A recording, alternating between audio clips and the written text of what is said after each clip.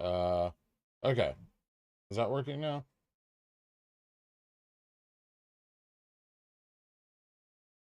I don't know why I was doing that. That should be working now. Sorry about that.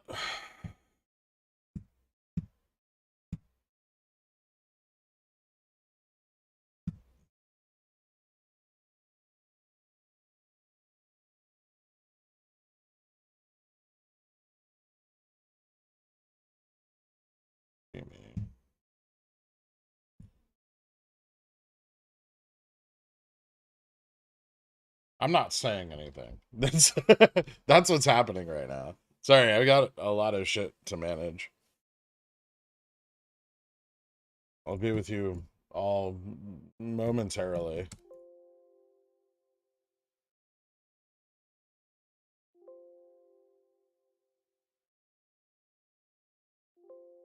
Good morning.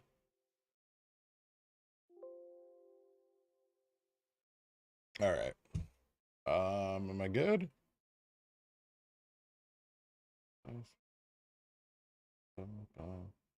Deflation's worse than inflation.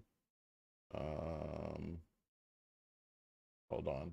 Okay, so CPI came out this morning, down about 0.6%, mostly on the back of dropping gas prices. Wages, rent, and food are continuing to increase. So, um, if gas prices go back up, inflation's going to spike really, really hard again. But not bad. Core inflation only went up 0.3% versus the expected 0.5. So some of the used car prices and stuff dropping off is helping a bit too. That's, devoid of food and energy.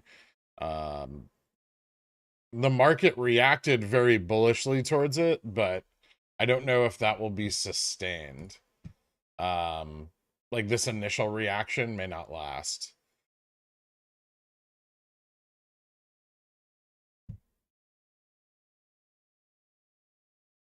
So false hope, a little bit. And then on the side of BBBY and GMA, I noted this in the DD this morning. The market maker put in a very risky position by that, like pre-market pump. So yeah, they're shorting pretty fucking hard. Is that about it? Yeah, I think that's it.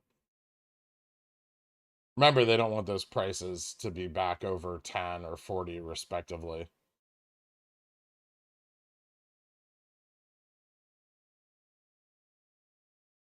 Revlon has no like index exposure really, right? I exited my SPY call hedge just now, which was delta neutral, so my put position is free, right? Like I have no money in the put position. If I add to the put position at this point, which I probably will, um, it costs me nothing.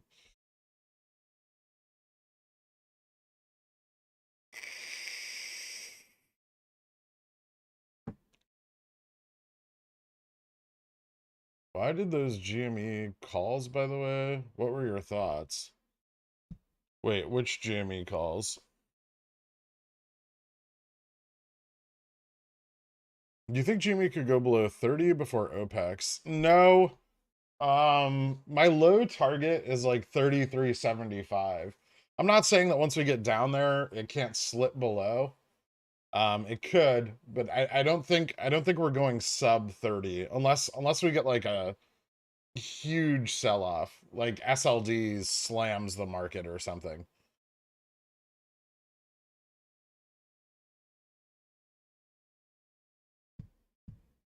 Fidelity sold all of their Bobby.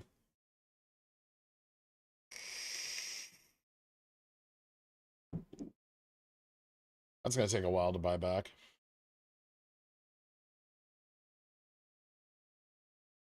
Ivy up a bit on GME, obviously. Yeah, it is.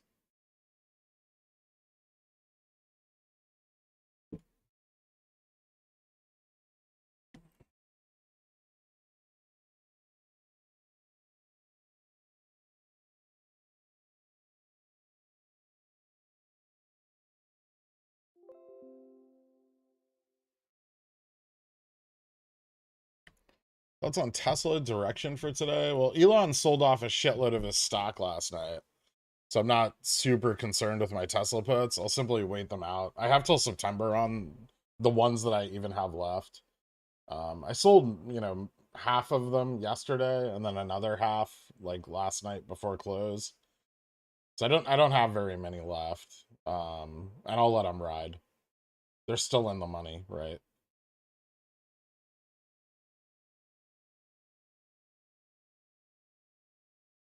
I may actually use this pump to get into like some 850s. I'm gonna try those. Yeah, I'll grab one.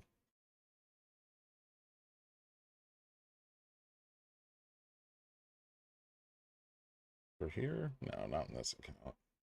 Not worth it. Hold on.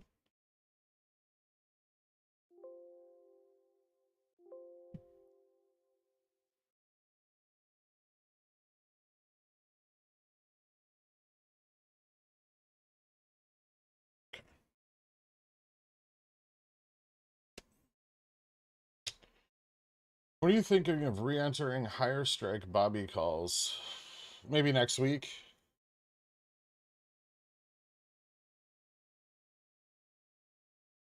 I mean, I took some profits on my like out of the money leaps, but I've kept my $5 and $7 leaps.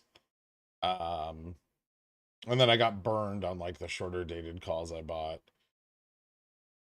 So probably for shorter dated out of the money, like if I'm targeting like September or something, I'll probably wait until middle of next week. I also want to see if the put position tries to come back in on Bobby.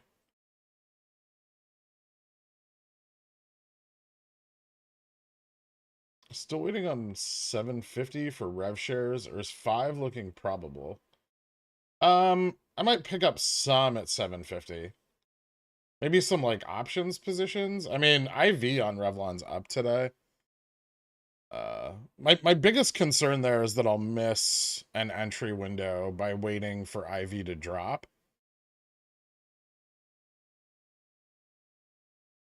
Current put OI on look like on Bobby. Put gamma went up. 1 second, let me take a look here. Yeah, it went up. It's strongest at 10 and 10, 8, 7, 6, and 5. It is mostly proportional to call gamma though.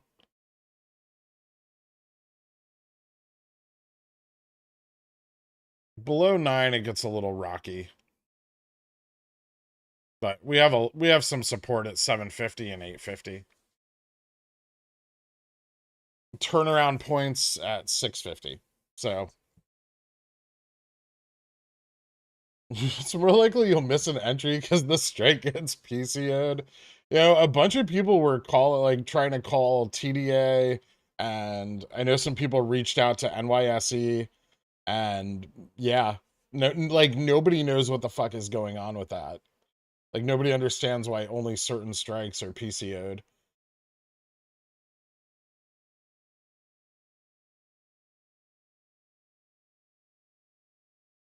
I thought I delta hedged too little on QQQ calls, but I ended up making money on balance. Sold my hedge. Godspeed. Congratulations, Steve. Yeah, I just went delta neutral, but now I think I want to possibly get into some like 4150s again. Like the same ones I had yesterday, especially while they're pricier. Or cheaper, rather.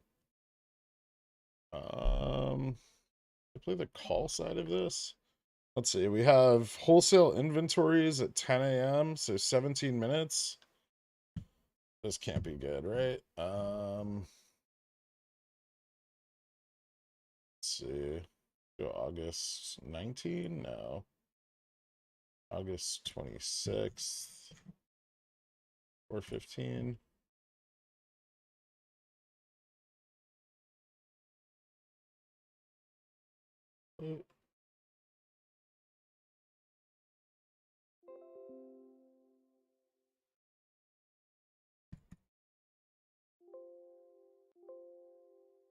Jesus. These are expensive on the SPX.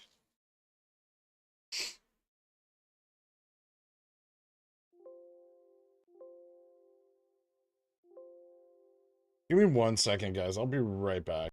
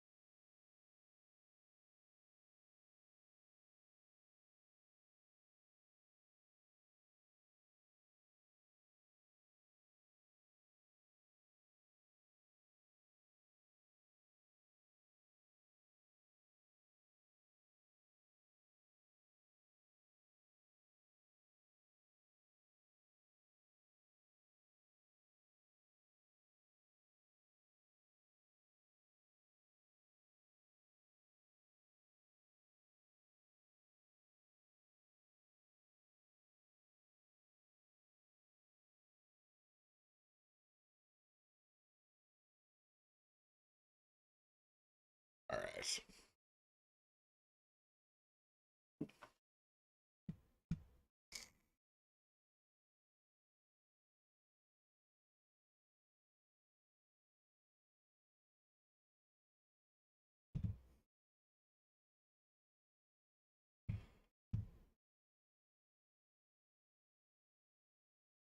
But no, I grabbed like the same t-shirt off my dresser that I wore yesterday, and it was gross.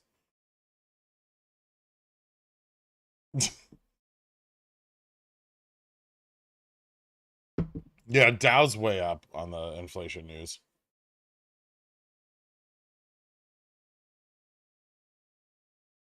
Are you in Tesla puts? Yes. I still have some left.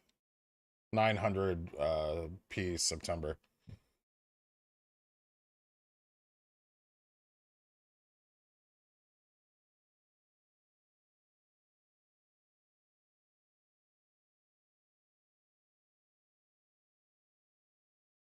Can you explain how your spy puts are free? Perhaps I didn't delta hedge correctly. At this point, my call gain is offset by my put loss. I have profits from yesterday that I took on 4150s and 415s on the drop to 410, which offset some of my initial buy-in costs. And then I had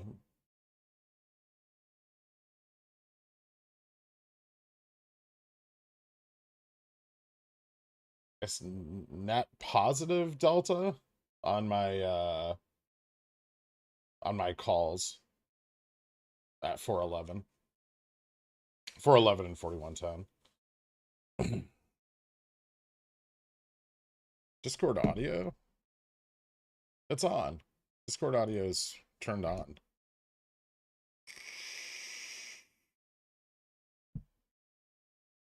Good entry into Visa puts. I'd wait. I'd wait on Visa or Cat. If you're looking for downside, now's not the time. Those aren't gonna, I don't think they're gonna be affected too much by inventories, so they may not see a decrease until SLD.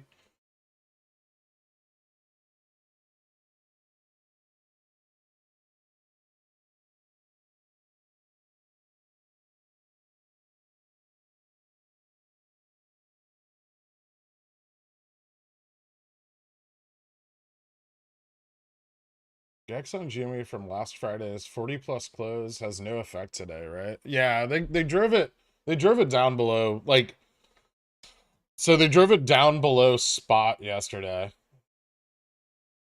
Essentially meaning that they don't need to hedge the upside move that occurred in between.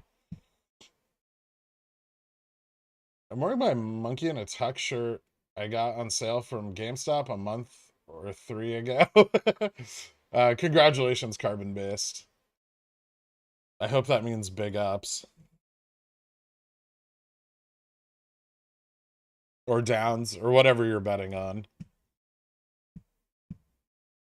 Trip like this, the last chart price and the quote box last price are not the same. Sometimes the chart is delayed over the quote.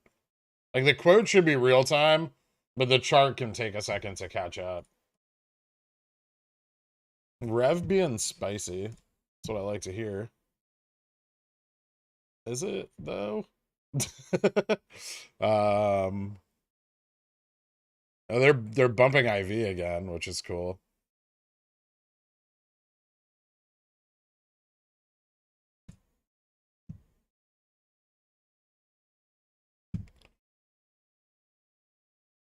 Will the SPY ever come down? Well, let's see what happens in 11 minutes. Audio cutting in and out. Okay, I'm not sure why. It might be Discord servers. I don't think it's my microphone because it looks like the feed's consistent.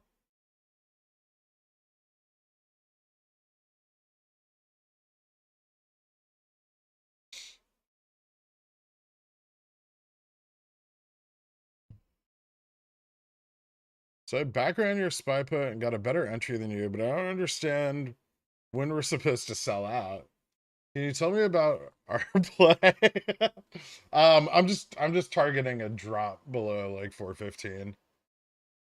I'm really not looking for anything further dated, but there's enough economic data for the rest of the week, like with tomorrow's PPI, which may not be good, and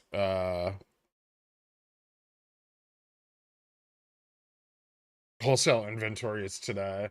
I think you can see a drop. If not, I'll keep them open till SLD. I think I bought enough time for that.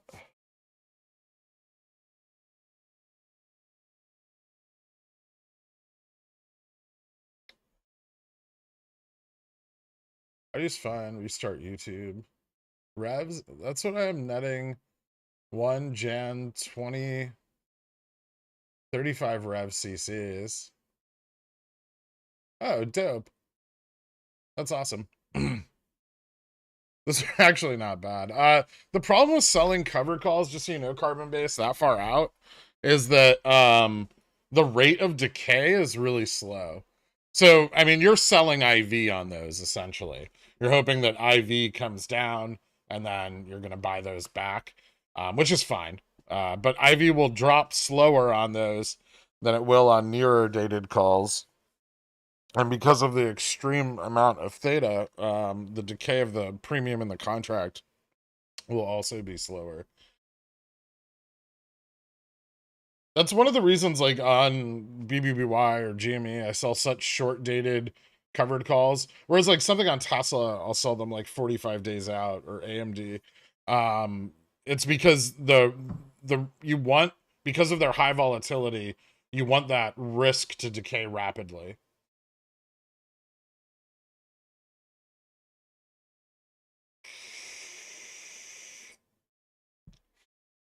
Not only do they become cheaper to buy back quickly if you need to, um,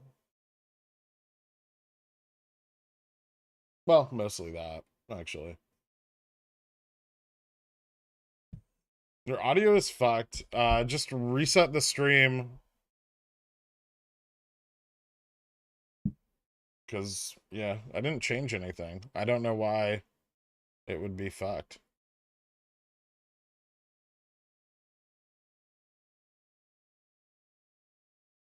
No, I don't have anything uploading in the background. Audio's fine on YouTube. It could be the Discord servers are just messed up. I'll check my...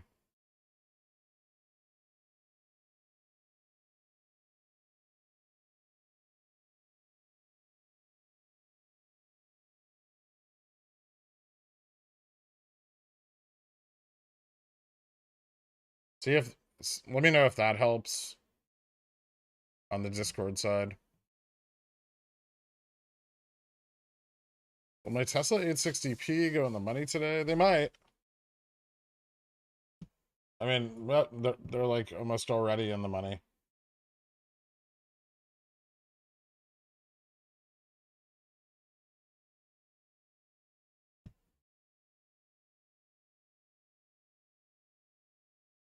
That's on single stack ETFs. Pretty cool, but not very, but not heavily used yet.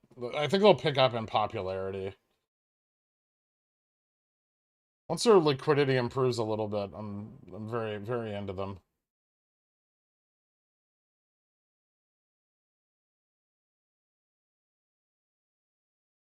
If my CC is green, but I close the position, do I get to keep the difference?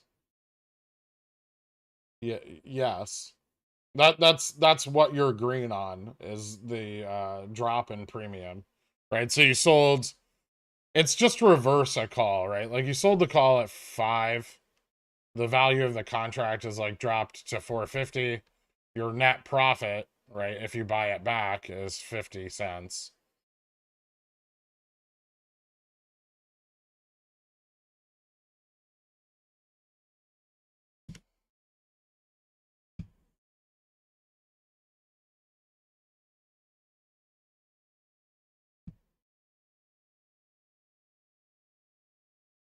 What's going on with Bobby? Market's pumping, Bobby dumping.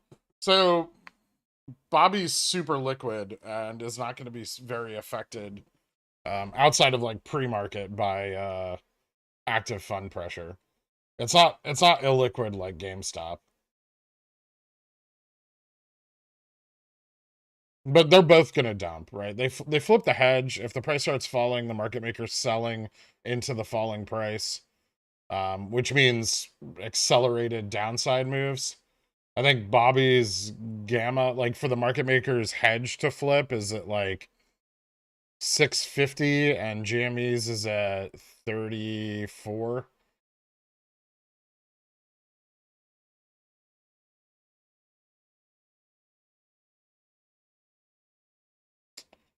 Parmesan butter noodles with some garlic and pepper. Breakfast. Thank you, carbon based. You're having a good day today with your ape t-shirt and your butter noodles. It's a very strange breakfast. I like it though, because I don't like traditional breakfast foods very much. Does BBBY have OPEX? Always has. So I take it once you sell CCs at high IV, you let them hang out until expiration as long as they're out of the money. Well, I mean, you want to let them hang out. Don't forget that you can roll down, right? Like you want to let them hang out of the money for a while, but not for too long. Like if your profits are in excess of 50% and a day or two have gone by, why leave that risk on the table without at least capitalizing on it more?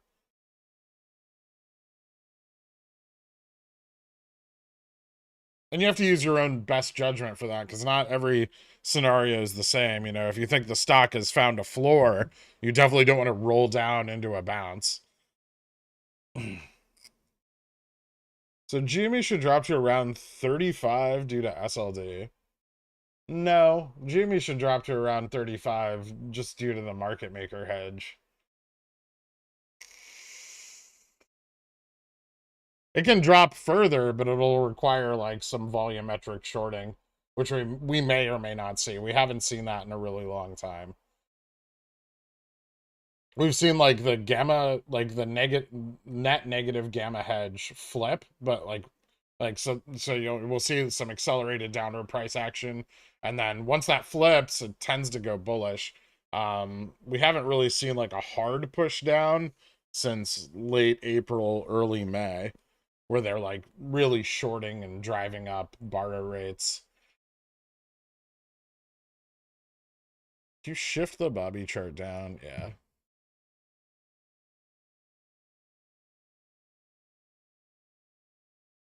I heard Domino's closed all their locations in Italy. Why do I feel like you had something to do with this? Why the fuck would Domino's open locations in Italy? On the announcement of that, I would have shorted Domino's. So options flow calls greater than puts and a small pool of shares to borrow. Negative 9% on BBBY, right? Options flow calls greater than puts.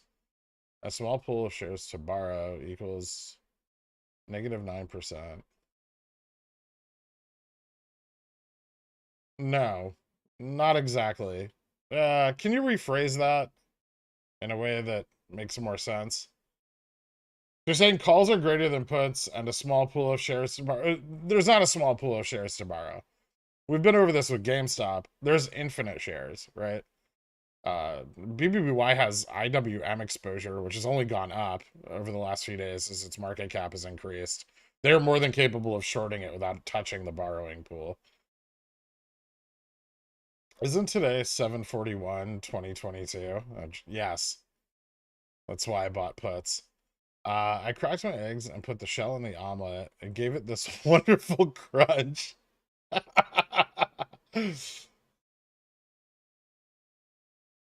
Where do you see upward SPY resistance? Like 418, 417, that range. Same high we had previously. That like was it 417.60, I think. Hold on, I have my other chart here. Yeah, so there's resistance at 1860 and 417.62. Which is probably, I think that's right where it's locked up right now, right? Yeah, it's at like 418. So there's some upside resistance there. If wholesale inventories come in strong, that's probably going to go up. I'm happy. Money is green. I fed my chickens 5 pounds of lawn clippings and butter noodles, the ramen before ramen. I'm glad you're up on your port, man. I can tell you're excited. Why would we use our best judgment when we can use your best judgment? Well, because our positions aren't the same. So my judgment is not pertinent to your judgment or position.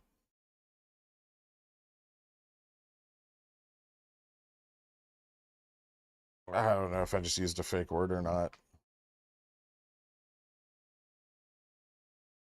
Did I say impertinent or pertinent? I said pertinent, right? Okay. That works.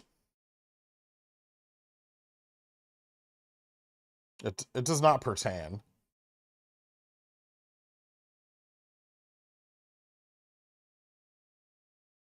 Pizza in Italy decades ago wasn't all that great. I'm not gonna lie, I don't like Neapolitan pizza that much. Like, it's fine, but it's not really for me.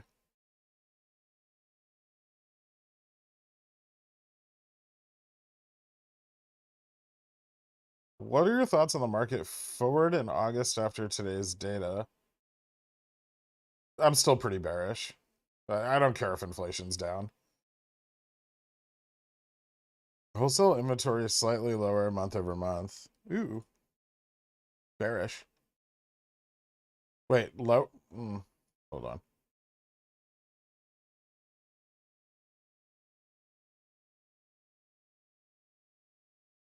Came in above expectations? Interesting.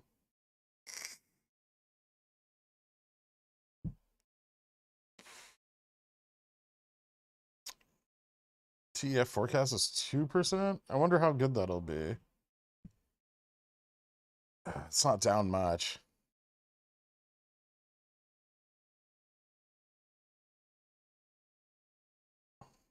Small bump?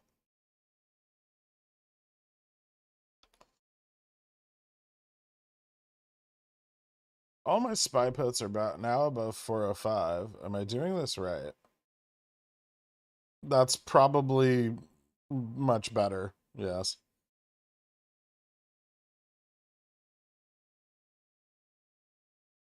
I still have some 395s. Mostly because I don't know if I care about them anymore. They're down like 90%.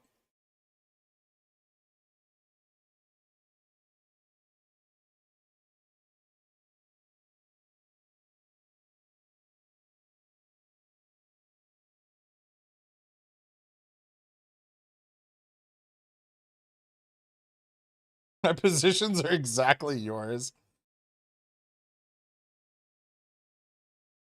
When chickens eat a lot of grass, their yolks turn deep orange. Also taste delicious in hollandaise. Interesting.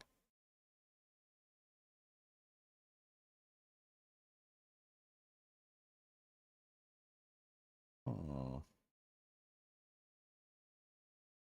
Oop, no, that's just GME twice.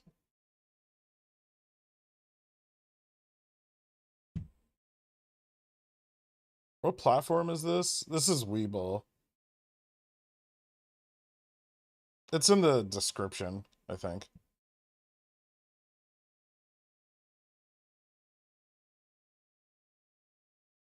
When are we starting a pickle ETF? We?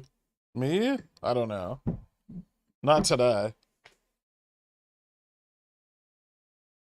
I just don't have an extra, like, $500 million laying around anywhere.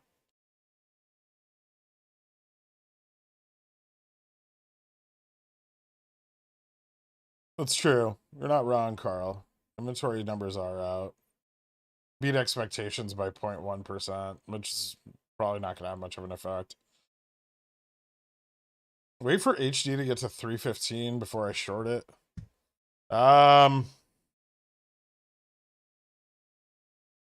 Good question. Let me look up something here.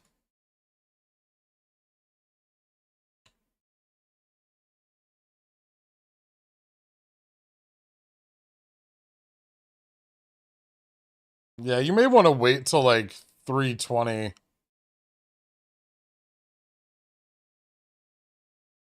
It could keep climbing. Or at least, yeah, wait till 315 and see if it breaks up.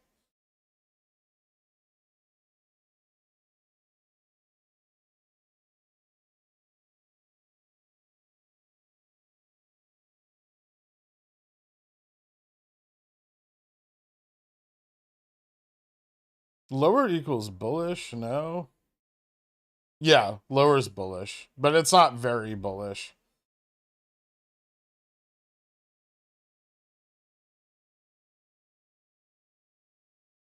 It wasn't like a huge beat, right? It was just 0.1%.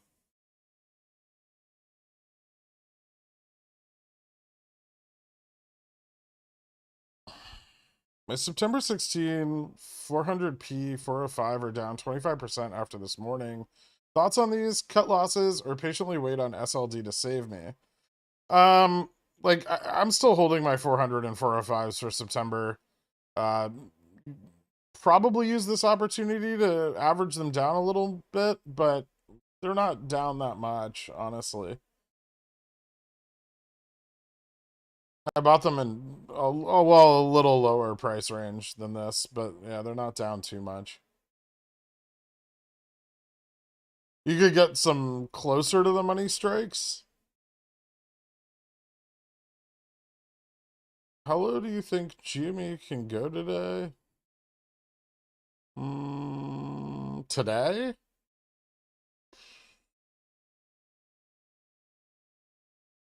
I wonder if we could fall back. I don't know. It depends on how hard we get hit.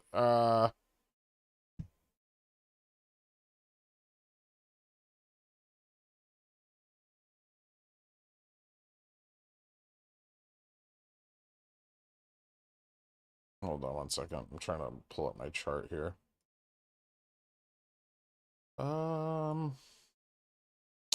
Maybe like 36. I don't think 36 is out of the question. 36.13. 36.80 actually. I like that a little better. 36.80. I would say like maybe the low for today.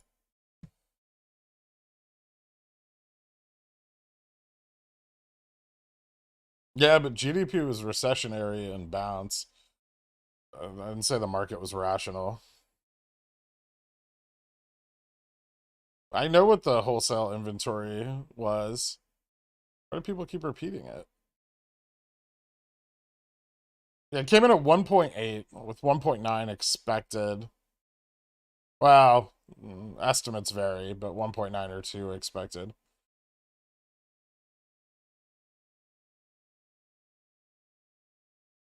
Yeah, institutional positioning still looks really bearish, right? All of that positioning's out in September.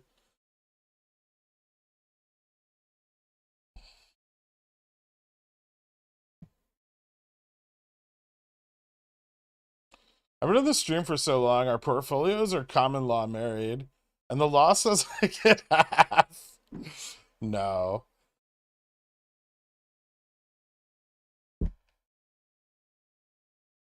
We expect to see 45 on GME in the next month. We could after OPEX. Like after the OPEX expiration. If we have a like August OPEX run. Thanks. I use TradingView. So do I. What say you on SPY going up to 200 SMA or 430?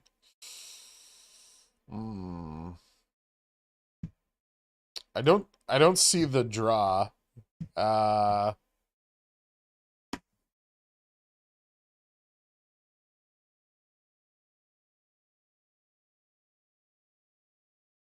Like, yeah, SPX after 420 is kind of dead.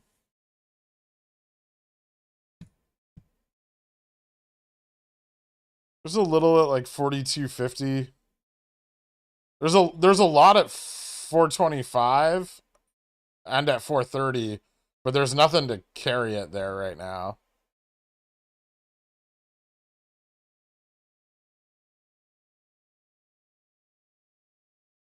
Positive Gex is 17, so there's like nothing to hedge.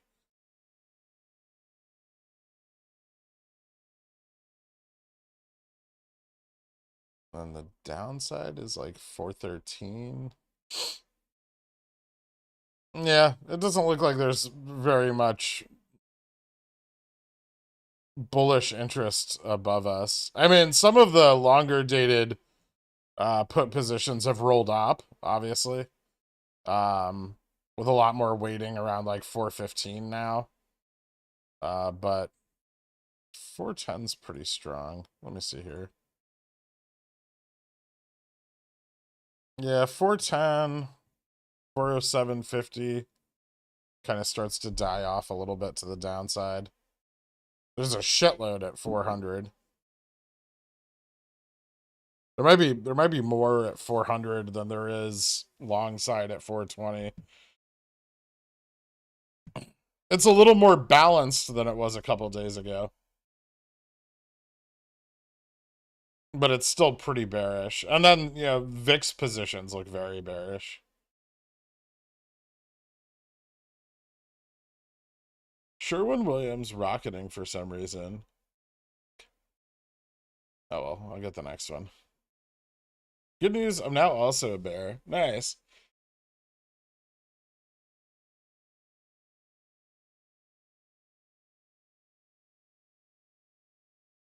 Lots of call profit taking. Yeah.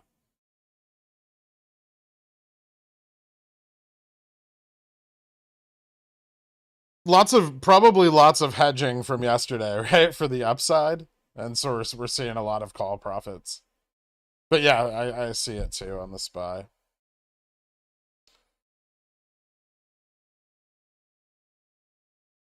Like we closed like below 411 yesterday, right? Or we were at 410 and change before market close. So lots and lots and lots of in the money hedges on the upside and like overnight straddles. Are CSPs regularly assigned before expiry? If the price drops to the strike or below, are they less likely to be assigned the further out the expiry date is? So the further out the expiration is, the less likely assignment is in the near term. Even if it's in the money. Although assignment on cash secured puts is more likely than assignment on covered calls.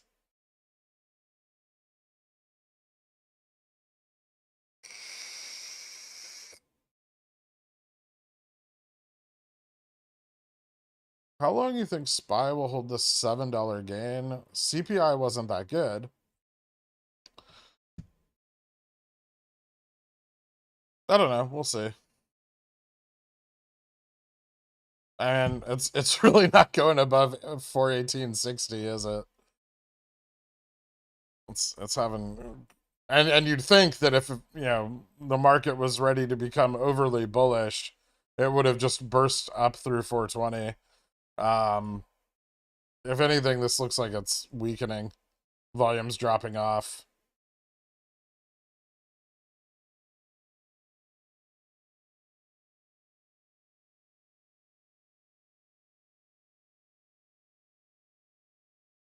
Today's awesome. Is Tesla back at 850 yet? Almost.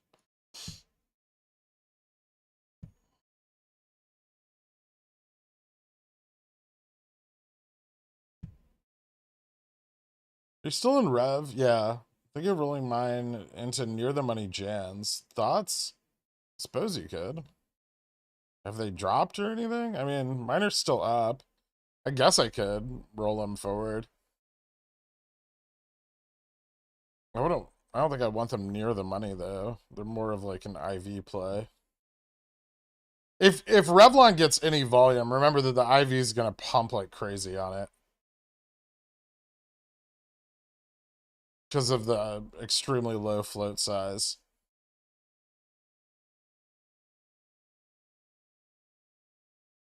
Even if the price doesn't go up that much, right? Like last week when I bought the 35s and they went up like 400%. That's or 350%. That was on a like $1 move to the upside.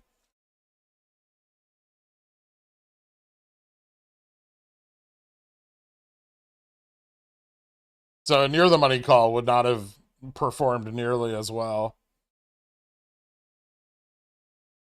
How far out would you sell a GME CSP for 32, 35 range if you wanted to get assigned? If I wanted to get assigned on GME calls right now, I would target above like 33.75, and for August 19th, probably would be the highest chance of assignment. The only problem is at these prices, those CSPs aren't really worth it. Like you'd want the price of GME to fall more into that range before you sold them in order to maximize premium.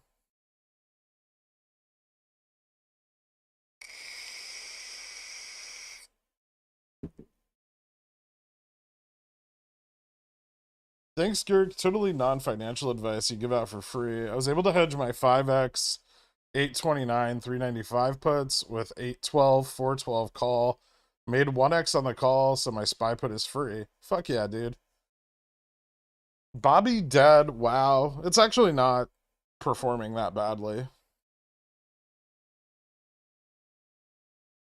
I don't know. Options movement on the SPX looks kind of bullish today. Really, I just see a lot of calls being sold off. I see some positioning, but it looks like a lot of sold calls. Like sold long positions and then sold to open calls. I think it's both, but I don't think it looks that bullish. What's tomorrow? Tomorrow's PPI, right? And then we have PPIs tomorrow morning. Nothing else really important today. Monthly budget statement? Well, that's not really going to affect much.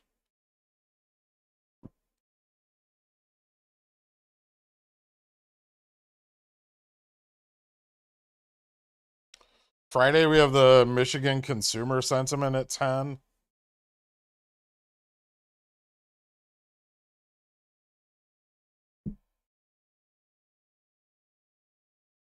Next week, we have FOMC minutes and SLD.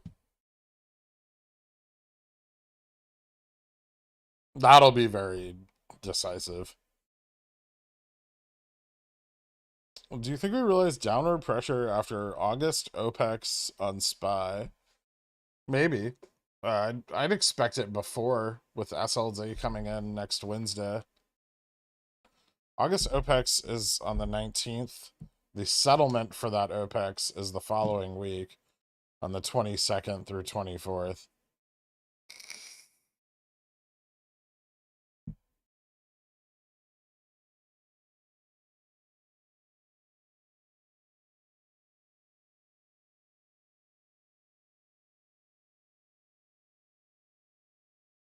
I ordered a whiteboard, not as big as yours, but I think it will get the job done. That's what she said.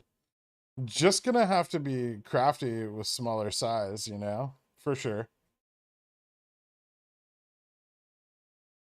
Risky to roll down GME CCs sub 40.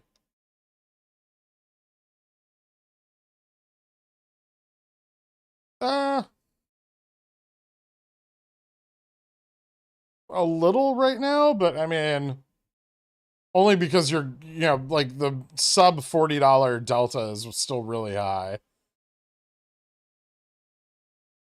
Like if you're rolling them to like 39.50, it's like 0.45 delta.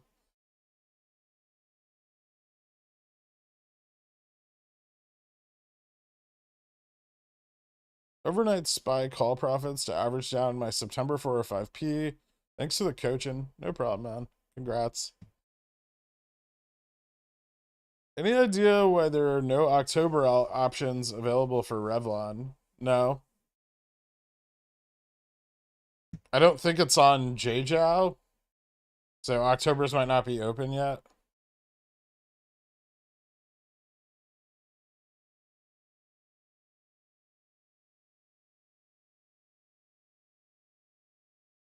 You see the negative 3 million delta on the SPY chain? Yes. Yeah, lots of profit taking from the overnight move.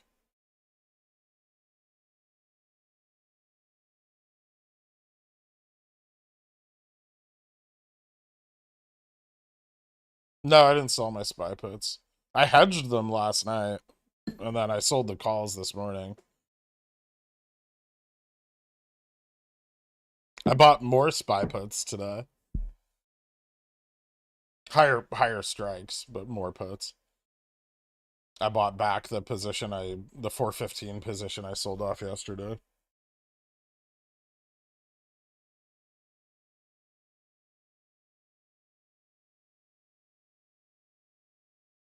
Can I get your opinion on a strategy? Here it is. Enter a gamma swap on TR. Long gamma, I assume. Then buy one call so the swap prints. Profit. Nice. I like it. We gotta wait for the ISDA though. Alright.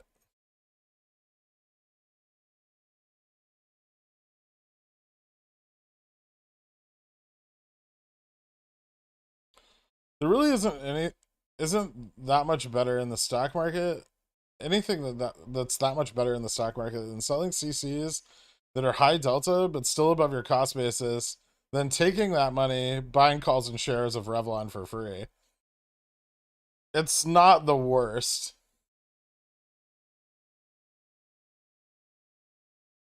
Where do you find a calendar of all these important financial announcements? Just look up like economic calendar. There's a ton of different ones.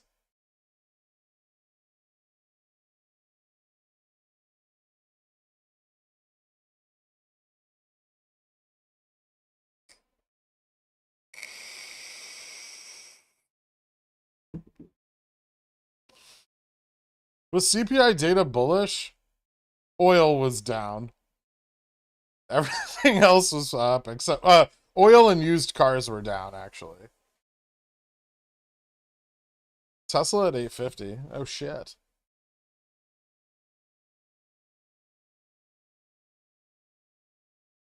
No, I'm gonna hold.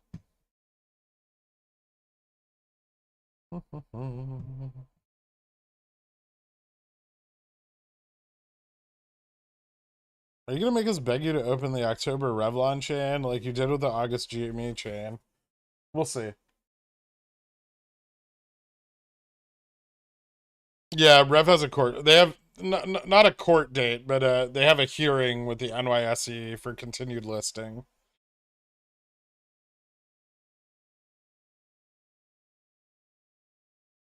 Think about SPSX 21C for September 21st. Thoughts?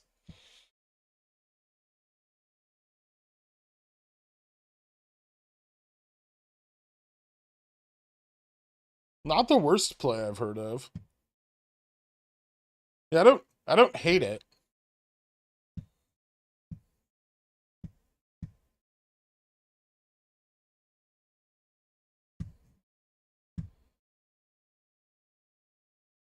Ooh, SPY dipped.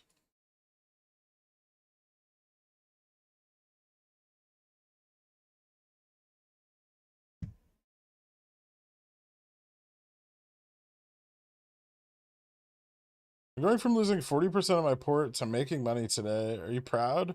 Good job, man.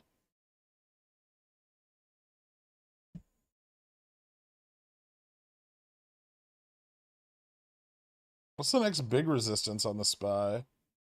To the upside, 418.60. To the downside, 417.60. So we're in a kind of a tight range here. 417, 416. This is the previous high right here. Like this range. And this is like the upside resistance. The next big resistance to the upside's obviously at 420. The next big resistance to the downside at 414.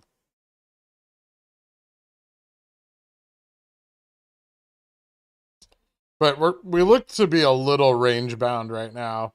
A fail here could lead to a breakdown of 416. Like if we fail to break out above the EMA, what is this? The 90? I always forget my color code here. Yeah, so if we fail VWAP and the EMA 90, we may break down below 416. 41. And that could lead to a test of 414. Volume's consolidating up in this like tiny bear flag. Generally, this leads to a breakdown.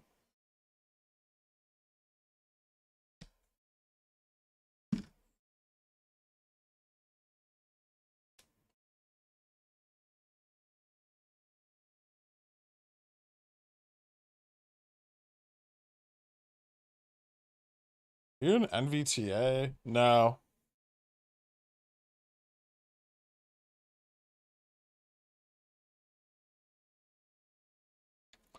Why is the spread on Rev Feb 17 8C so large? And what are the odds of getting the bid? I think that contract is PCO only. And I don't know. I mean, you can always place an order and see what happens. But yesterday, those contracts were all position close only. Like the Leap, $8. What was the market wide pop in before hours? CPI data.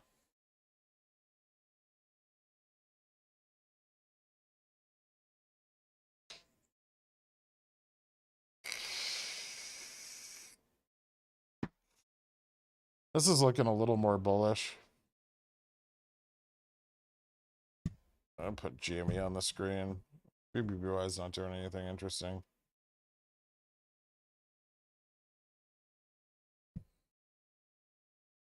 Both kind of just recovering with the SPY here a little bit.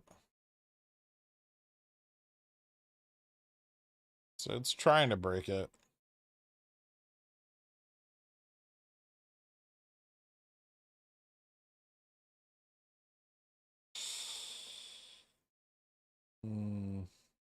Looks like there was some selling here.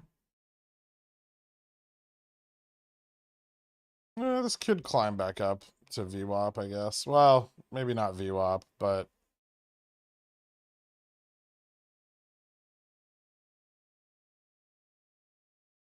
417.83 on the upside.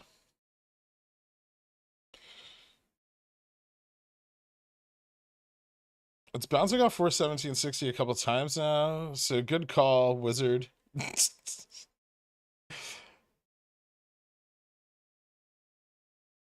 think they're just covering exposure. It's the reason we're holding it at all. Yeah, I think Bobby has more downside. But people are still holding those $10 calls, so there's some support, you know. Those like $10 leaps didn't really sell off that much. Most of them are still way up, right? Thanks for the heads up on CVNA. Up 16K today. Appreciate you, dude. Yeah, that one's really pretty good, huh?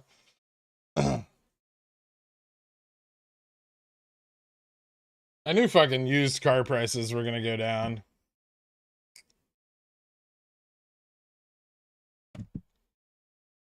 Still in Jimmy CC's 55 for the 819 at the peak. Great. Buying them back at 70% off a day later. Priceless. Thanks to you, gang. Thanks, Carbon Based. I appreciate it, dude.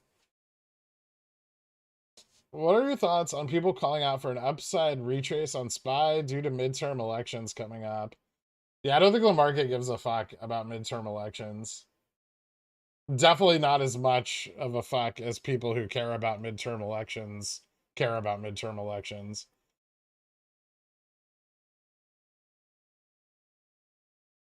On Rev 812 and 13 strikes are closed. What the fuck?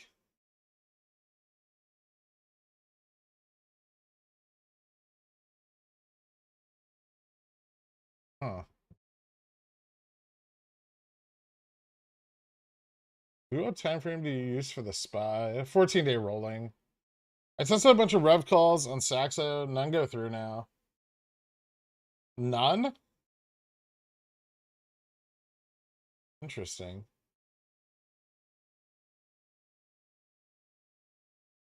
That can't be right. 35s? Oh, here, these are cheap right now. I'll try to buy one of these.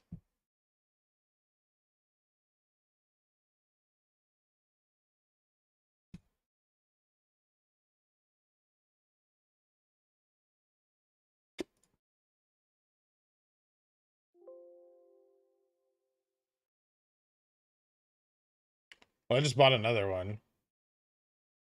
I don't know why that's I don't know why that's not working.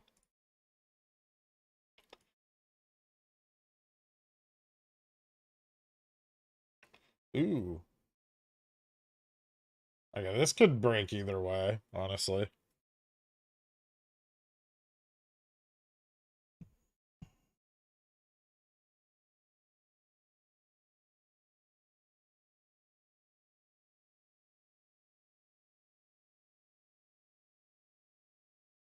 It doesn't show any after hours or pre-market data.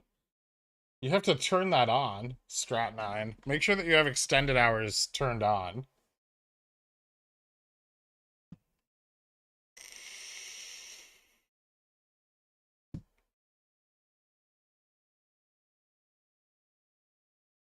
So this stabilized.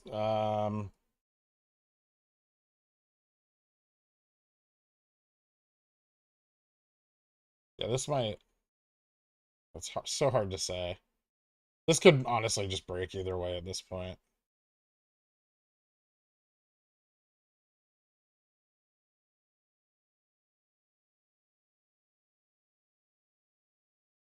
I'm not able to buy 1,000 Rev 10C. Can you try buying 1,000?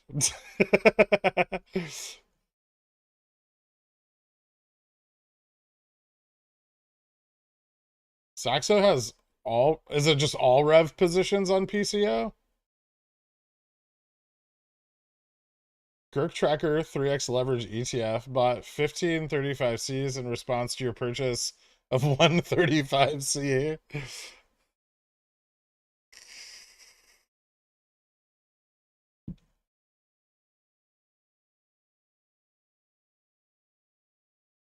Goon, welcome to Dillionaire. Thank you so much, man. Hit me up on the Discord. I'll get you added to the country club after the stream.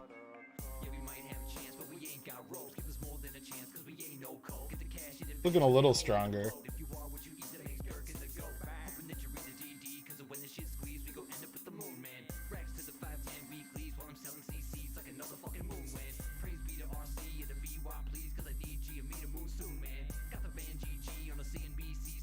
There it goes.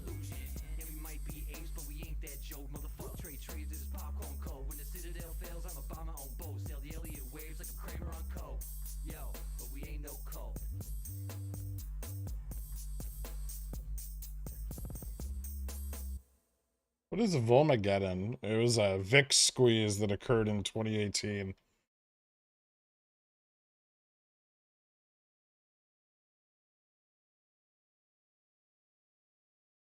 Oh, wait till it breaks 420 and then start to buy puts.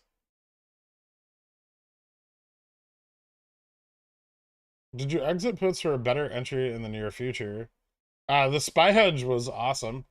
The market opened at like 418 today. Um, and I sold them right at market open. I bought some higher strike puts. So like I repositioned back into like the 415 range. If it moves up to 420 or above 420, I'll position more higher. But yeah, I just bought more puts. I didn't like sell any off.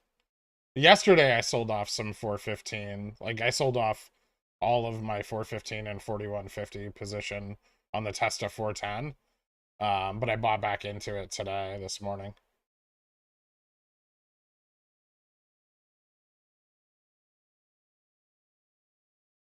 I just keep buying those contracts. I mean, they're not bad, right? XRT on Reg Show. XRT's been on Reg Show since June 17th.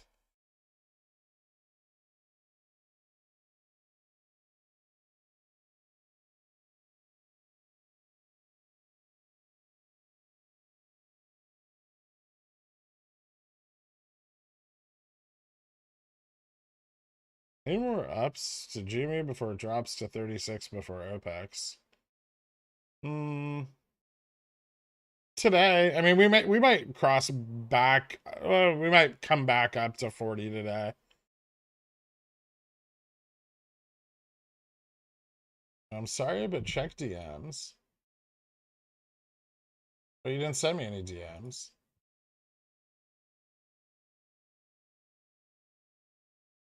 If a CC is above my cost basis, it's usually best to risk assignment than to buy back to close and lose profits. Yes. Squeeze. I have some as low as 45 out there. I'm trying to think profits and shake loose the hodl mentality.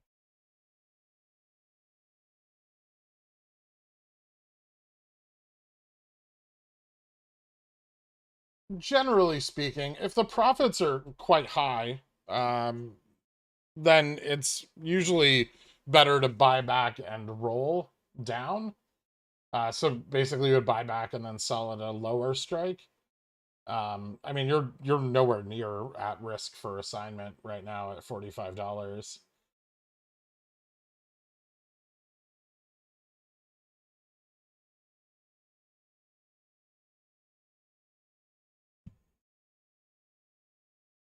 Ooh,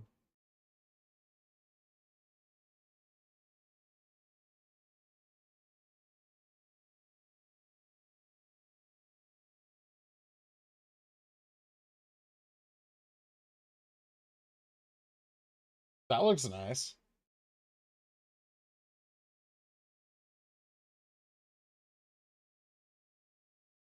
45 CC for next week, safe. I mean, it's not that risky. On Jamie, I assume you mean? Like a 22% chance of going in the money.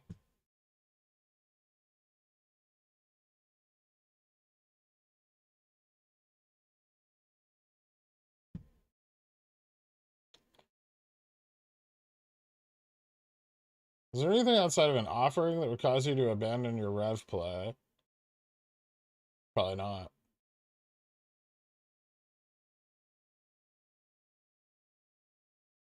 His volume has been so high for weeks now. What does that mean for OPEX? Do you think a lot of OPEX could be NOPEX for BBBY because of all the volume traded recently? I don't really know if the volume traded recently has any effect on OPEX. And it's possible that it just increases the potential for it, right?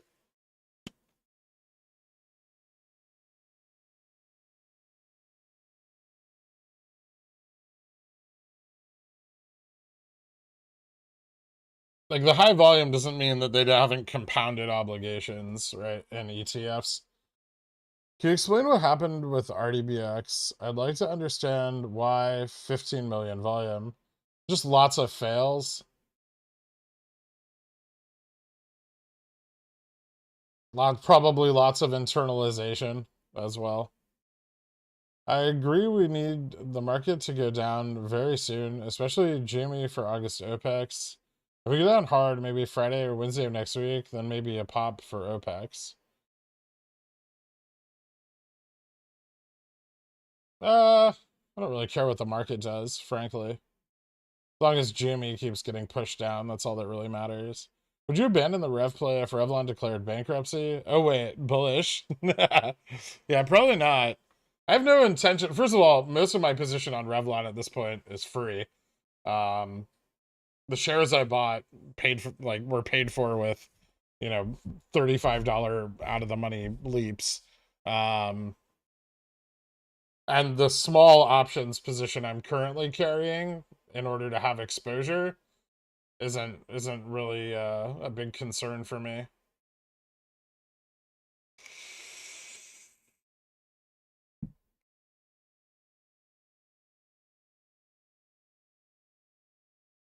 So if I lost it all, whatever.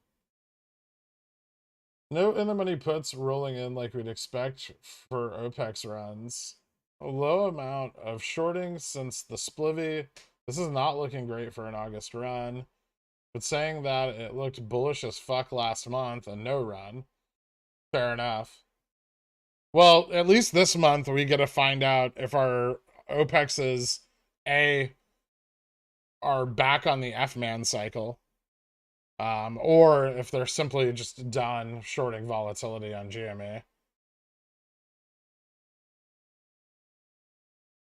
SPY making some bullish moves.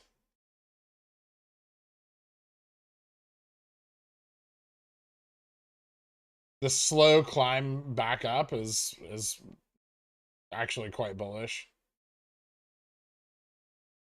Like it keeps stabilizing at every break point and then moving up again. So we may actually see like a break of 418.60 here. Do you like Bobby 10cc? I'm not in love with them right now. I sold my whole Bobby position in $12 covered calls already.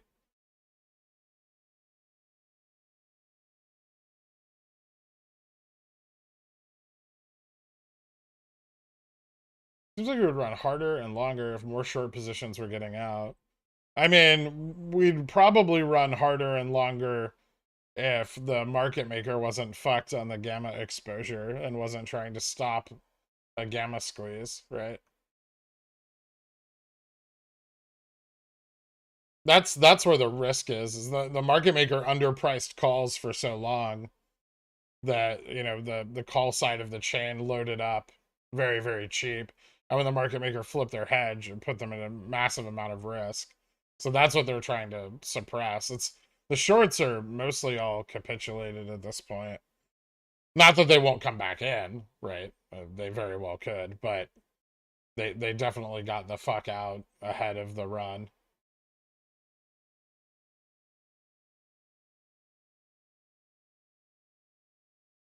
Jimmy has been above my cost basis for several days in a row, flirting with going below it, but being green is nice. Nice.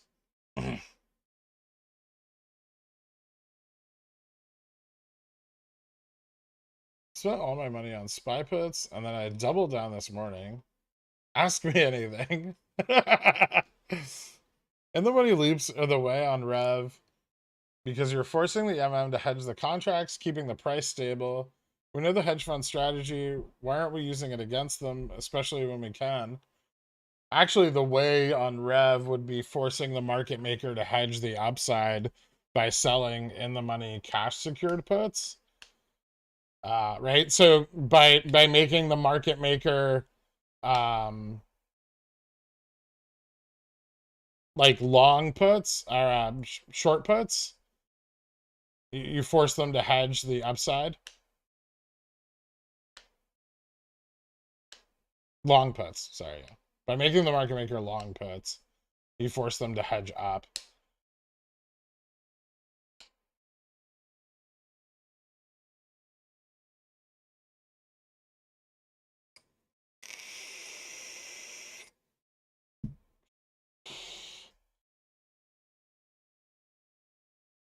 I mean, if you're individually trying to put pressure on the market maker all by your lonesome, BMG, then yeah.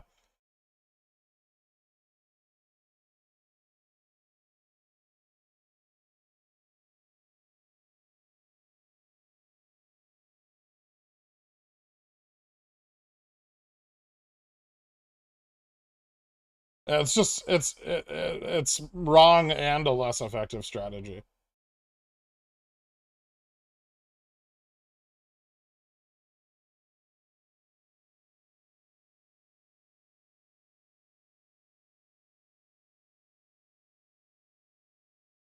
Thoughts on PPI tomorrow? Fuel prices are down, so the print shouldn't be bad.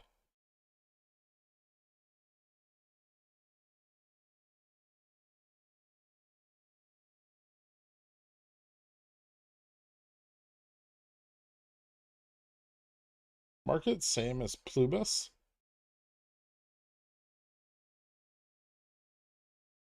Hmm. I may be less effective, but I'm also wrong. Plumbus. Hmm. Maybe. If this stabilizes again, it's gonna break 418.60. The SPY is.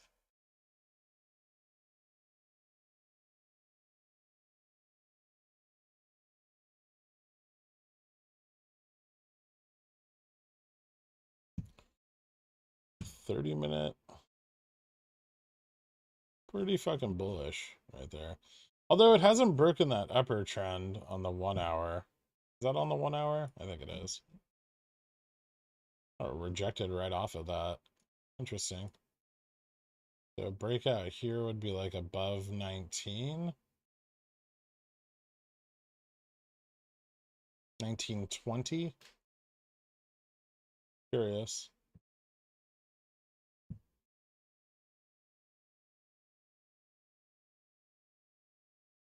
Oh, okay. I have resistance there already. A little lower though.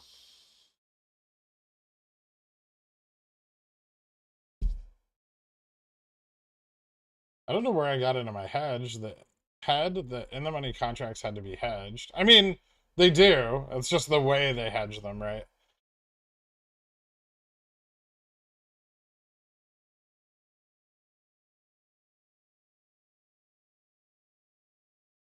You should have pushed call hedging much sooner than you did. When did I push call hedging?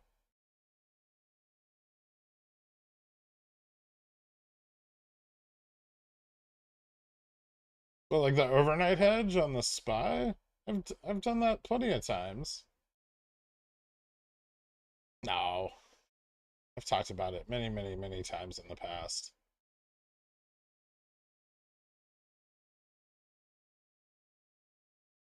I gave people the book to read. Is this later chapter in options as strategic investment? I might not have gotten there yet. I don't know if they really discuss dealer hedging very much. A little bit. You can make assumptions from what you learn.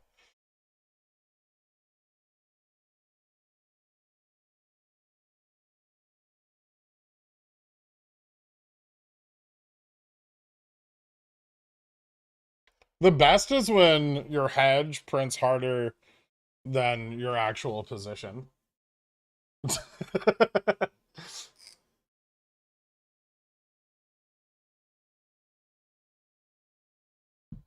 Can MM use collateral from other stocks to push down GME and don't show like short interest? No.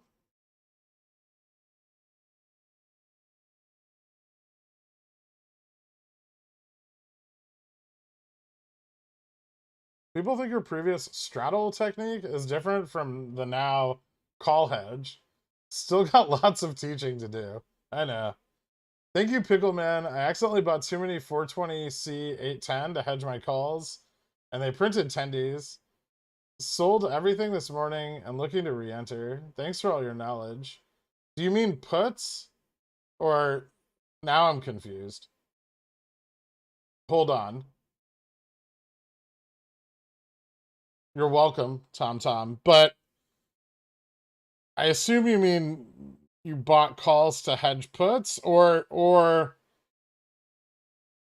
did you buy puts to hedge calls?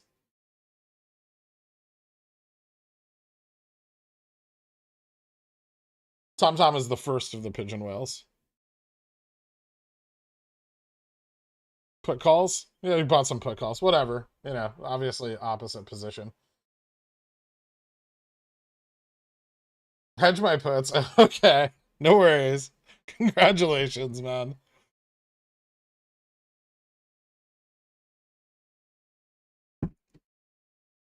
Well, it broke and then failed.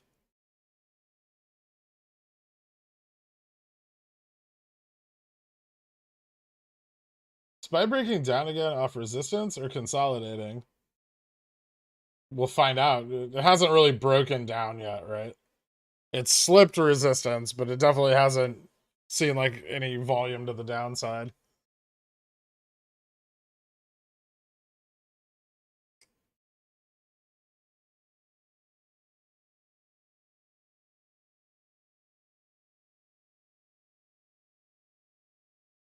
What's a good delta for a VIX hedge? Like 0.8? It's a depreciating asset, right? Generally, like UVXY is. What software are you using? WeBull? It's in the description.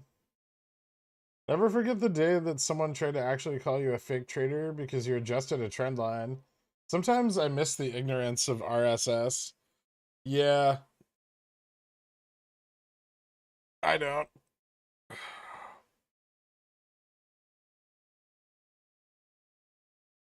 Market bounces, silliness can last like 8 months. Didn't we not see lower lows in 2001, 2002?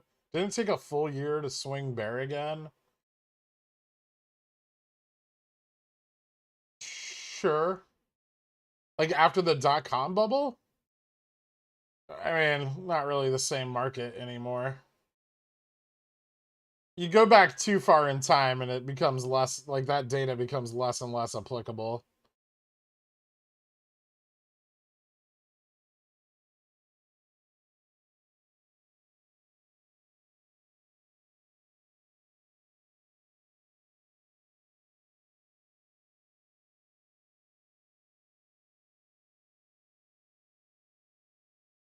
Are boomers the OG apes? Yes.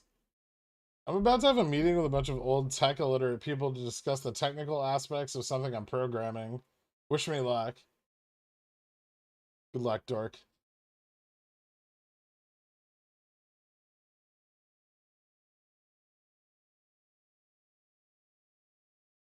I also bought SPY 420C 810s to hedge my puts, and they printed harder than my put position. Feels good, Pickle Man. Nice. You still have your GME cover calls? Yeah.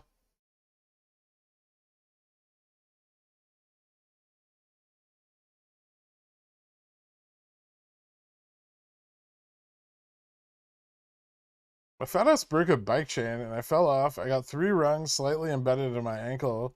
I'm fine and bullish on Rav. Okay. Take care of yourself, Carl.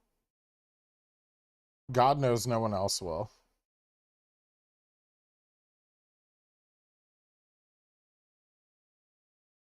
Did you sell your 415p? No?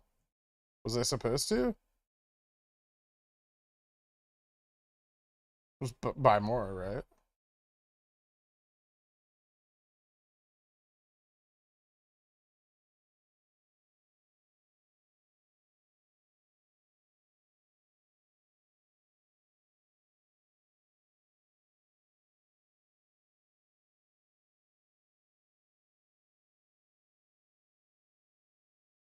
The fact that millions hold GME through broker CS helps people like you with options. It's much easier if a slice of the total stock out of scope for use. I mean, it reduces risk, yeah. I mean, not so much for me or us in here. Like obviously we try to capitalize on that as much as we can, but far more for institutions. Institutions, knowing that 12 to 13 or 14 million shares are effectively not being traded, significantly reduces their risk profile when managing positions on GameStop.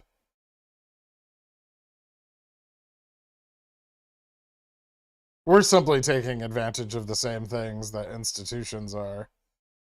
Cash in an account is fungible, right? My broker is warning that I could get a free ride violation, but I should have overall enough settled cash for my new position. Call them. What's it do for stop losses on Fidelity? Both times my call slipped below my set stop and didn't fill. About to step into a meeting for work. Recommendations? Sounds like you need wider limits. Stop losses should always fill, right? But just use a limit if that's the case. Stop loss creates a market order, so you would always fill. You'd get slippage, but you'd always fill. So I don't understand how. So you must be using a stop limit. You probably need to use a wider one. Or are my spy puts getting racked? Well, because the spy's going up.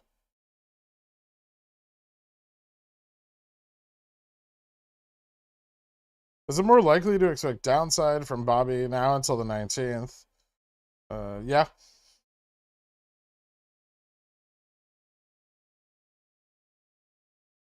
A good faith violation is using unsettled cash to trade a position.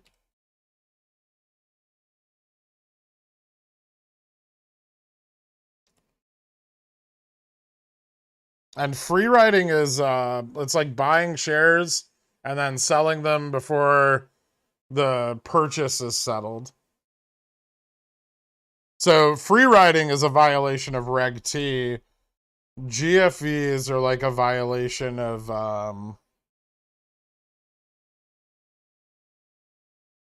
GFVs are just like a violation of your broker terms.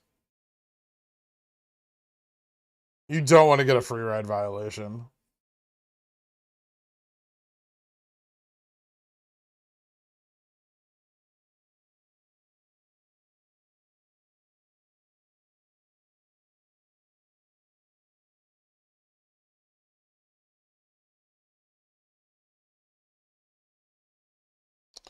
Those two violations are for non-margin accounts. Yeah, they're both for cash accounts. I don't know how people get in these situations. If you're trading so much out of your cash account that you need to trade like multiple times a day, you're not trading very well.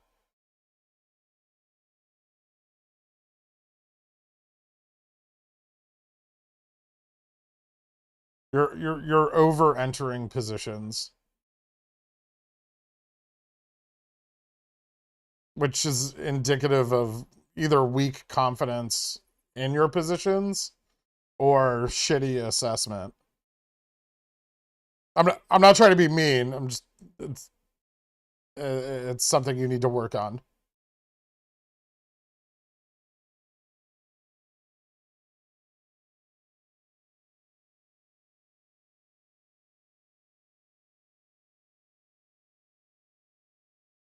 Yeah, this doesn't look like bullish sentiment at all, Segan. I agree with you. It's pretty simple buying back CCs. Simple buying CCs back for profit on unsettled funds. They were for a big profit and I got greedy. Or impatience. Yeah. When you're trading a small account where you're still exposed to things like free rides and GFEs and PDTs, you shouldn't be entering plays that aren't high confidence.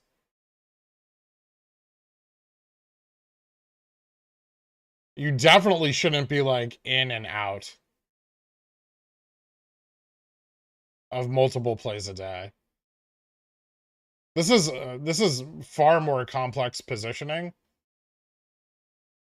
and if you use cash in your account as a measurement of your score, You're not high enough level to be doing this kind of shit.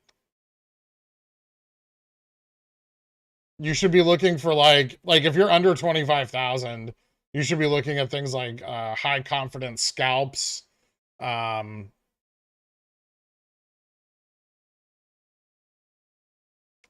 short-term swings. You shouldn't be trading actively. You're not ready for it because you're poor.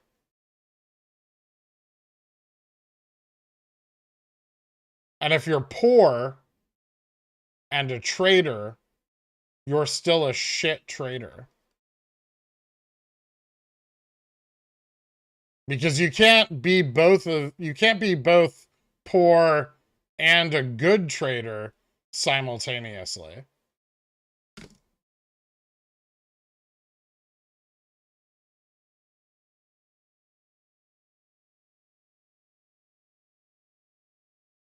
Does my diamond crust encrusted GME position count towards the 25K? Sure.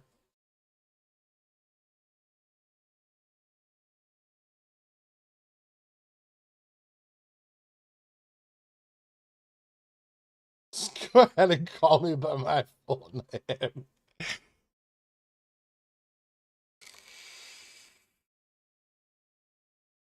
It's not sad, but know your limitations, right? When you don't have a lot of money, you need to be very risk averse.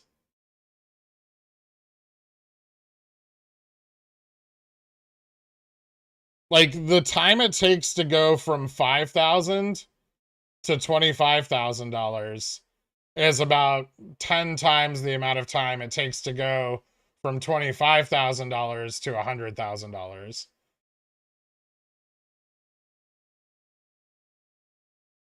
And so on.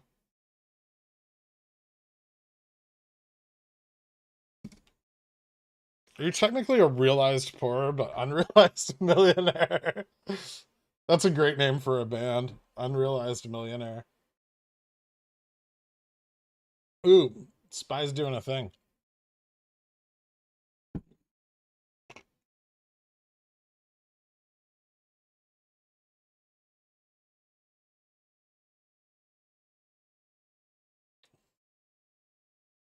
You can't be poor and a good trader, but you can be rich and a poor trader. Yes.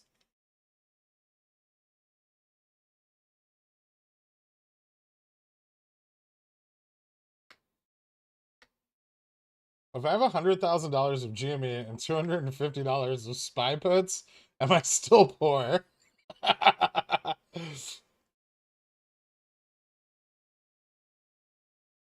I went from 25K to 5K really quick, so I'm really good, right? No.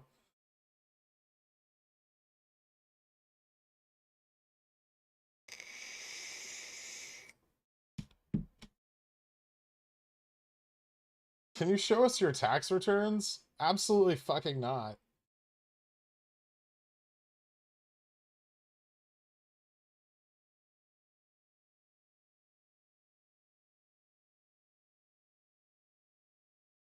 Nice, JC. Look at you becoming a shill. Reading books. What mean when VIXY and UVXY at like all-time lows? Buy? Not necessarily. I mean, it's if you're expecting a market downturn, it's a very good entry point. But you need time. And you would ideally want to wait for the market to peak.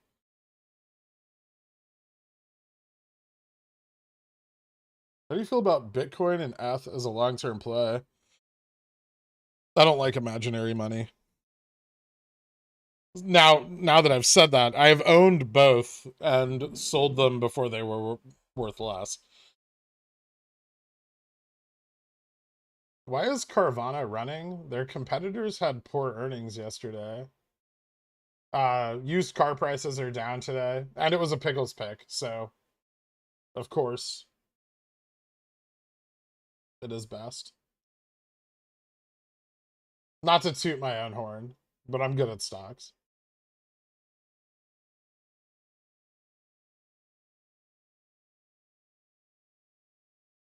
I heard about MVTA. It's up. How heavy is resistance at 420? Well, we're about to find out.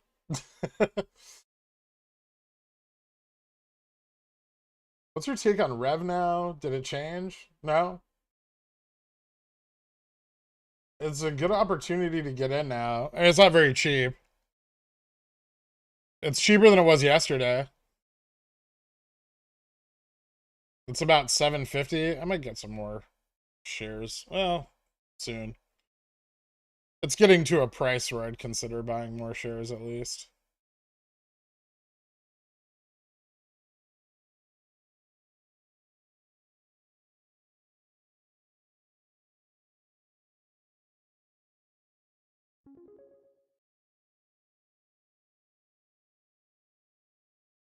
Dirk, the price is dropping. You aren't shilling Rev hard enough. Well, the price dropping is bullish. I want the price to drop so I can buy more. I'm up to speed on why DRS is baloney. If the free float is DRS, GME would be delisted and then release more shares, right? Well, they'd be at risk of delisting. The only thing I'm missing is with a strong balance sheet, do they need to release more shares? I mean, if they're gonna fund a transition into e-commerce, yeah. Like that's very, very capital intensive, right?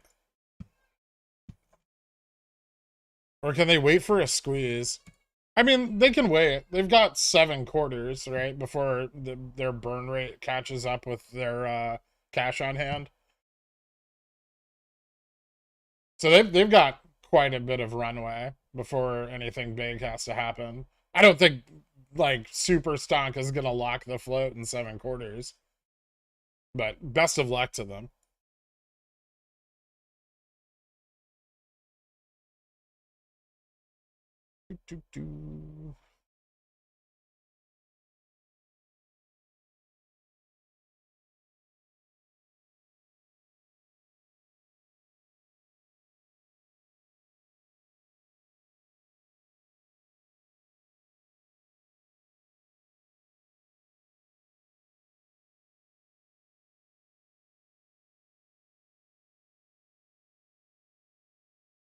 Everyone buying puts here. Yeah.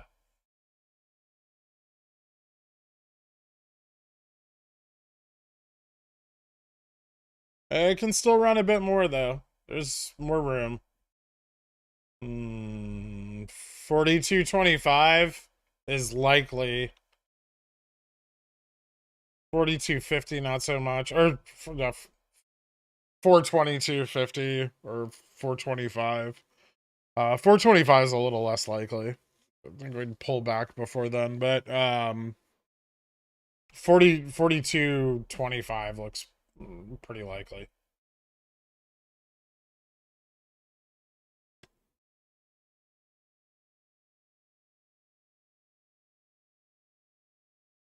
Cat moving up, yeah. I now have over 100 rev shares. Makeup is gross. Time to buy more spy puts. Seems like it. Why are the Rev Jan 35 calls holding their premium while the price drops this much? I want to add because their price is based on implied volatility, not delta, right? Like their delta value is fairly high. I'll say that for how far out of the money they are, but most of their value is extrinsic. 420 4250 SPX 40 is a major test for reversion to the downtrend or short-term bull parade. Yeah, it'll be a critical point. I don't know if we'll hit 4250. It's still a little weak. Like that fill between 4250 and 45. Or no, 4225 and 4250. GME 4225. No. I'm talking about this SPY and SPX. Do you normally pick up cover calls a couple weeks out or more? Usually like 1, maybe 2 weeks, depending on confidence. There's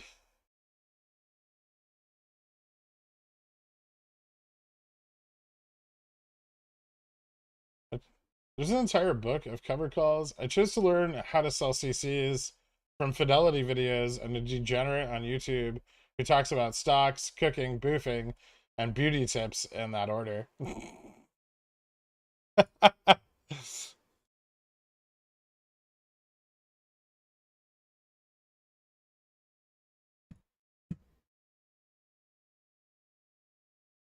Ridiculous. Oh.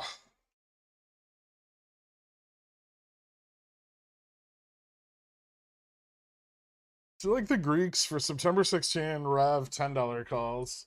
I mean, I don't really want to buy any Rev calls at the moment. I'm kind of waiting for IV to price down a little more before I get into them, but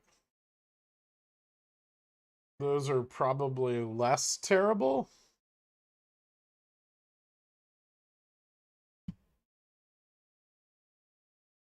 Hold on, I got logged out of my other brokerage for some reason.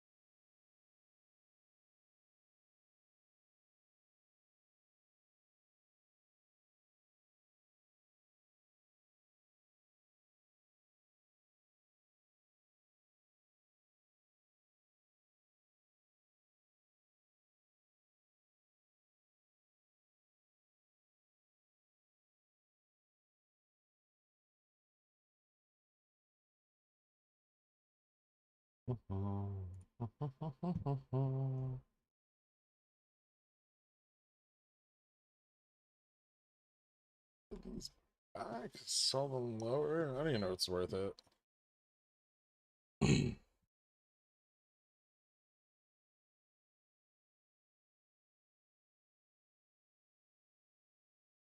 I did it. I bought my first spy pet. Congratulations.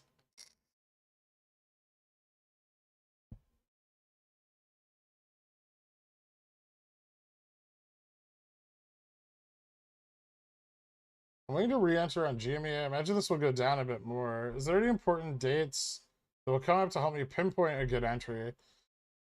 SLD next Wednesday. And the FOMC minutes could have a pretty big effect.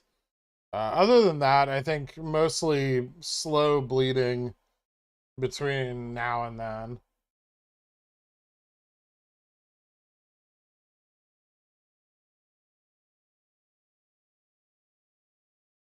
The reason PiFi harps on how hard it is to grow small accounts is that psychologically you get suckered into zero DTE and weekly options because they are cheap, but they are truly lotto ticket odds. Yeah.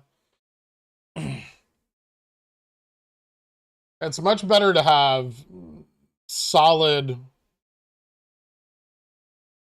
like, decent theta positions and lower leverage than it is to try to, like, YOLO into shit and hope you get lucky.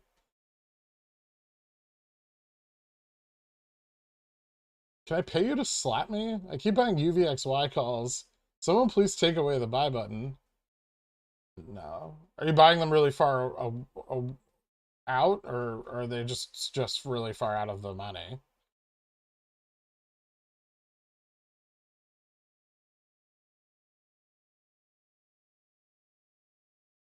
Still below 25K. Do I buy more GME Bobby to sell CCs, or do I go full boomer first and go all in on O or something?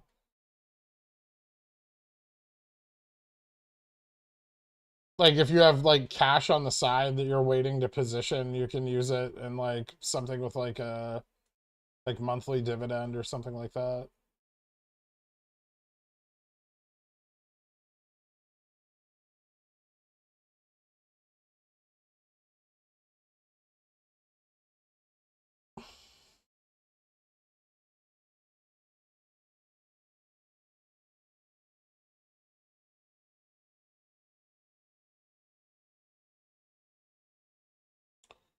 What's the inverse of the SPY? I have some buying power to use up. Ugh, that's not a... But it's not options BP. I want to take advantage of the market going down over the next couple of weeks. And if you wait a couple of days, it will be options BP.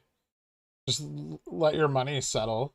Like 200 rev shares. Thank God I sell cockroaches for money.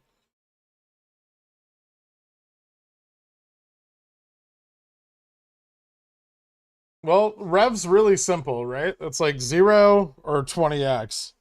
One of those two is going to happen.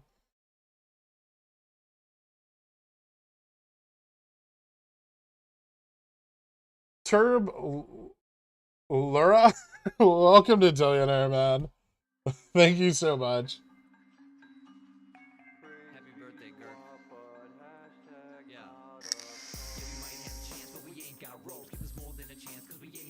Is trading futures worse than trading penny stocks? No, it's better.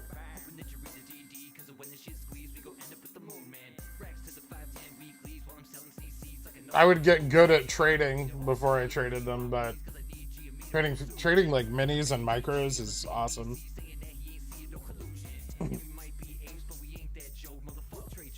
They're very easy to scalp.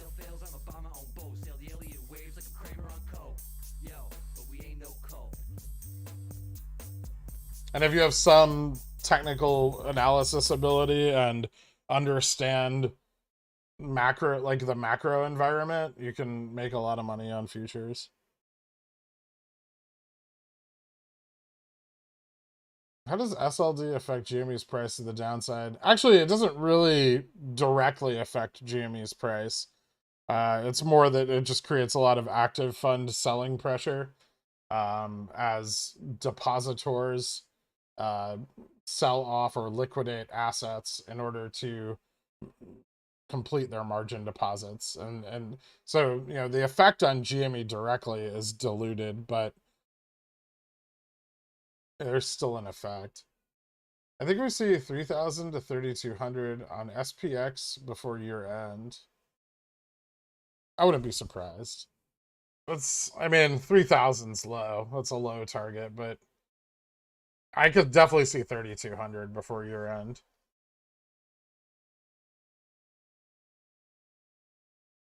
This membership upgrade brought to you by Spy Hedges and selectively ignoring your advice on getting in and out of place too often with a cash account. Thank you.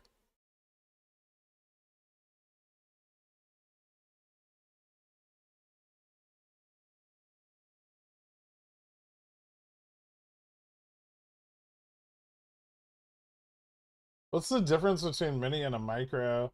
Asking before I go to see a urologist. Probably like, oh, that's cute versus where is it?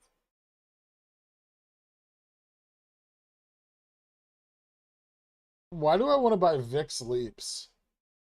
I don't know. Do you?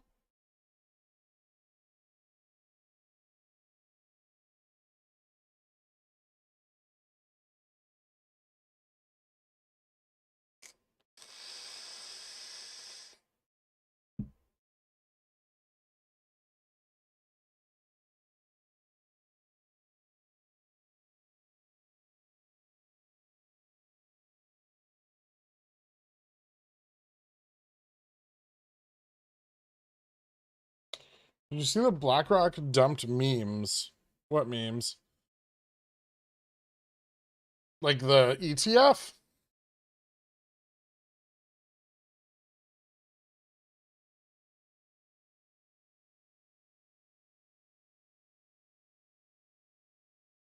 Picked up some Twitter posts. Gap fill will retrace back down. Low IV.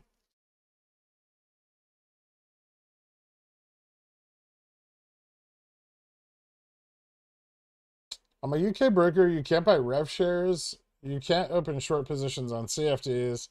You can only open long positions limited to 5,800 shares total. Interesting.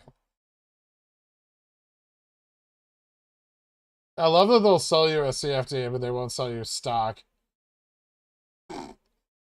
So you can buy a CFD, but you can't hedge it.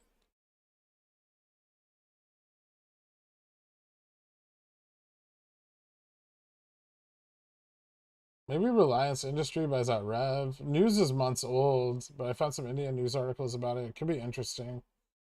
Yeah, actually, there's a few people that were looking to buy out Revlon. So it has some potential suitors. It's not the ugliest girl at the prom.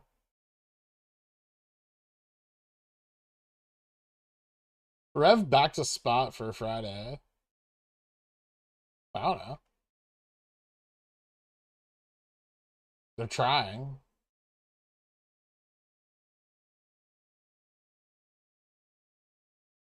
The other day you explained the GME split effect upon September ETF OPEX. Would you please kindly review this again? In regards to the pro rata agreements and the ETFs? I think I clipped it. Didn't I clip that a few times? They can write a forward contract for the imbalance in the ETF, but they're only good for a quarter. So the next ETF rebalances in September. If there's an effect from the split, it'll likely be realized by then.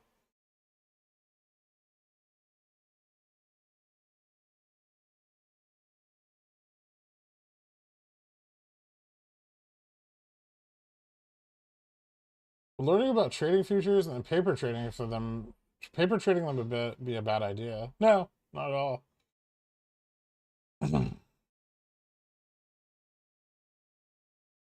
If Rev doesn't hit 500 by the end of the month, I'm sending you a bill for $10 million. Rev volume is 600K. Nice.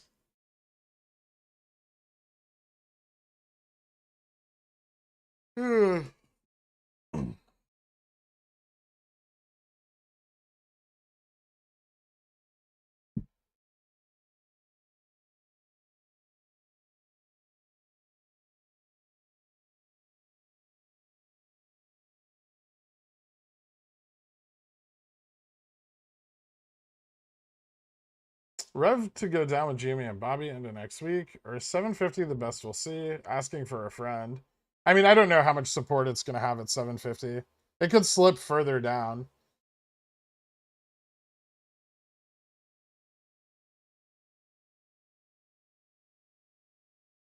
Revlon's arguing that COVID caused their debt problem. It hurt them really bad. AMD aiming for 200X 100C weekly that I badly need to get out of. Pray for us. Consider yourself thought of. When could Revlon be back on Reg Show? Depending on the timeline, it could be like end of. Well, actually, it could be before OPEX or on OPEX. So like August 23rd.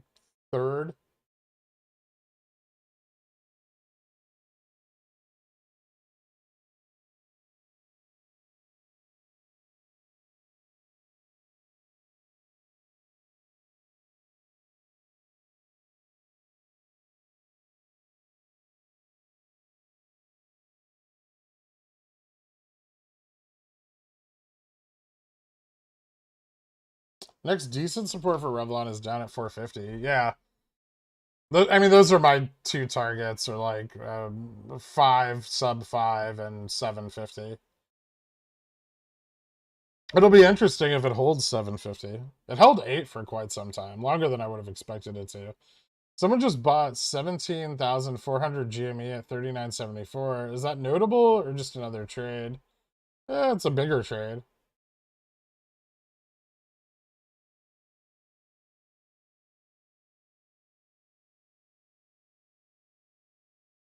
Still confident in GME puts. Yeah.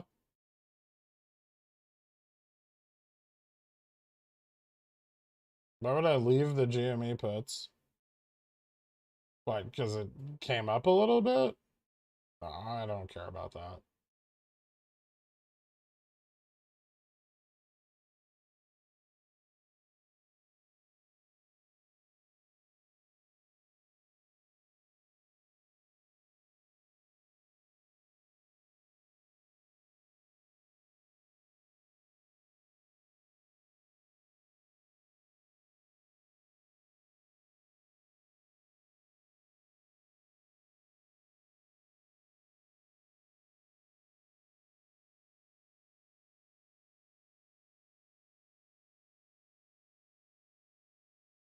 See you later, pure ma'am. My positions don't like you, and they like everyone. The red grows, but I hedge. By the way, you turn me on, and I'm low, and I'm high. Spy baby.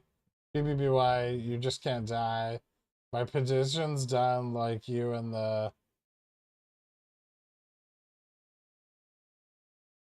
And they like everyone? What?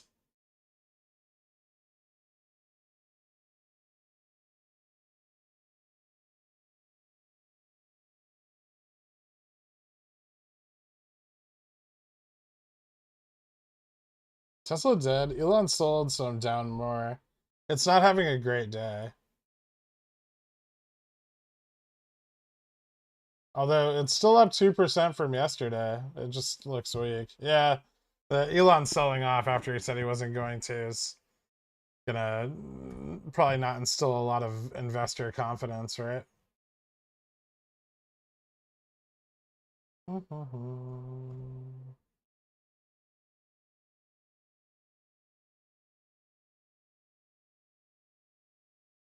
That was beautiful. I have some coffee.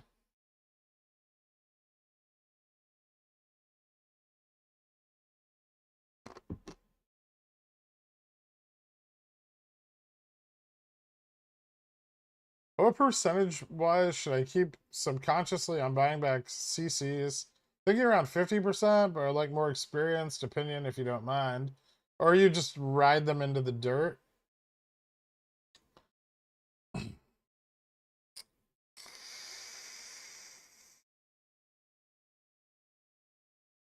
No, the volume on the rev run in the at the start of August is likely to just generate more FTDs. That's the problem, is because the float is so low and the fail to volume ratio is so high. The more volume they churn, the more fails they create.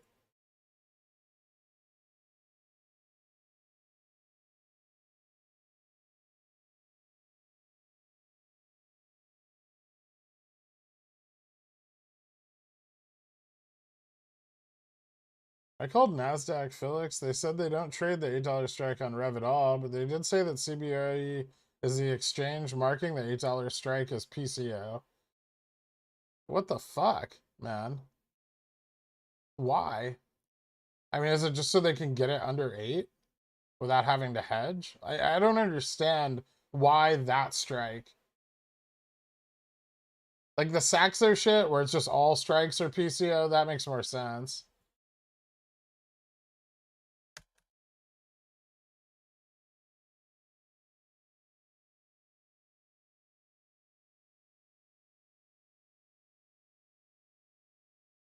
Bet Evans calls July CPI data the first positive report. Sure. Why is core CPI still going up? Yeah, I know.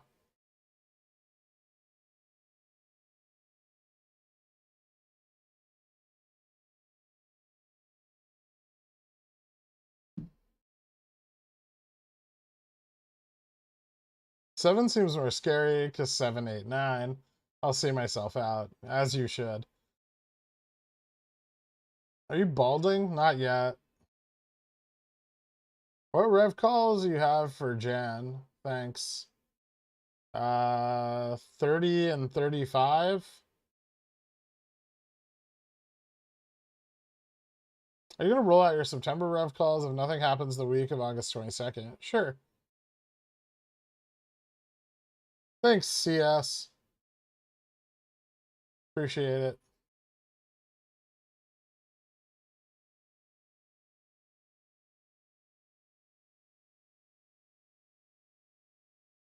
There's a cure for balding. Money. Yeah, look at Elon.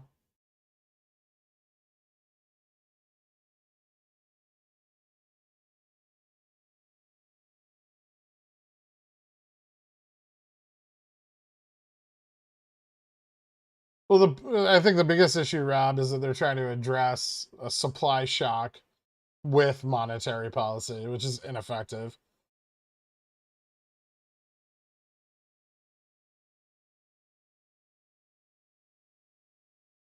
Why is Bezos bald? It helps his aerodynamics.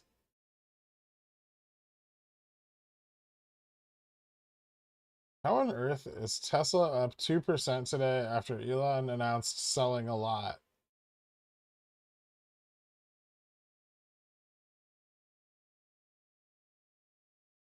Because the market ran up. That seems pretty simple. Can you explain the Rev bull case in a nutshell? Its fail to volume ratio is far greater than the size of its float can support. So volume traded on Revlon fails at a rate greater than the amount of volume that it takes to clear those fails, which will continue to compound fails as Revlon moves forward. Failures lead to squeezes. Once the CNS system is overloaded with failures, they can't rule them out anymore without generating volume. That volume fails at a consistently high rate, creating more fails, so on and so on, until the feedback loop is unmanageable. GameStop did the same thing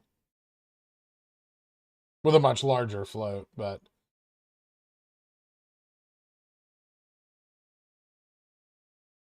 why is Jimmy down if the market is up? Well, I'd imagine selling either of the short variety or the regular variety.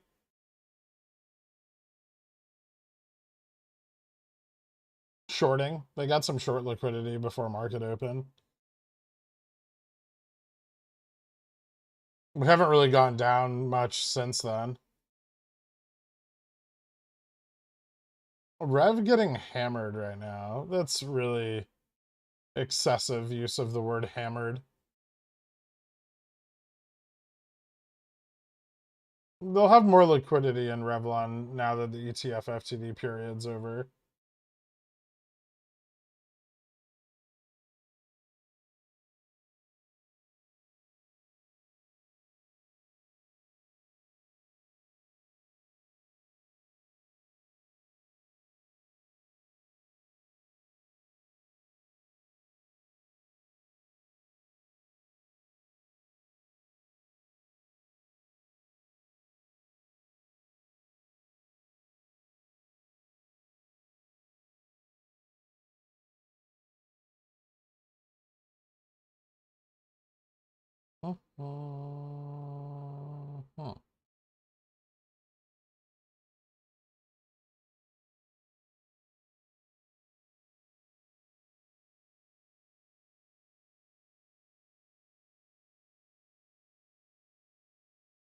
What's a good entry price for Rev? 750 and 5. Sub 5 is awesome.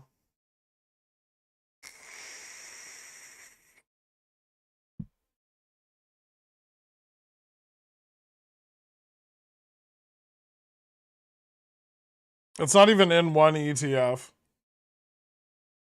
Current holdings in VTI of Revlon are 0.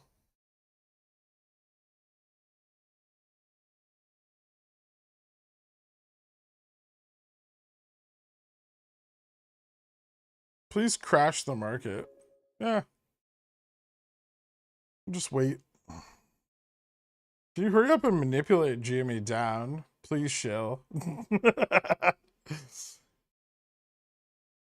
Is SPY gonna retest 420? It could, yeah. The current trend looks strong.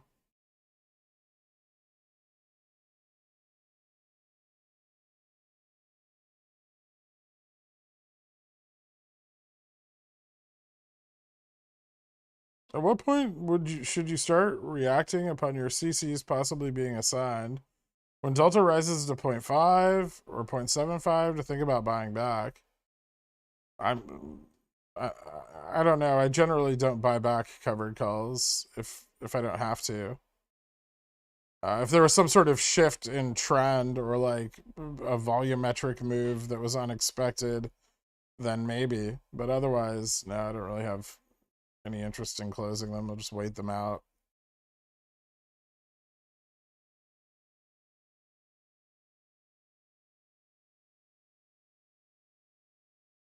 A lot of you guys are new to selling covered calls. Sometimes it's not out of the money. And you have to just deal with that. But if you panic and buy them back every time, you'll just lose a lot of money.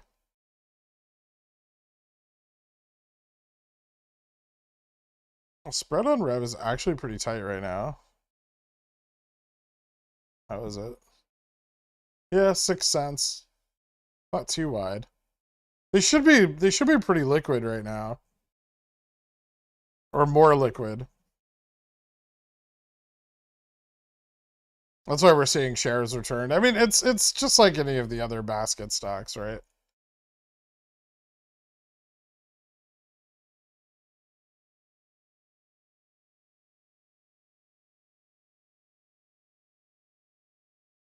Except when they need to satisfy that liquidity in August, now they have nowhere to get it from, which is exciting. It's, dare I say, titillating.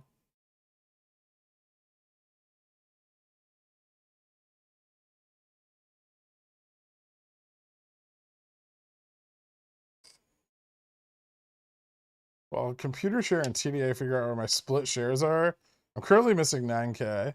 Thanks, bro. No problem.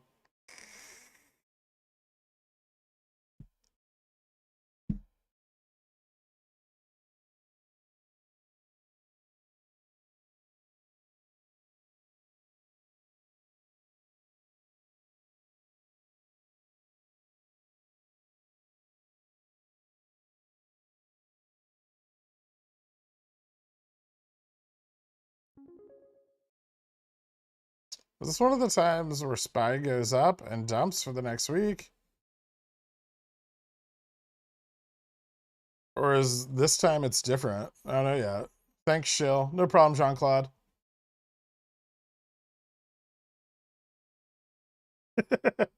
For Rev to go below 6, they're going to have to do something drastic, which will end up spiking IV. No, they could slow drag it down. I mean, it's very attractive, like volatility short, right?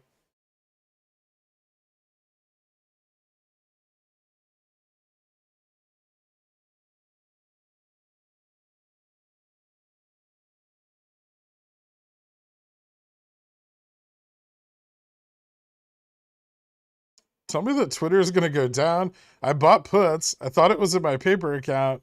Turns out it was my real account. Oh, turd.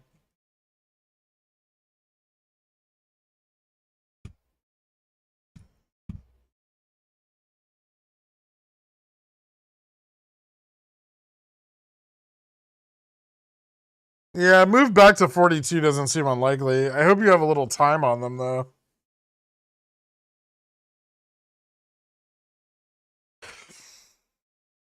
But I could absolutely see this moving back down to 42. I don't know what you puts you have.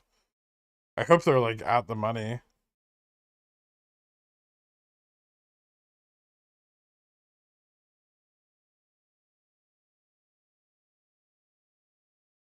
You do not want to see a bullish recovery here, though. That would be bad for you.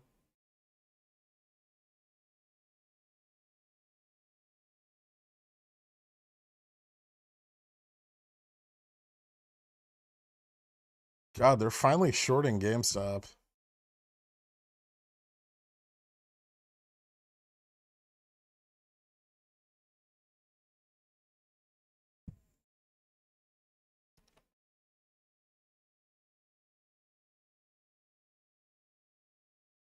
Are you expecting positive price action on Rev by the end of the month? Is that the hope for your September calls? Yeah.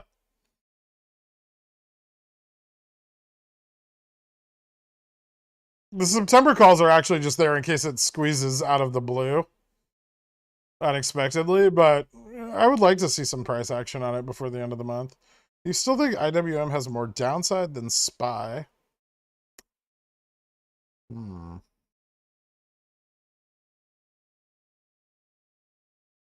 You know, that's a good question. Because I feel like I've repeatedly said that I expect IWM to outperform the SPY. That doesn't mean it would go down harder. That means it would go down less than the SPY would and rally harder.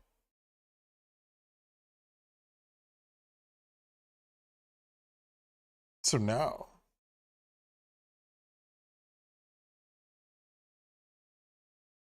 Although with the inflation news and easing of the inflation, that could change a little bit. They'll probably be a little more even, at least over the next month.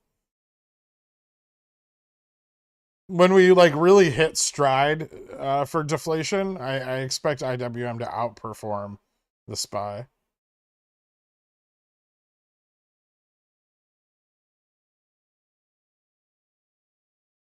On the long side.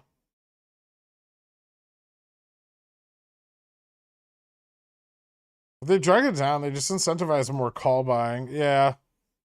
When drop by V, which they don't want, I don't see an incredibly profitable play for them as of right now. No. Just surviving, right? Shorting GME is good.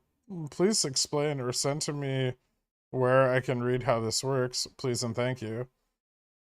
What do you mean? Of course shorting GME is good. It means they're still interested, which builds confidence for the cycles continuing after the split.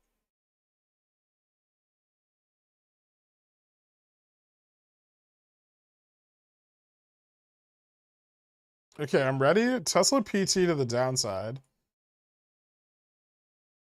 Today? I think you missed it.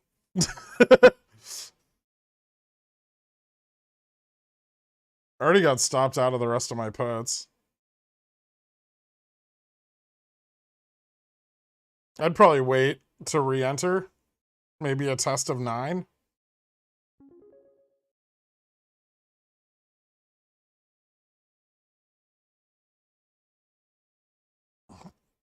Shorting is good because Gherkin is a shill. Did you not see my messages? Also, do it again, shill.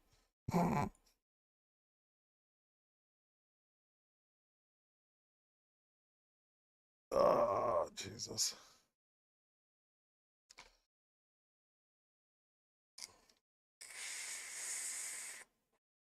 Would you buy in Revlon at 720? I mean, I bought it at like $9. So yeah. Right? People keep asking me questions about my confidence in Revlon. It's really weird. Do I still own it? Then I still like it. I don't get like emotionally attached to stocks. How does Tesla go up when Elon sold shares after he said he wouldn't? The market rallied. Tesla is still like a big part of the SPY. It's very affected by like macro conditions.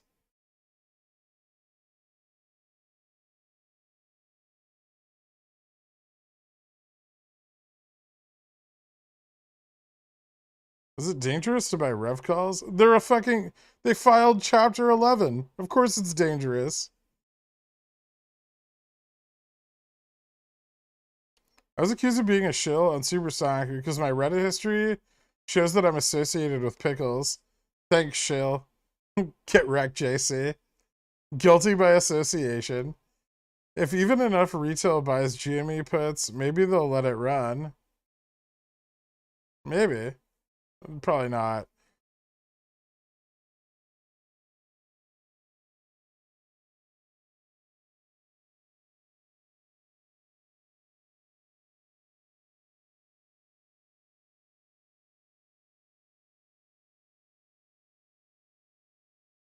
Do you think Musk nailed the top?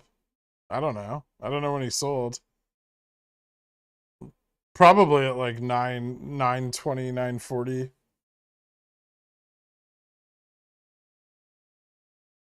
More dangerous than shares. I don't mean the gamble aspect. I mean, yeah, they're a depreciating asset.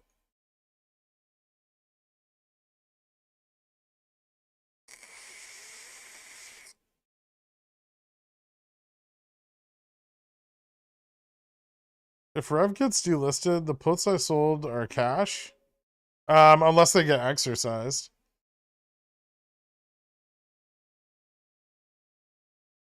Buckled up, Jen. Hey, Gurk and Pickle Fam. Today, my dad, also known as the boss, is watching with me this morning. He's the best dad in the world, and I couldn't be prouder. He's also a GME investor, of course, because I won't shut up about it. Please welcome him. Oh, welcome. Everyone say hi to Buckled Up Jen's dad. And Buckled Up Jen.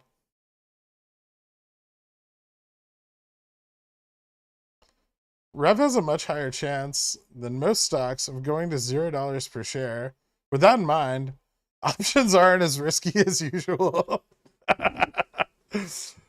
What's your low end PT for GME before OPEX? Like 33.75 right now. I mean, we could go a little lower if we experience some like downside volatility, like if the market drops really hard next week or something. But that's kind of the baseline I expect. 33.75 to 34.25. Like that 50-cent range.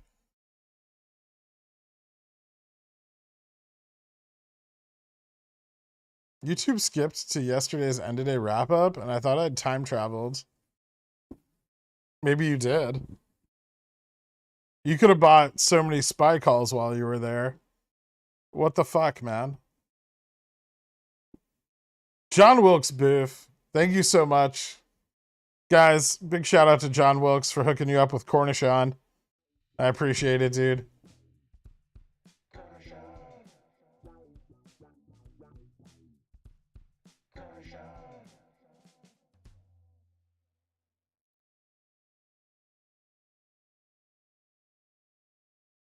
Jimmy 55 cc's, I sold her down 70%.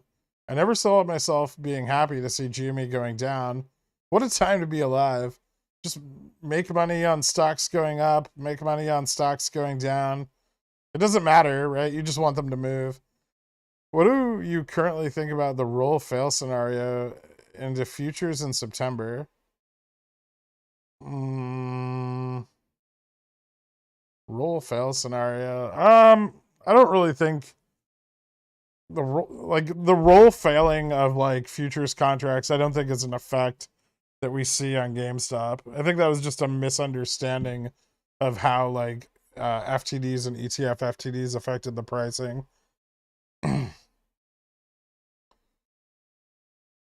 Based on the volume, it looks like any forward contracts written on GME are primarily settled out on expiration and not rolled forward. That's old.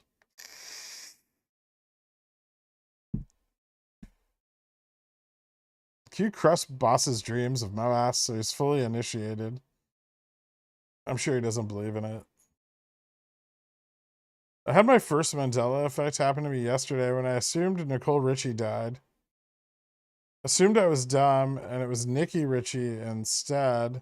Nope, both alive and thriving. Am I dumb? I don't even know who the fuck you're talking about.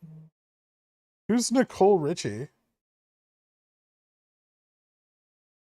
I thought that was a big part of your theory before. It was a big part of the theory like almost a year ago. We've evolved since then.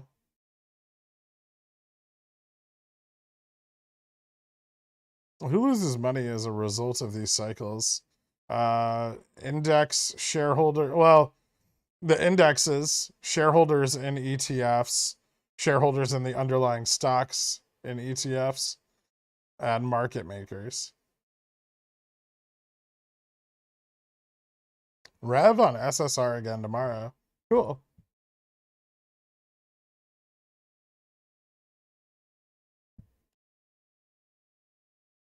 Thanks to Pigeon Whales for giving out free memberships to the poors like me, and to you, Gurk, for helping me be a little less poor. No problem, man. Thank you, M. Beerloin. Look at Concord. I have an answer for you. Did I ask a question?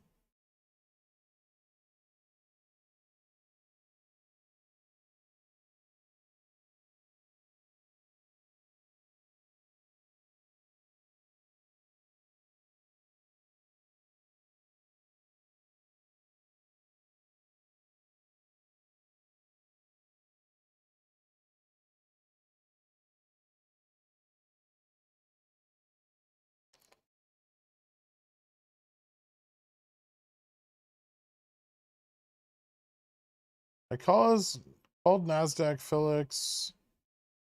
Oh, here we go. CBOE apparently listed the $7 and $8 strike for Jan, November, October, December on June 22nd, but they were illegally listed, his words. Strikes 8, 12, 13, and so on, the ones we're seeing as PCO. Since the 750 strike was already listed 5 days earlier, and due to the underlying price, they can only be in dollar increments. He mentions a few reasons why. Maybe it's on the dollar program, which assumes means options are listed at dollar increments. He even mentions that was weird. Generally, the strikes are at dollar increments and not $.50 increments. CBOE is the exchange with the illegally listed issue, so they are the source. Okay. Huh. So how are they going to resolve it?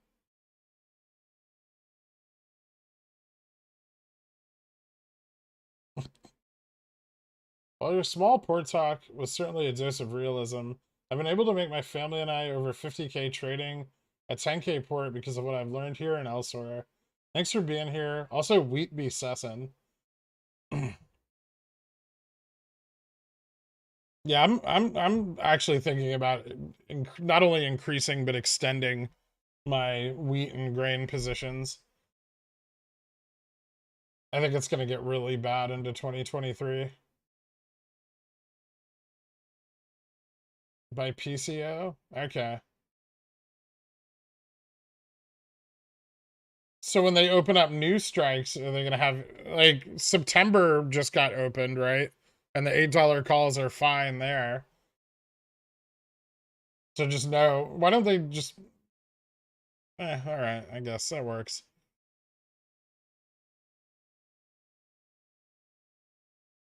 I feel like PBI is getting priced in today. I might grab puts for SLD. Yeah, that's kind of what I'm doing.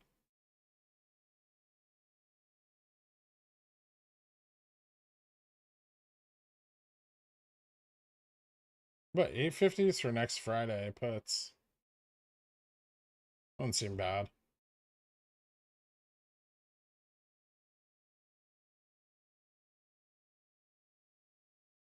Pute do. Thank you so much for becoming a billionaire, man. I appreciate it. Happy birthday, Gurk. Yeah. Yeah, we might have a chance, but we ain't got ropes. Give us more than a chance, cause we ain't no coke. Get the cash in advance, cause we hold it afloat. If you are what you eat, that makes Gherkin the goat. Hoping that you read the DD, cause when the shit squeeze, we go end up with the moon, man. Racks to the 510 weeklies while I'm selling CCs like another fucking moon win. Praise be to RC and the VY, please, cause I need G and me to move soon, man. Got the man GG on the CNBC saying that he ain't seeing no collusion. And we might be apes, but we ain't that Joe, motherfucker. Trades this popcorn code. When the Citadel fails, I'ma buy my own boat. Sail the Elliott waves like a Kramer on coke. Yo, but we ain't no cult.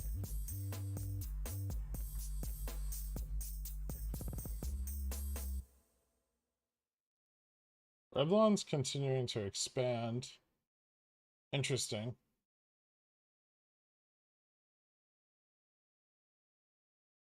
It's because the illegally listed 750 strikes. Yeah, it seems like that fucked everything up. All right, awesome.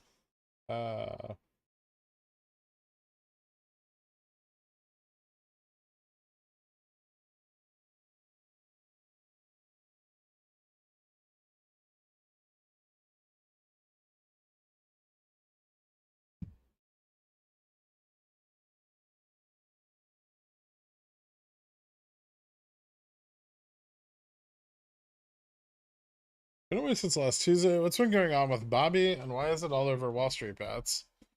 It moved up and then failed to break out further. And Wall Street bets got all bullish and then paper handed their weeklies. Do you think India is going to buy the company Revlon? Like the entire country?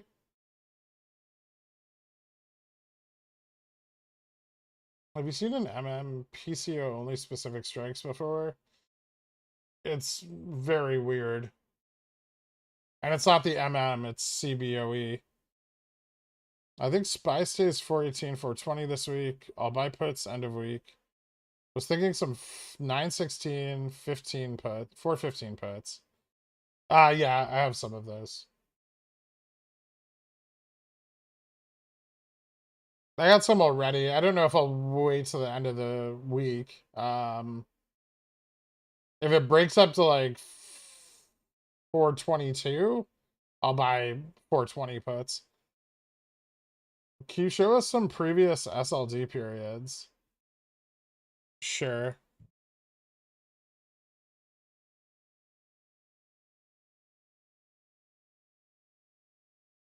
I feel like I do this every month. Maybe I don't.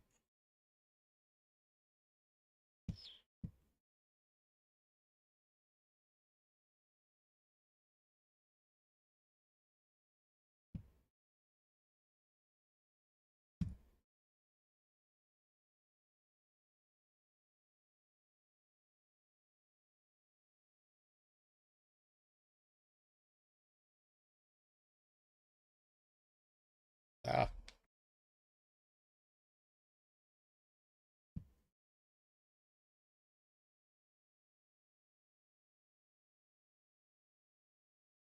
Actually, those are already lined up. There you go. Where the red lines are. Haha, I was prepared.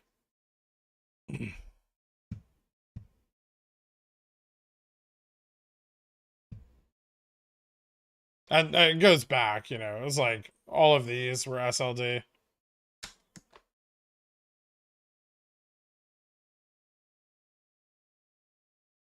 That was one. That was one. That.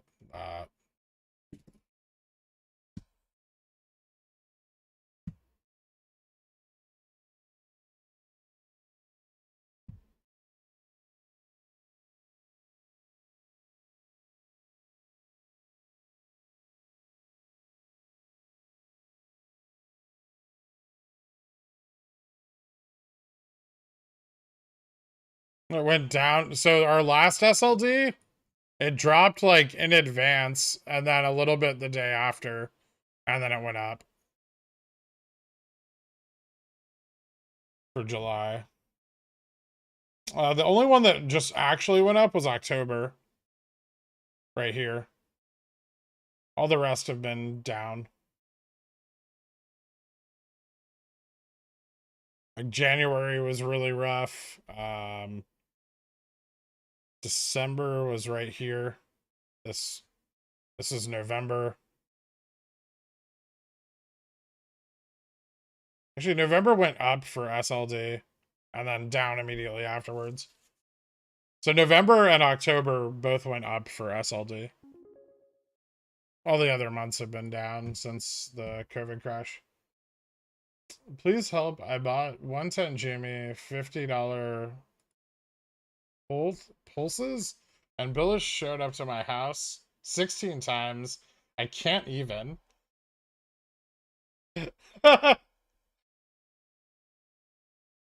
Nice.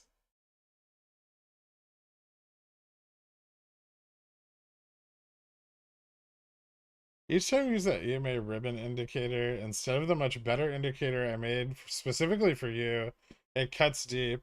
This is the one that's auto-saved. Okay, Stefan?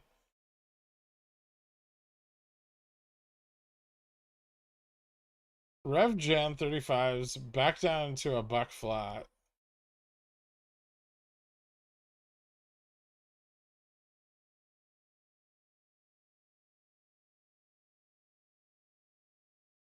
Nice. I'm not gonna buy more yet, though. Is RDBX dead? I don't fucking know. Who cares? Sure. Maybe. When does it get bought out? Like, what's the date for the buyout?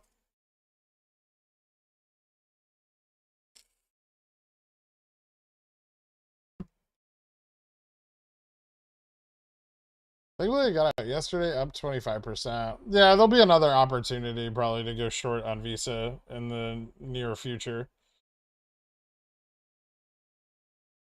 I don't know why, but I'm feeling like the SPY will retrace downwards September, October.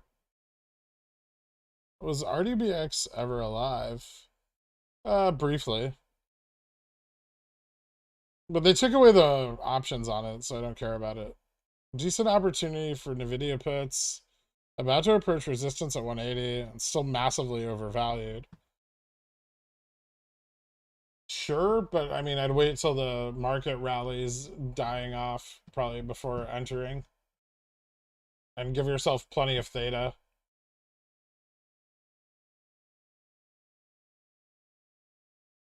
Also, it can go much higher. 181's a really strong resistance, though.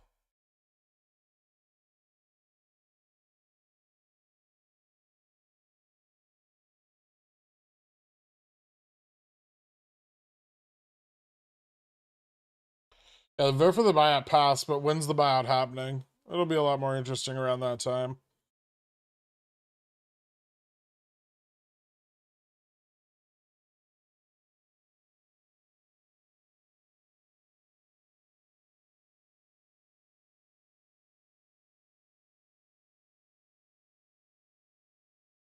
Oh, nice.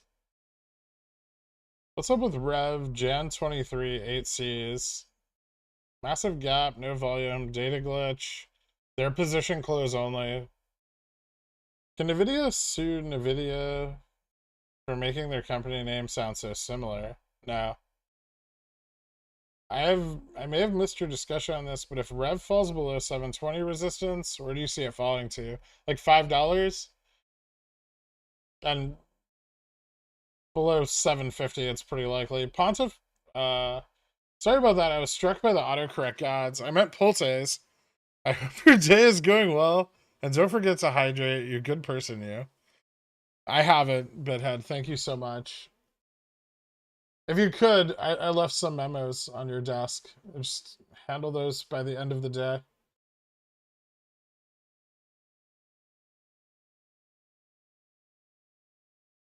DDS is awesome. Just sold it.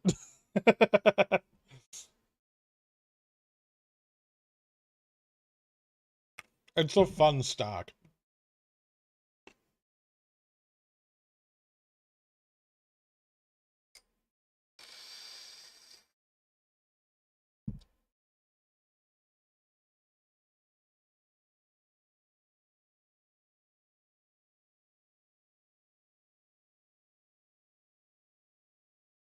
I clearly have brain damage. I can't seem to remember why BBBY ran so hard the other day. This market is hurting my internal organs. DDS to 350? Maybe by OPEX.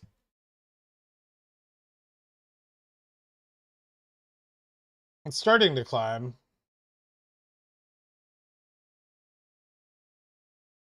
My target would be a lot higher than 350 though.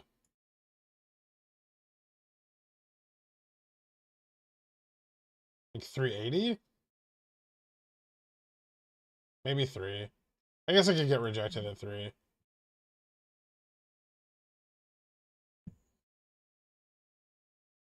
The problem I have with DDS is if I buy too much of it, it drives the price of the stock up. So you're kind of like limited to the position size because of slippage.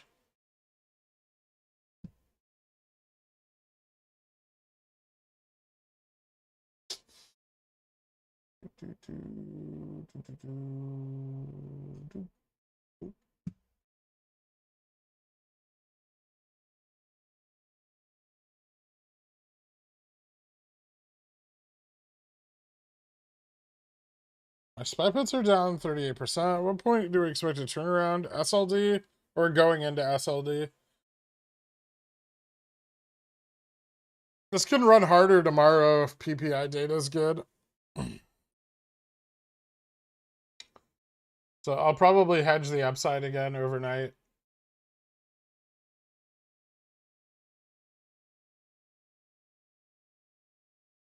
What's a good theta for wheat calls? Is October too soon? Yeah, way too soon. You need a lot of time on them. All of my current position for like grain is in January. I had October before, and then I rolled those out. I may even roll January's out as we approach like the end of the year.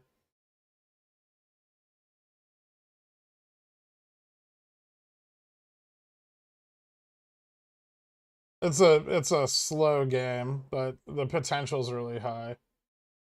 Dank Jankus, thank you so much for becoming a Dillionaire, dude. Hit me up on the Discord. Happy birthday, Gurk. Rev support at 720. There's some.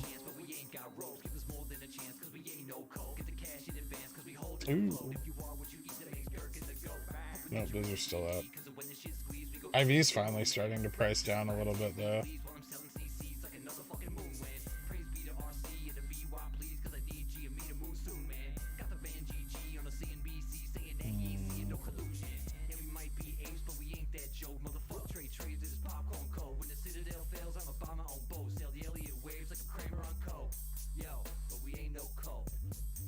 You think this economic data keeps Jimmy propped up this week? It could. Help keep it propped up? I mean, it's already below 40. I think they don't care much beyond that. Japan PPI fell. Can it be considered a leading indicator for USA PPI? No, but it's interesting. I expect PBI to fall with fuel prices down. So getting back into BBY above 10. Why would I get back in above 10? I'm also not out of BBBY. But why would I get back in above 10?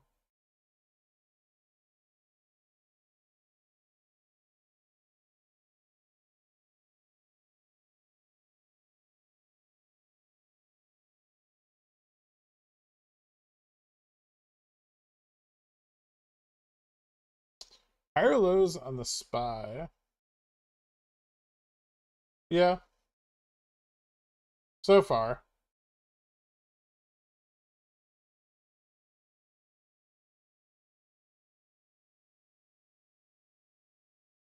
Tell the porters to smash the like button so they can become unrealized millionaires. Thought I heard you say that yesterday. No. I said if it held over 10, I'd buy like more long positions. But I still have my $5 leaps and my $7 leaps and my shares. I'm waiting for like the $6 or $7 range before I enter like more long positions. I think it'll keep going down.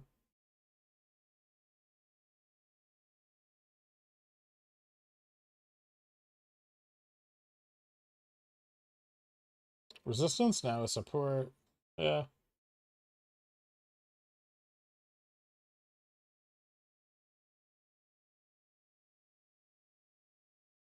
No. Okay. I have $11 and $12 calls. How the fuck would I get called away?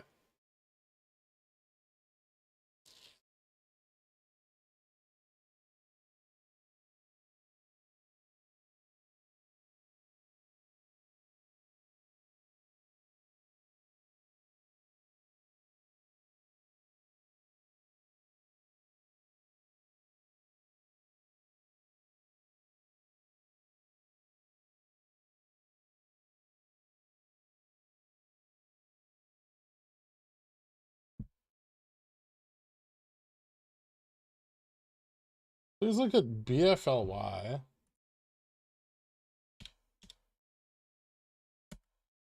Butterfly Network, Inc.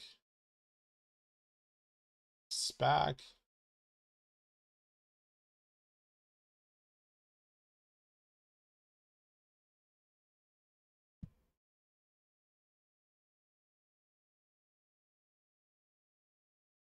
Interesting.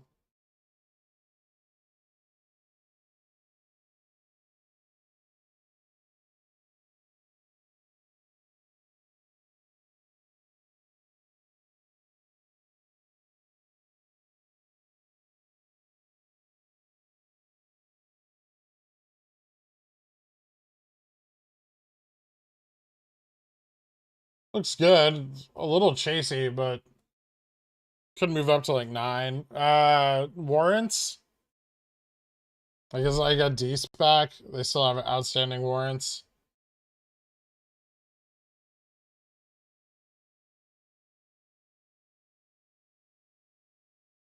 Me isn't a SPAC anymore. It's now a company.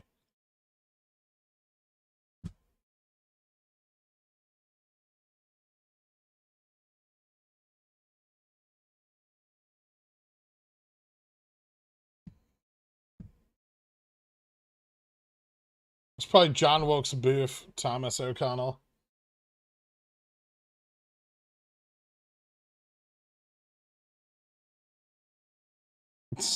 You expect a big pre-OPEX dip for Bobby? Also, how is August OPEX potential looking right now? It's looking okay. I mean, we haven't seen like big shorting yet. But it's looking a little better. Do you think the SPY could drop 10% during SLD? 10%? No? That would be like $42. That'd be fucking crazy.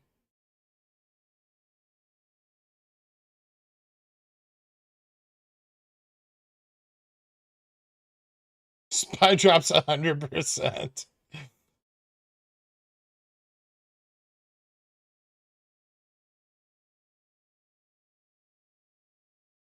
Mergers scheduled to tentatively close prior to market open on August 11th.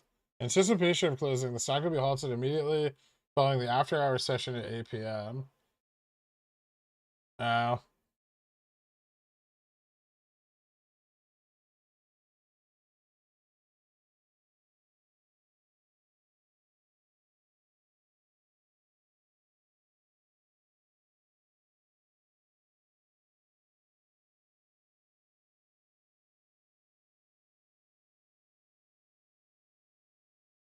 How about 9%? Yeah, I don't care, Ani.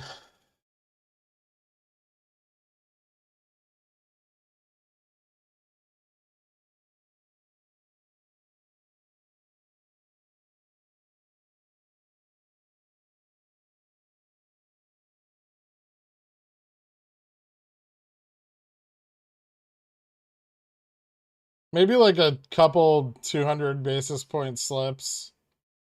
Unless something really catastrophic happens between now and SLD.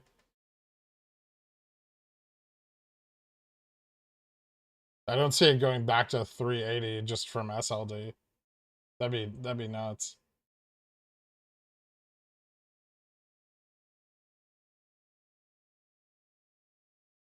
Did you ever figure out what caused us to run up 30% after hours and gave it all back in the PM before the split? When did we run up 30% in after hours?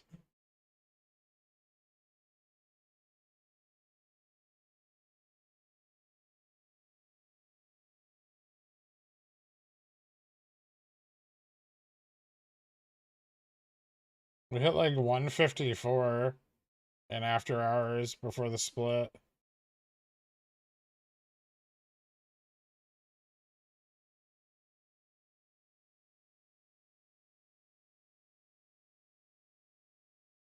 I don't know what you're talking about.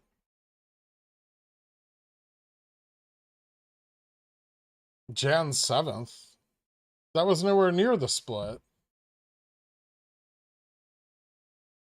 No, Jan 7th is still hard to figure out. It was the day before XRT went on threshold, but it was also the ETF FTD date for January. So it could still be either one. I mean, we know a large amount of negative delta was exercised. That's about it. Can you explain SLD? I've been watching for some time and I haven't got any info on this. It's the supplemental liquidity deposits due to FINRA in order to maintain margin every month. The deposit schedule is the Wednesday before the monthly options expiration. It carries out for 3 days and then the settlement period begins, which basically lasts throughout the rest of the month. That after hours run was when the shirt came off. That was ages ago. No, he's talking about January 7th at the beginning of the year. But he said split, so it was really confusing. Catcalls? Yeah, I'm not bullish on anything. Even if the market stays bullish for like a couple more days, I'm not bullish on it at all.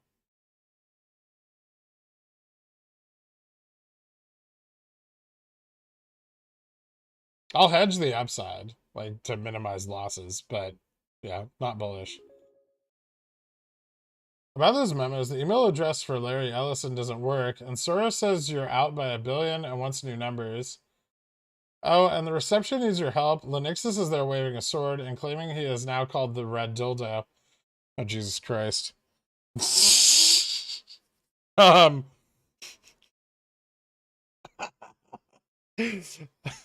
um, oh boy.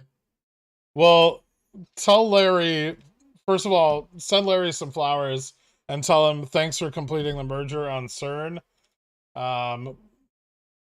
We fucked Popcorn Trader real good. And then call security. Okay, because we can't have that in the lobby.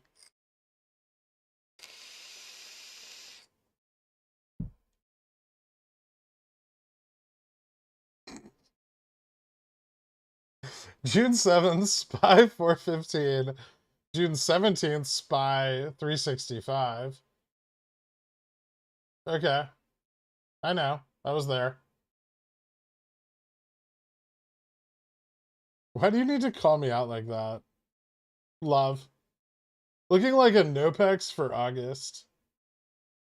No, actually, I would say that it looks better for August than it has in a while.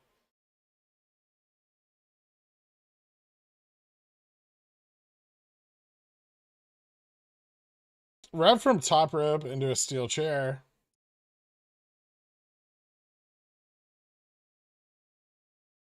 I wanted to look at something. What was it that I wanted to look at? Oh, yeah. XRT. Where is it?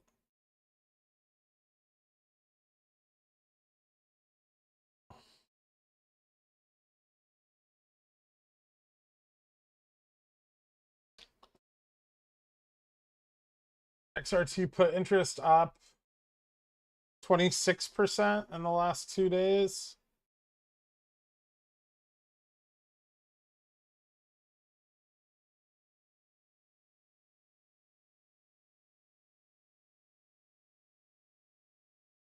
Yeah, looks good.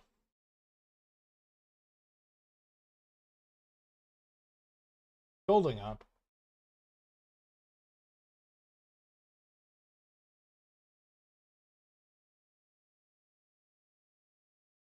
What caused that? Not SLD. It was the increased Fed rate. I think the first 0.75 bump. And SLD fell like in the same period.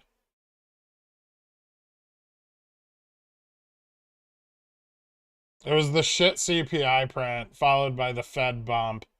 Like the Fed bumped 0.75 and then SLD. Like all three together went terribly.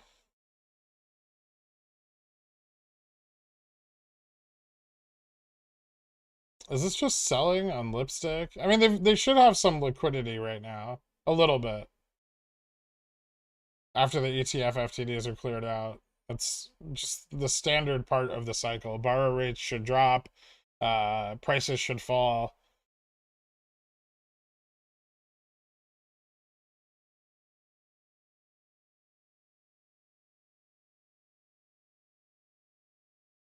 You mentioned FOMC minutes next week. I thought they didn't meet again until September. No, they have minutes next week from the meeting.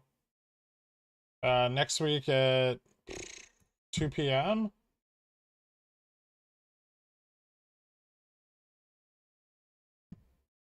They don't make an interest rate decision again until September. But there are minutes. Yeah, next Wednesday, 2 p.m.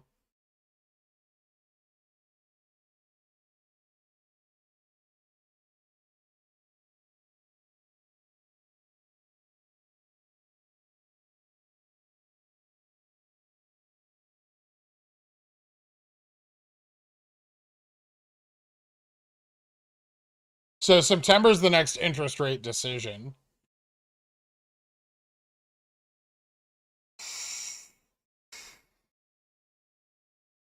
Options are outside my risk tolerance right now, but would you mind to recommend again a good index to buy shares for wheat and grain exposure? If you want both, JJG offers like pretty broad grain index exposure. I think it's corn, hard wheat, and soft wheat, if I'm not mistaken, or soy. It might be corn, soy, and hard wheat, like the winter wheat. Wheat is soft wheat, which is summer wheat. Keep talking, you're killing the spy. Hey Greg, do you think we're going to see downs on GME prior to an OPEX run? Ideally. If they don't push down hard, does that mean no VOP? Yeah, sort of. If they don't drive the price down hard enough, then yeah, the lack of closing puts moving into the OPEX period will reduce upward price like potential. So generally when we approach an OPEX date, we have like a huge amount of puts that are closed.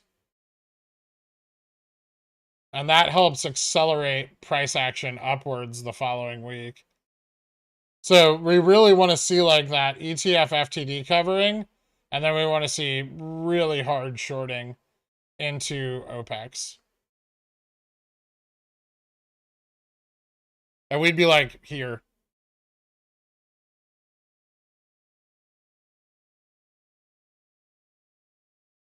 Historically.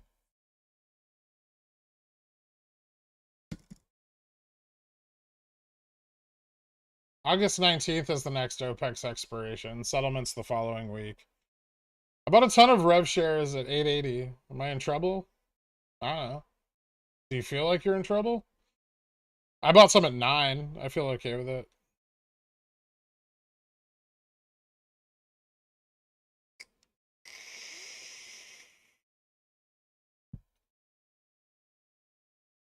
For OPEX, when will you close your covered calls?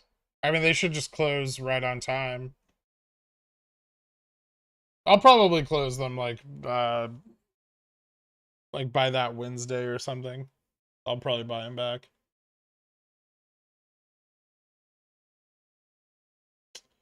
It's like a slingshot. You gotta pull back far if you want to launch anything. Yeah. Assuming PPI comes in good, what can you see the SPY running to? Well, I could see SPX hitting like 42.50. Maybe, but like right now it looks like 42.25 is more likely. 42.50 is kind of a stretch, actually. Like this bridging this gap's kind of hard. But 42.25 I could absolutely see it hitting. Which for the SPY is 422.50.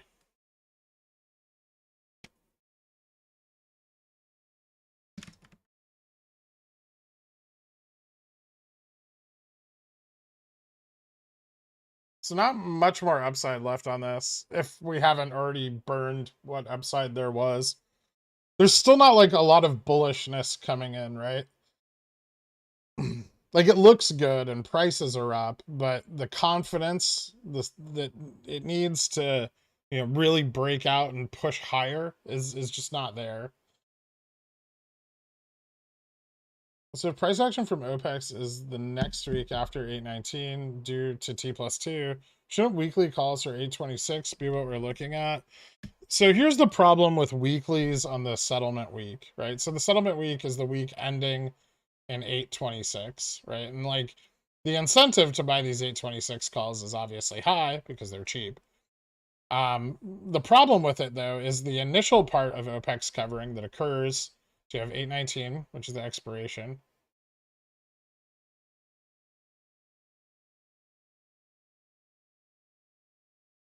And then you have 822 through 824, which is the settlement period. The covering that occurs here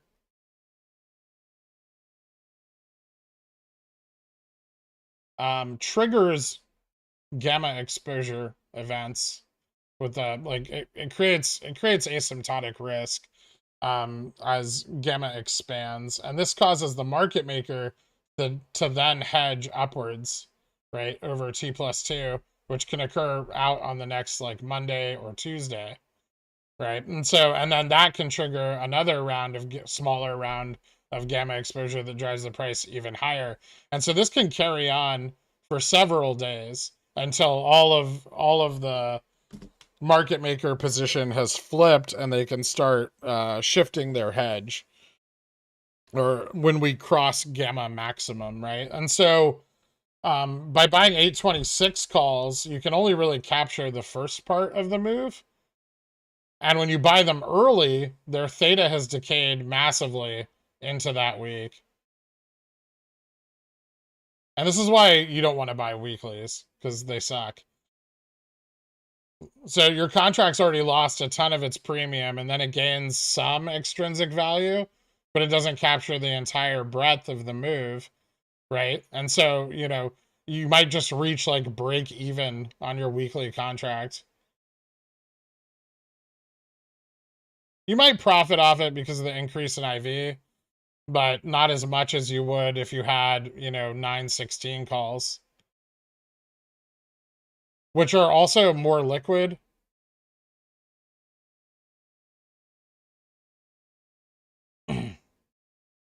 So you have a better spread.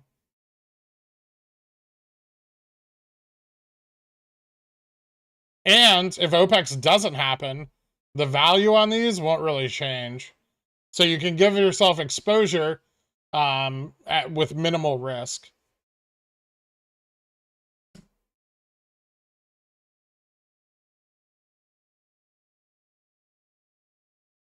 I remember being in SST and people were so upset the options weren't in the money by OPEX, but it ended up running a few weeks later anyway. Yeah, SST was weird. I was happy that I got out of that with like half the profits I made on it. But what a weird shit play that ended terribly. I am more bearish now. A positive CPI with a Fed pivot should lead to a volume surge as institutions close puts and go long. We see nothing like this. In fact, no long dated puts have closed at all. Yeah, I agree. I'm not seeing the shedding of any long dated put positions. I've seen them average up and I've seen some rolling, but mostly just new ones opened in these higher ranges. Like they're just adding to their positions as the price drives up. Same for if you're looking at the VIX, JMac, same for long VIX positions. The further the VIX drops, the more they're just buying, like the nearer the money they're buying. OPEX will be smaller in amplitude this time, maybe 5 times smaller. Same like your massive number of covered calls. Well, no, I mean, relatively, it should be about the same.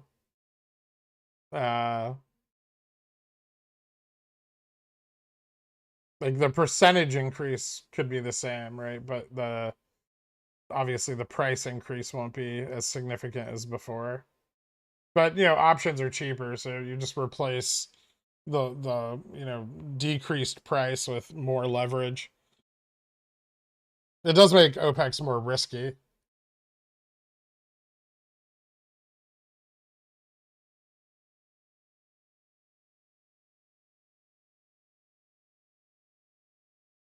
No, I still haven't found any ETFs with Revlon in it.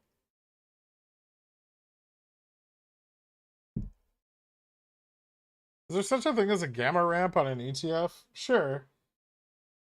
Usually they go down, though, not up.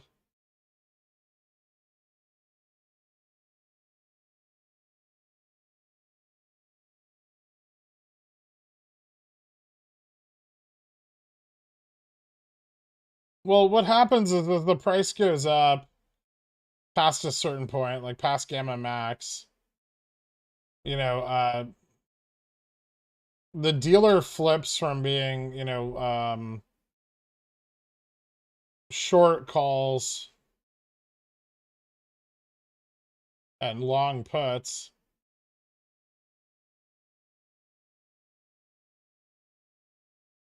to short puts and long calls.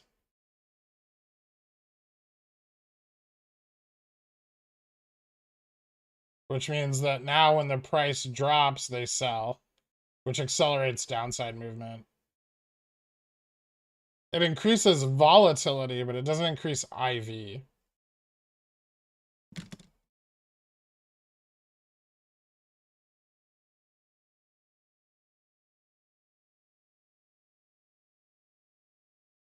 Sold some Jan 23 750 CSPs for a $5 premium. Good use of capital or tying up money too long? I don't like tying up my money that long, but it's not the worst, right? 75% return on capital.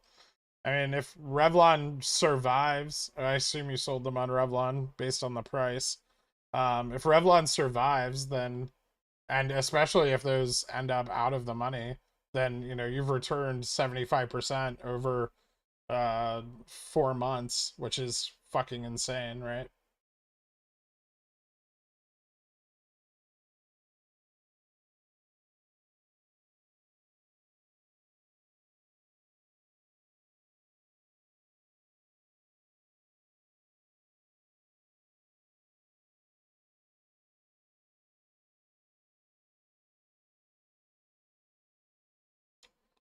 People just look for stocks trading near gamma max. Not necessarily. Not all stocks behave the same way. It's called Epic Pen, Matt James.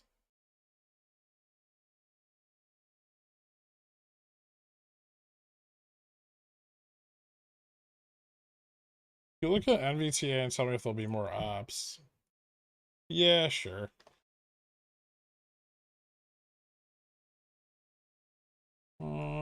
Looks like it's kind of squeezing a little bit. I don't know if it'll go up more. It's really quickly approaching that $4 resistance. Let me look at the like 1 minute here. Yeah, maybe a move up to 4. I could see it. I could see it breaking up. Currently, it looks kind of bullish. So.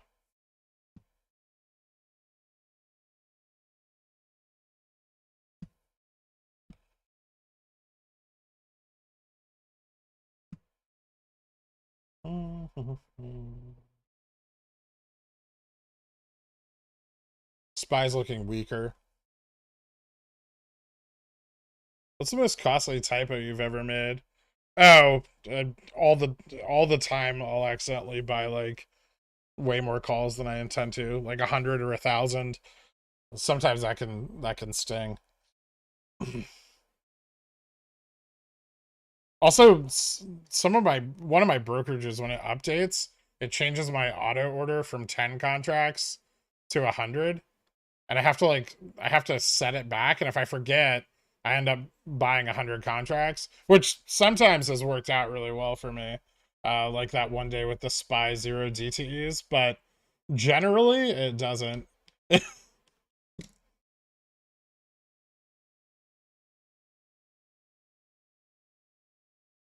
How do you calculate return on capital on a CSP? Premium received for capital potential risk.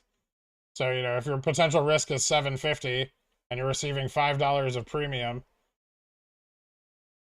right? If, you know, that's like a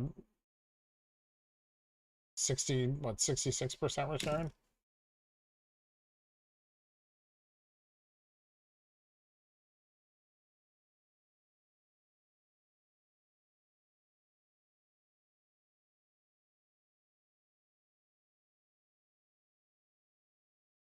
So if you don't end up buying the shares, like at the end of the year, if Revlon's trading at $8 and this is out of the money, you've made a 66% return on your capital invested.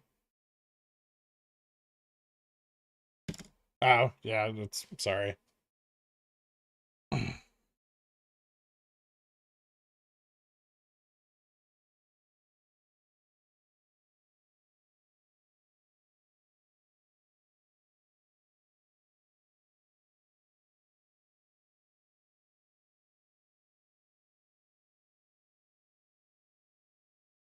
Bobby Jan 80s, same like Jimmy 950s. Is there a chance they go in the money?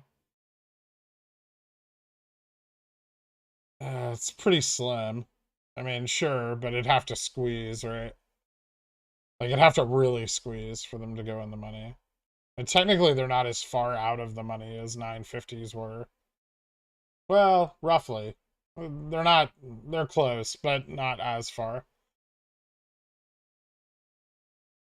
So if the price is $7.50 a share and you're getting $5 in premium, am I correct that as long as Rev is at 250 or higher, you come out ahead? Yes.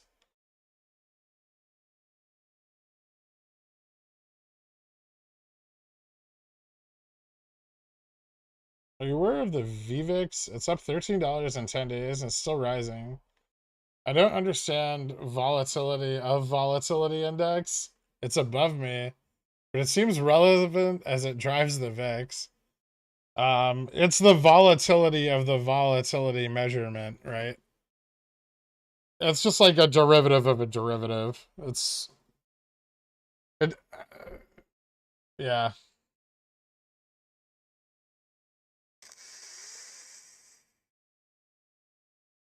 I have VIX contracts, but they're in the money.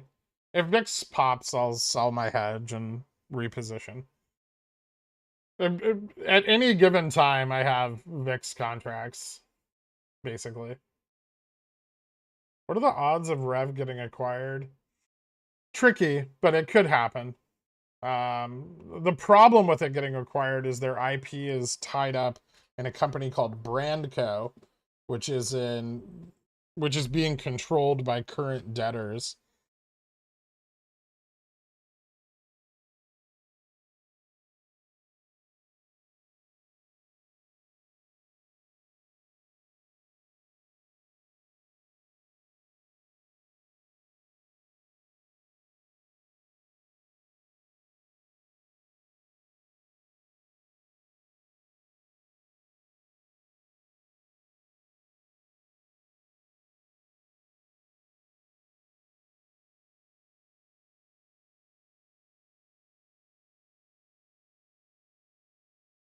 The benefit of playing VIX versus SPY. I mean, SPY puts have a much better chance of printing even if volatility doesn't spike. So like, you're not really playing the same thing, right? Like for VIX to go up, you need the SPY to drop very rapidly. For puts to print, you just need the price to go down.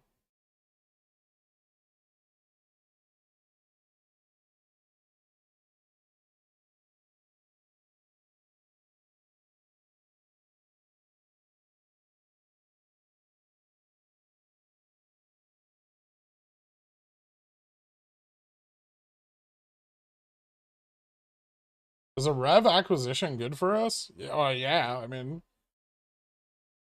that would put a lot of pressure on the fucking shorts, right? That would turn it into like spurt all over again.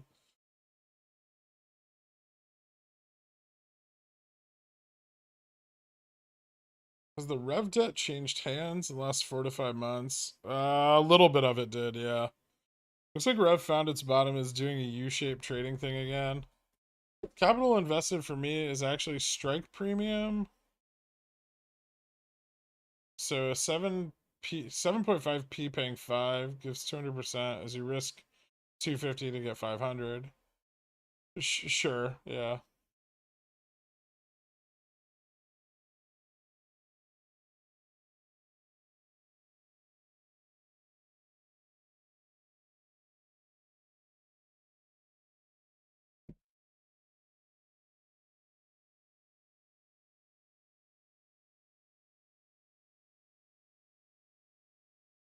Are you still in your Cat 190C for September? I still have them, but it's the only position I have on Cat. And they're barely up. They're up like 8%.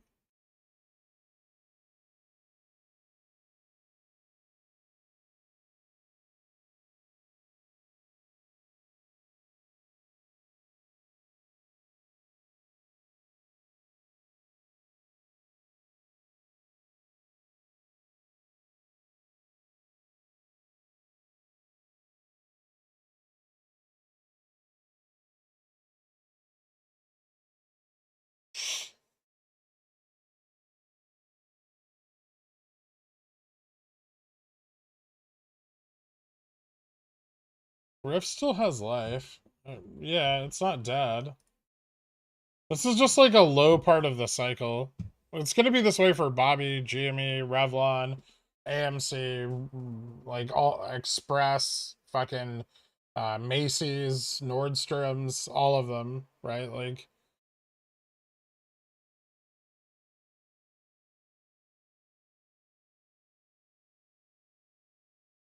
yeah, companies can absolutely die. And there's, you know, with Revlon especially, there's a very high risk that it does, in fact, go out of business. Which, you know, you can talk to death, but either you're interested in it or you're not. I don't personally care about people's reservations.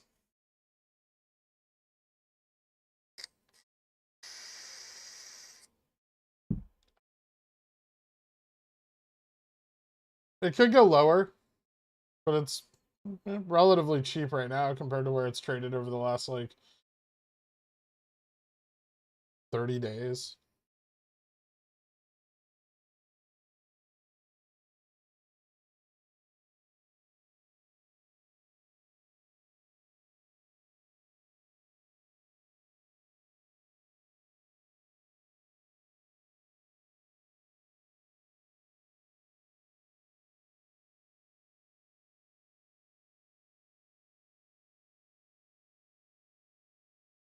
I have to play with the compounding FTDs. Just something feels wrong about going into a company that already declared bankruptcy. You know, all of the best plays are being right when everyone else is wrong. The contrarian plays tend to have the highest potential.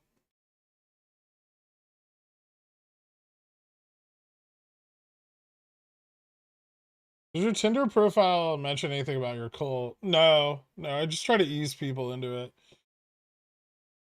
You know, bring it up in passing a couple times. Rate the response. I also have to have a high rate of return. Well, I also want to have a high rate of return while taking a little risk. Do you think there will be a SPY sell-off during SLD next week? Yes. You mentioned more puts are being bought. Debating grabbing more September 16 SPY puts at 405 and 415. Thoughts? Why such a big spread between the two? Like, why not? Or unless you already have a lot of 410s. Why is 410 kind of like left out of that? Like, I'd have much higher confidence in like 415, 410 than I would at like 405, 400, right?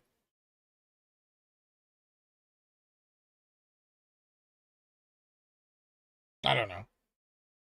I have all of them, so it's I'm probably not one to talk. Someone here put an order to sell 500 7.5p Jan 23. Did JP do bankruptcy financing for Rev? JPM? I'm not sure.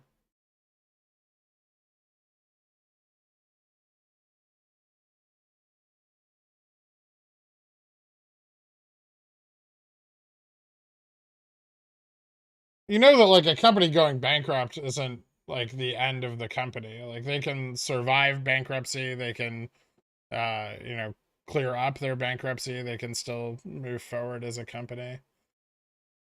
You could get them delisted from NYSE, but I think they're trying to prevent that. You know, with the loan, they may be able to even pull back out of Chapter 11.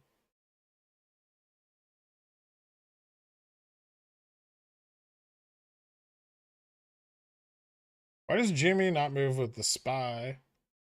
I mean, the SPY's trading flat and GME's trading flat. On the last breakout of the SPY, they shorted GME. It was pretty simple.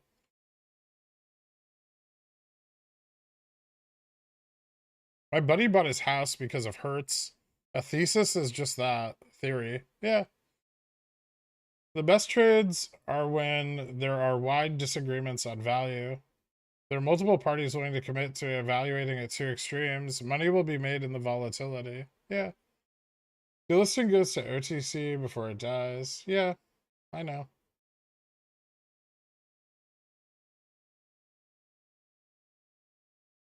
Was it Rev that found there was some kind of error on their books and they actually had more money than they thought? No. I don't, at least if that's the case, this is the first time I've heard about it. Can you keep an eye on the market while I'm at the dentist today? I don't want any funny business. You got it. I believe you may own a new house in like a day or two. It's like 6 days, I think. Uh,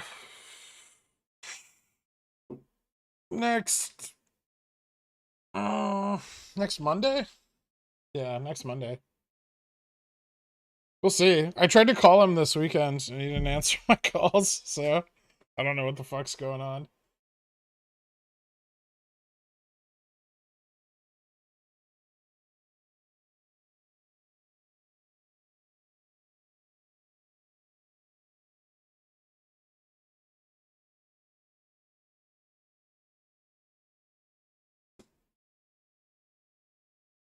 Congrats on the house, big step. I'm immediately listing it for sale.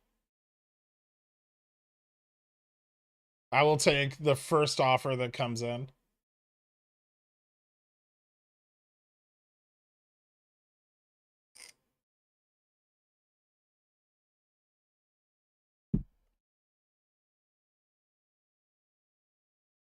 Are there a lot of Long Island hedge funds? Yeah.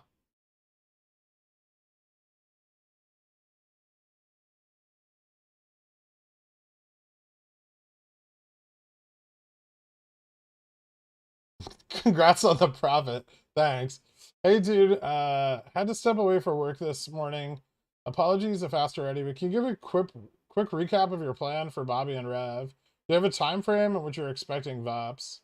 For Revlon into the latter half of next week. For Bobby, OPEX. So, yeah, I'm just, gonna treat it like any other OPEX.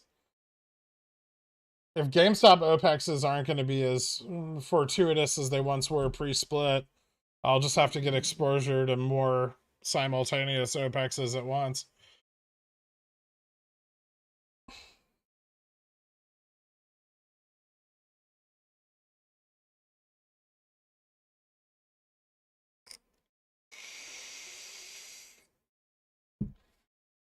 The title's held. It's not signed over to me yet, but it will be upon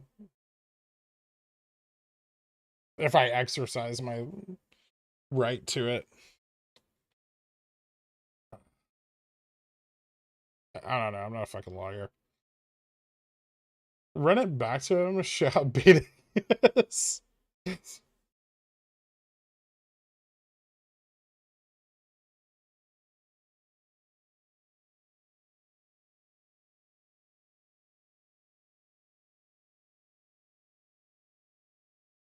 Assuming you get assigned on Amazon and the house sale goes through quickly, where will all of this liquidity be dumped? Into stocks? More stocks? You can never have enough stocks. You just keep buying the ones you like until you have so many.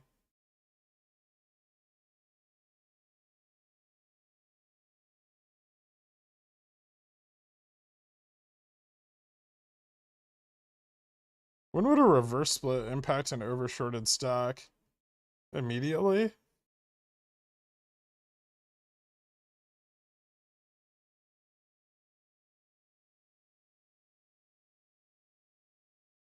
No, he never paid me back. Well, at least not yet. He still has a few more days.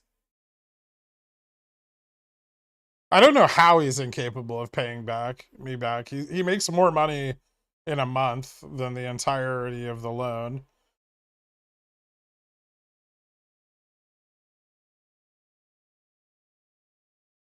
Like, he has like a mid 7 figures job, so I don't understand why it wouldn't just be easy for him to pay back.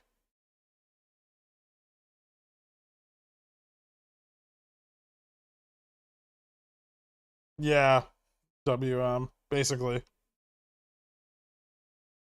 He used the house as collateral for the loan.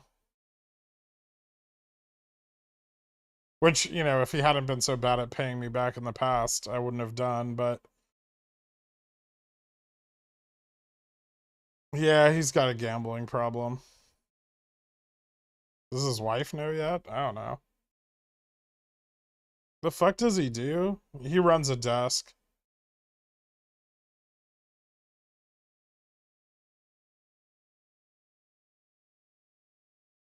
Is he Tony Soprano? No.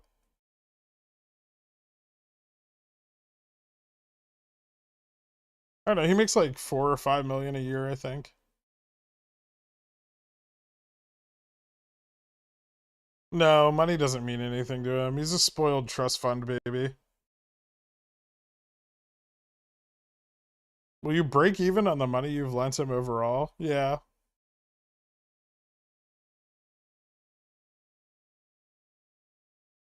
Desks aren't alive. How the fuck can he run one? He sounds like a shill. Oh, he's definitely a shill.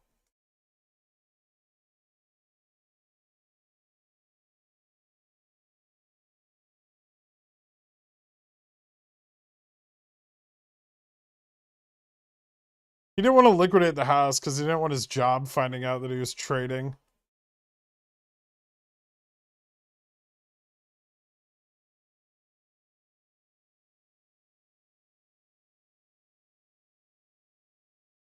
Sounds like your buddy blew his money on weeklies. He was super long. I think he was super long Netflix.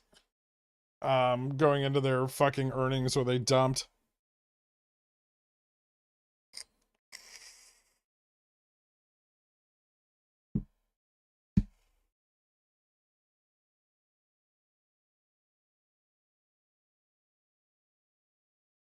Why didn't you roll them, Herva? Or move the position?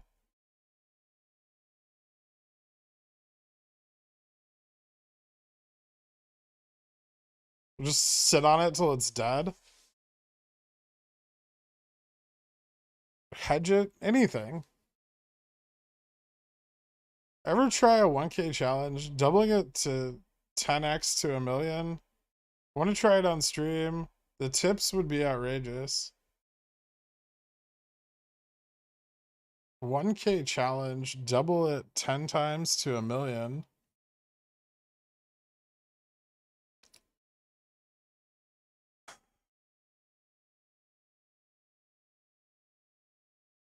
Nah.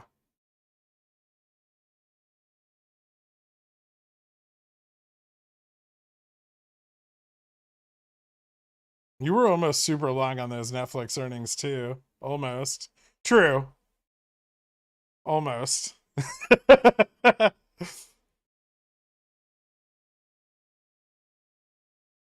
he was long the one before that though. I was long the one after that also dumped.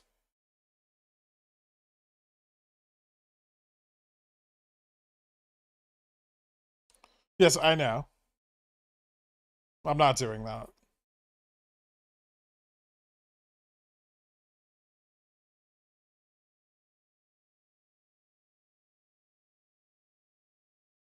You expect PBI to come in a little over the points you forecast? Hmm.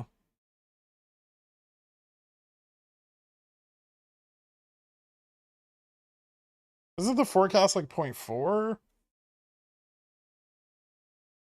Yeah, I could see it coming in at like I expect it to be way down.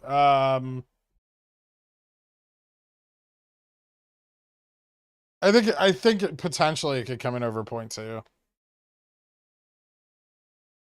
It may come in at 0.3, 0.4.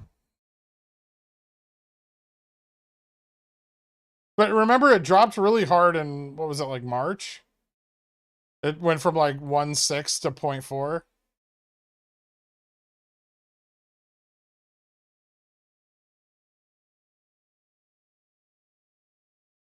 I don't think so. I don't think he watches. I don't think he even knows I do this.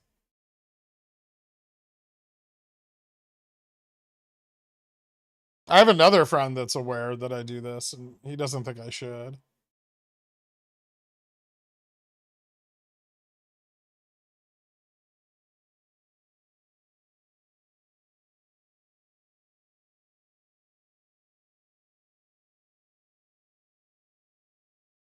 I heard a rumor that people use options calculators for purposes other than maxing out the IV and price scales, then looking at the potential gains before FOMOing into the option.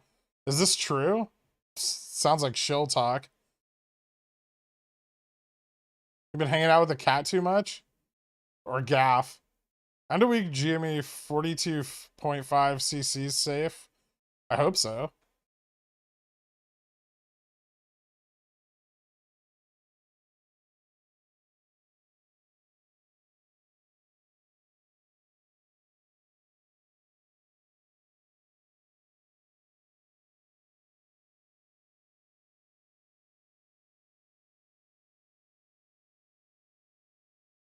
Get rid of that friend immediately. He just thinks I'm an idiot for, like, giving away plays instead of just making a hedge fund. Which he's probably not wrong about, but I don't care.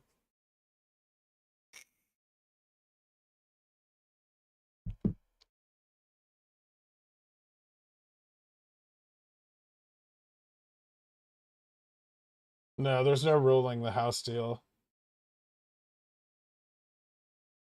Is Shill Talk the name of your new podcast? It absolutely fucking should be.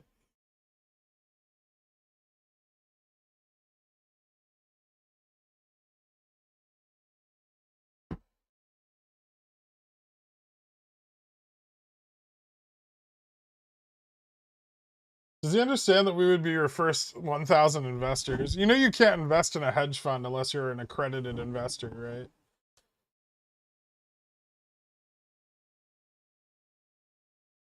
He's supposed to be at his BlackRock desk, but refuses to go into work. What's up, Girk's BlackRock recruiter? Haven't seen you in a while. Where have you been?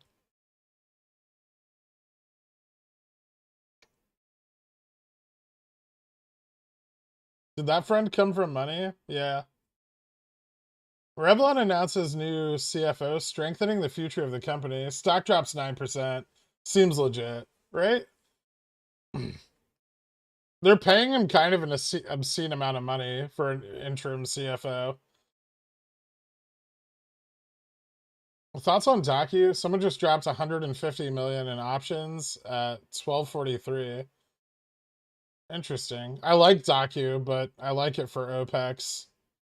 Docu is starting to track with, like, because its IV spiked so high before, it's starting to track with, like, the rest of the basket stocks.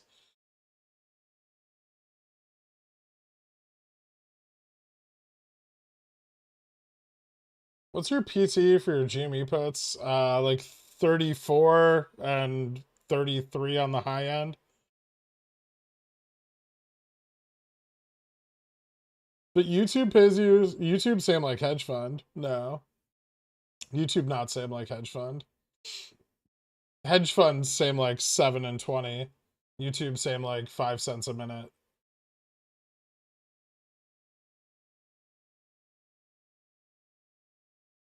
Which bank you leverage? I can reach out to them. No problem for accreditation.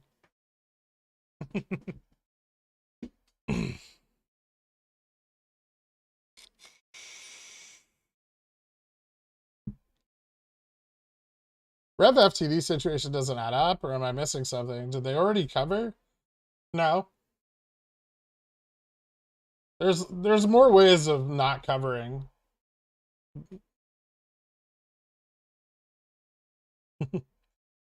Don't forget there's the OW. No one wants to ever pay for it, but it's there if you need to use it.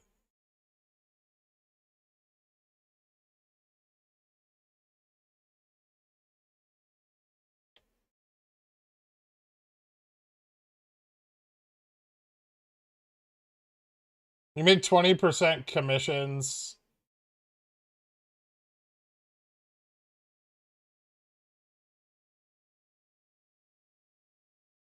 %7 management fees.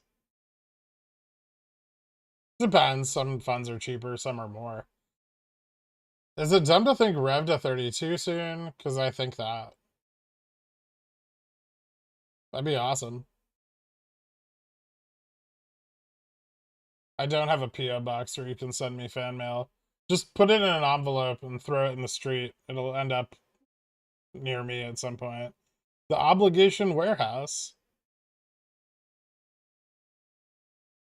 God, so quickly you guys forget when they burned it down. And then Putin invaded Ukraine to get to it.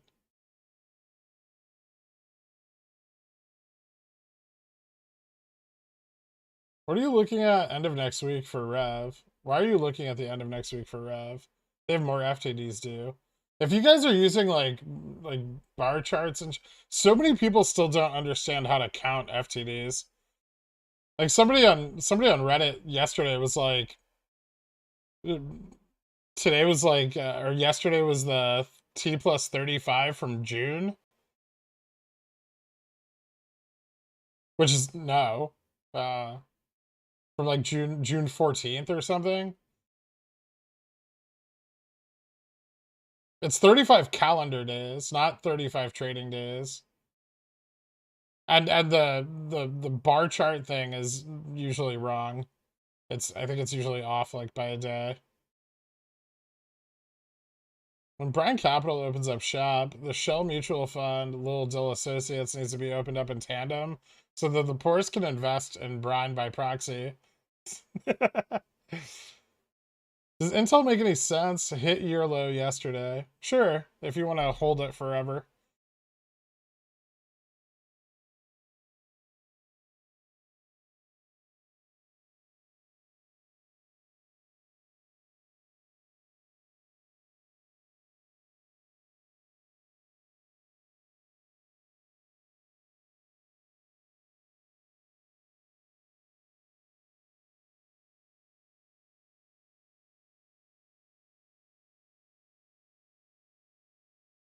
August 15th is the next date for the second half of July. I know.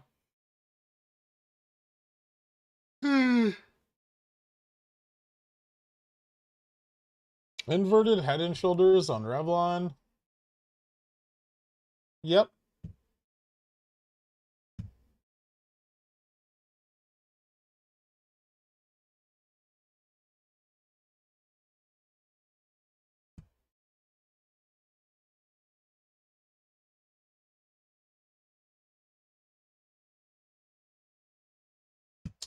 Ooh, if we looked at Bobby today, what's it doing? It's the same shit as GMA.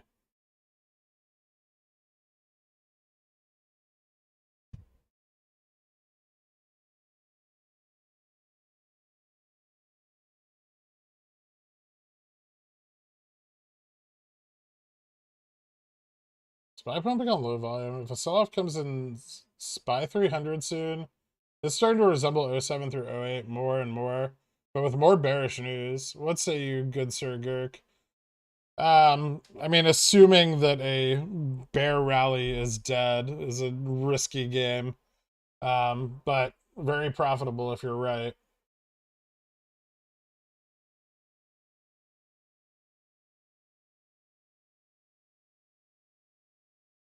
Docu ADC for October. Okay, I mean that's not a bad strike. I wouldn't even be opposed to playing that for OPEX. Core PBI started to cool in June at up only 0.4% month over month versus 0.06 a month prior. If we get a 0.5, it's not bearish. Trust me, I'm a bear.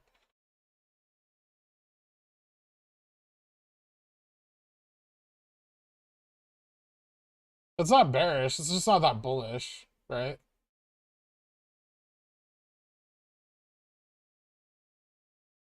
And core,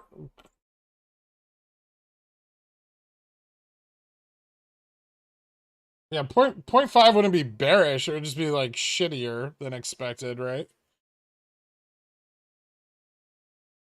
I don't think PPI comes in bearish. If PPI to come in bearish, it'd have to come in at like 1-2 or something.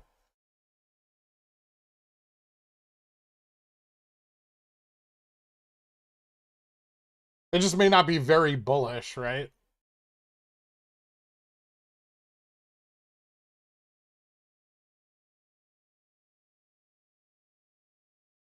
What are the chances that Fed Reserve is still buying distressed assets and market pumps to new all-time highs? Well, they sure as fuck aren't selling off their balance sheet in due course. And also, don't forget that quantitative tightening is supposed to pick up in September.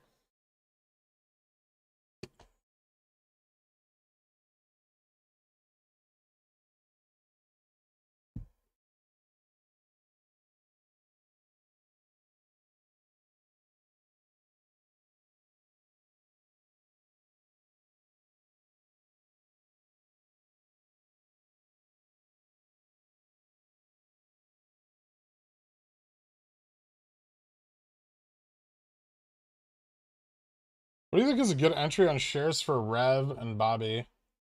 Revlon, if it can drop to 5 is an awesome price point.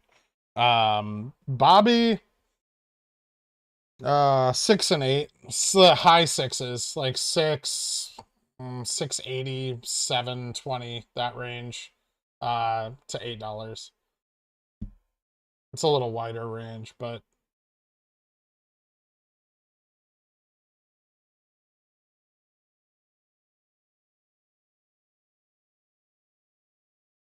why'd you buy August 26th, 3750p on GME? The open interest is only like 230. Yeah, I know. It'll pick up. Also, I don't care if it goes in the money, right?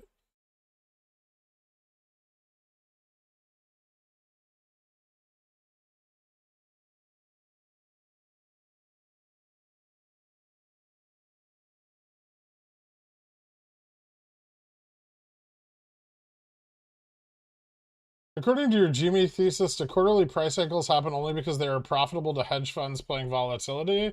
Or are they partly necessary because of underwater short positions? Well, they're underwater short positions from hedge funds playing volatility, right? They're not really underwater. It's just the clearing of short positions due to the volatility plays.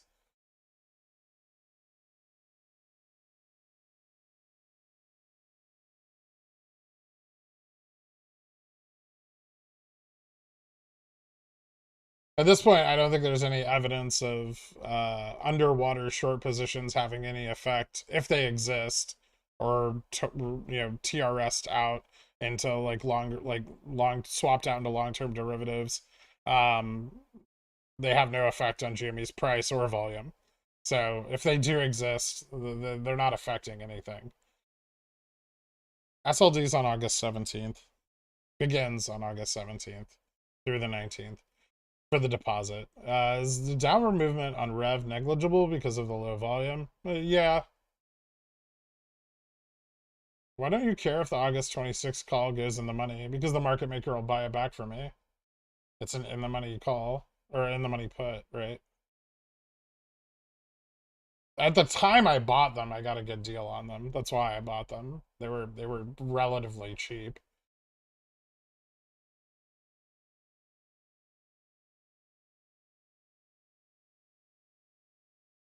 They're not anymore, obviously, but they were.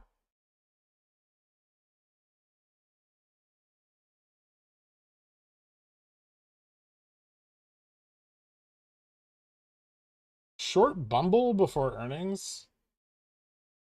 I don't play earnings, really. I mean, it's a gamble, 50-50.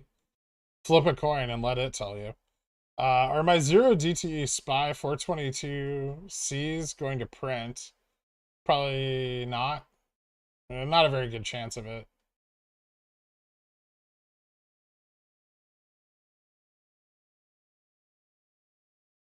I mean, you're betting on something going down that's only supposed to go up, Baradactyl, so that's why. Did I do a goofy buying 819 GME puts? It depends on how far out of the money you are. If you're really far out of the money, then yeah, you probably did a bit of a goofy. But if you're like above 35, you could be okay. You're gonna burn theta really fast. 38.75. That's not so bad. You just want it in the money before the end of this week. right? That way you offset that theta loss going into the final week. Remember, options with 20 DT left, like theta decays much, much faster.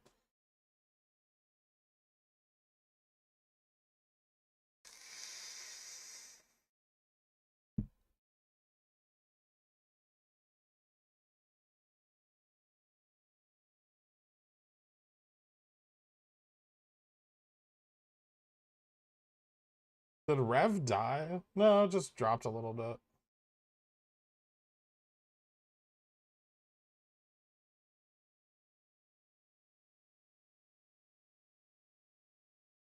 How do I learn to read and predict price movements?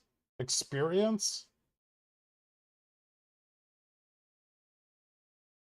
Practice? Exposure? All of those things.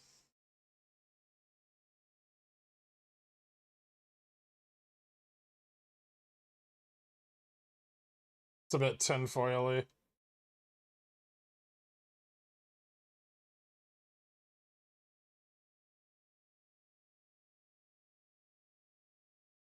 I have Rev 35 Jan 23 calls and BBBY 80 Jan 23 calls, both of which are down.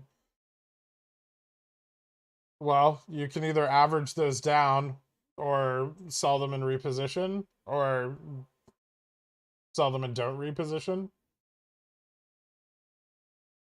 And you have lots of time on them, right? That's the point of buying those, is they have lots of time to realize whatever price action you expect. Although if I had Jan 80 calls after this last week on Bobby when Ivy hit like 260 intraday, I probably would have fucking sold them.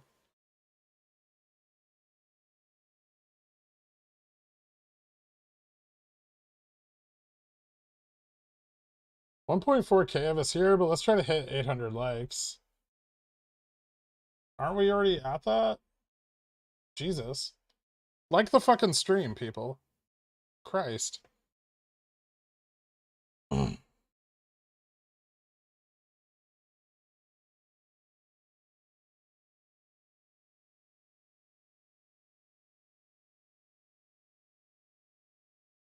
I do just like making YouTube videos. Have you thought of streaming the episodes of School of Stock and have someone edit them for you? Using Dillionaire pigeon whale funds could pay for it too. True.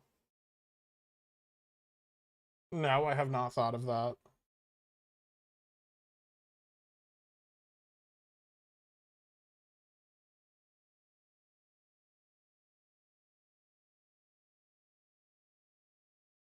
Critical margin is a real thing. In college, my professors would routinely write very critical things in the margins of the papers I turned in.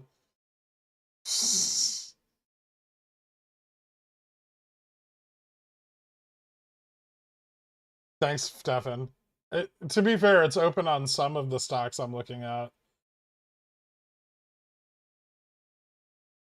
Selling Rev CSP seems like a good idea if I want an entry.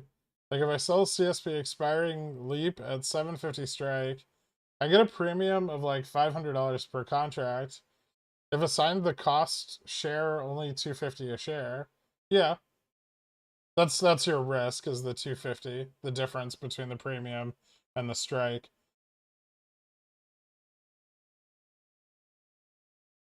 But you're tying up, you know, $7,500 of capital.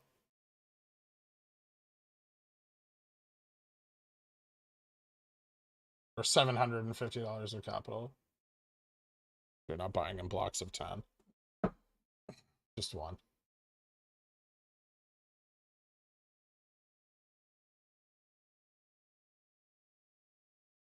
You should offer your buddy triple or nothing. Give him an extra 30 days at the house as collateral. In 30 days, you can take both houses. And his wife, once she realizes he'll be homeless. Yeah, he's not going to be homeless.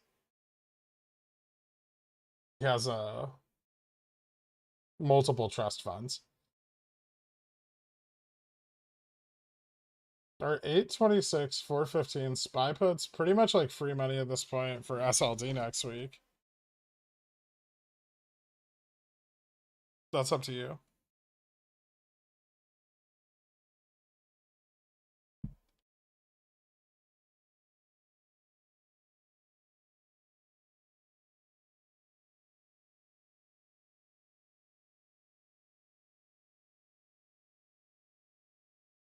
The Trendicator feature? No, I haven't. I think you put way too much weight on technical indicators that I don't really weigh that heavily, Stefan.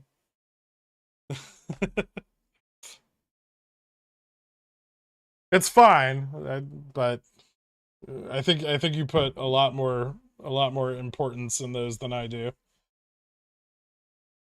Only down 15% on these Tesla puts. Classic Carl.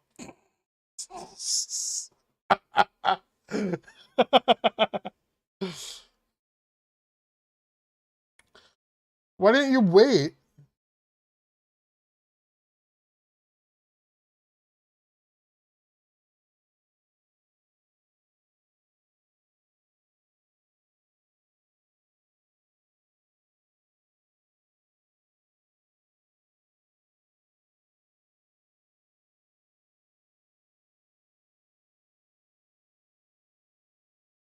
Sideways action's actually impressive. Almost a straight line. I'm just waiting for long capitulation, right? Market is bullish. I disagree. Participants are bullish. Institutions are not. For me, I'm taking SPY puts no earlier than September 16. And even those are scary to me. There's just not that much economic data before the middle of September to cause a big drop. True. Well, yeah. I'm prepared to roll again if I have to.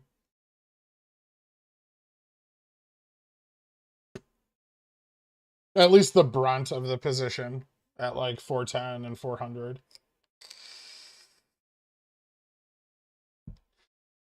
The rest of it, you know, I'm trading around the bigger part of the position, like the 415s and like yesterday I took profits on these, today I bought them back.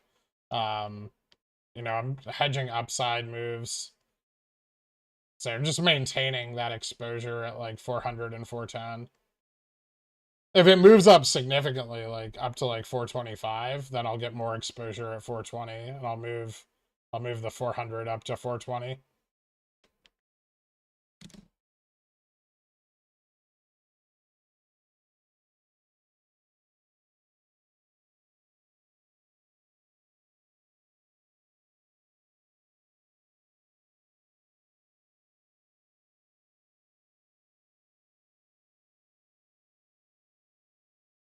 In the case of NOPEX, like June and July for Jimmy, looking to get near the money 916 calls and hope to make gains around 15% price increase like in June, July. Can I still make a good profit? I mean, you can make a good profit if you're near the money or out of the money. IV spiked in June and July, so it doesn't really matter. IV spiked less in July than it did in June, but IV spiked really hard in June. It went up like IV 30 went up 30%, I think. Most of my position in June was like 950 Cs, and those were up like 50% at the top, I think.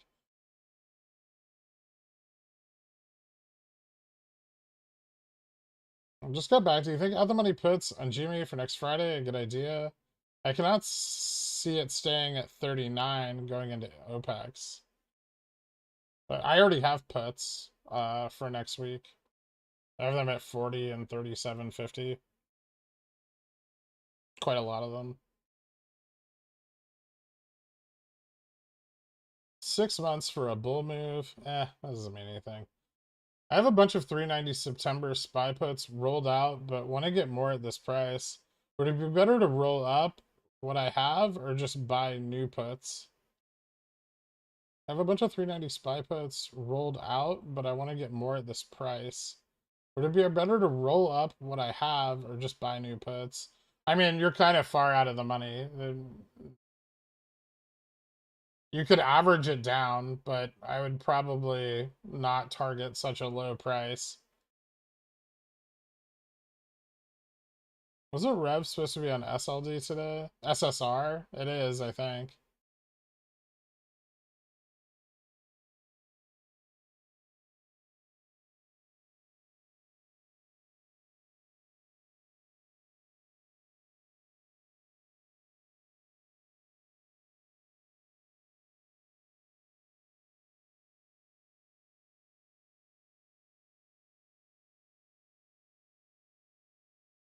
Okay.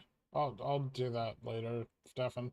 What are some good strategies to study using Bolorama's daily reg show updates as the plays?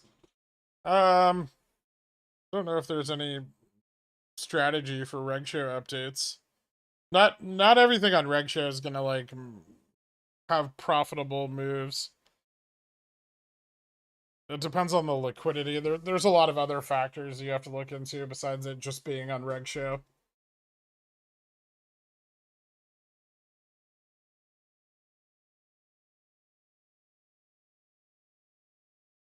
Do you think a bear rally can last through September? Possible. Yeah.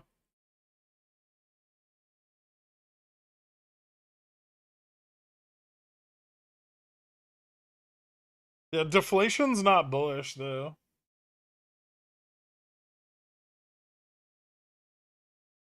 That's a mistake. Like the macro data, like it looks good, right? Inflation coming down, but that doesn't normalize anything, right?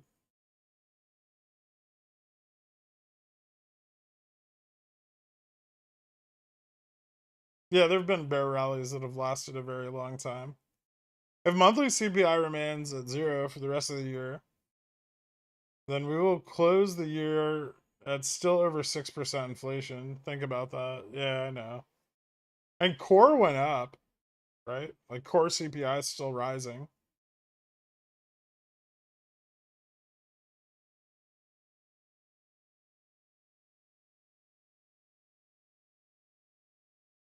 How deep are you going for Bobby OPEX? I already have a lot of Bobby.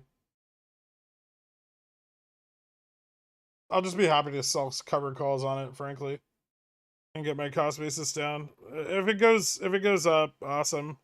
It'll have to build up a lot of momentum again though. Watch PCE and CPI stagnate, and we just chop between 430 400 for another 6 months. Yeah, I could see that happening.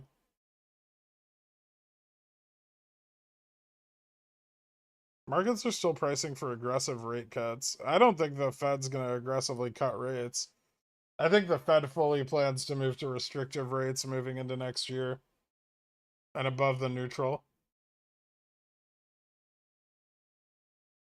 I think now that the market's got a little speculative value, they'll hit it fucking harder.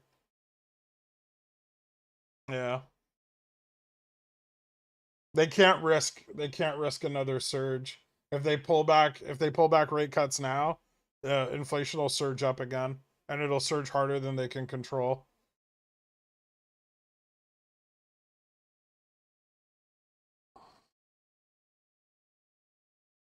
Would this be a good opportunity to average down on Rev, or do you think it'll go lower in the next 2 weeks? It could go lower into the middle of next week. The end of next week's got some hefty FTDs though. Anyone want to buy these calls on Carl's T?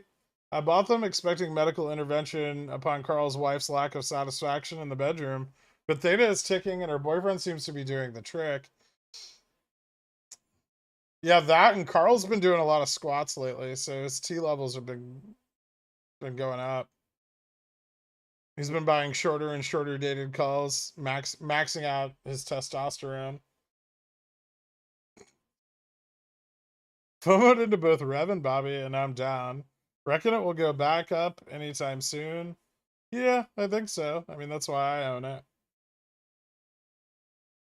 1.0 rate hike for September? That'd be interesting. I mean, it gives, by the market going up, it gives the Fed more room to be hawkish.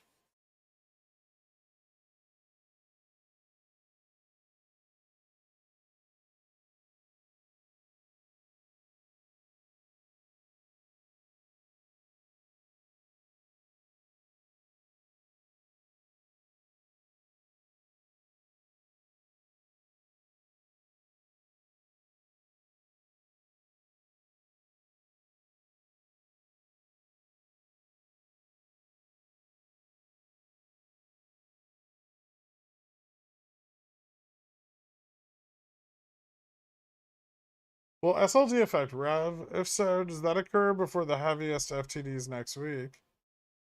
It occurs during them, and no, it shouldn't. Revlon doesn't really have any active fund exposure anymore. Like some mutual funds, but that's it.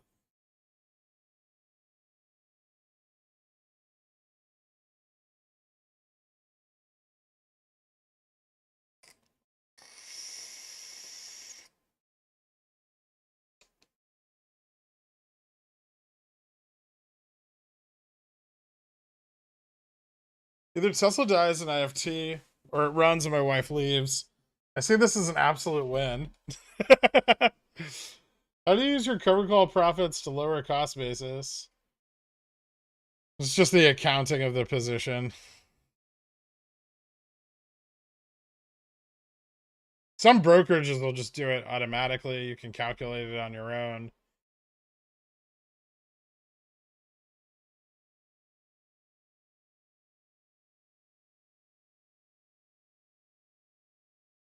Using my rev gains to cover some of my SPY put third degree burns. When do you reckon conditions will get better? We'll see what happens for SLD. SLD can lead to a pretty drastic decrease in the price of the market. I, I think the Fed's got some more room to be a little bit hawkish now. This pump is also good for their like soft landing, right? And don't forget that they have to double down on QT in September.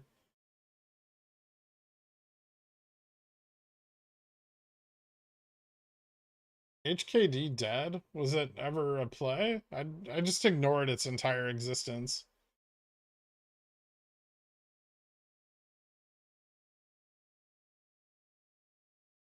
What time in the morning does VIX options expire? Open or in the pre-market when VIX starts up? I have no idea. I never hold them that long. I forget. I think it's a market open.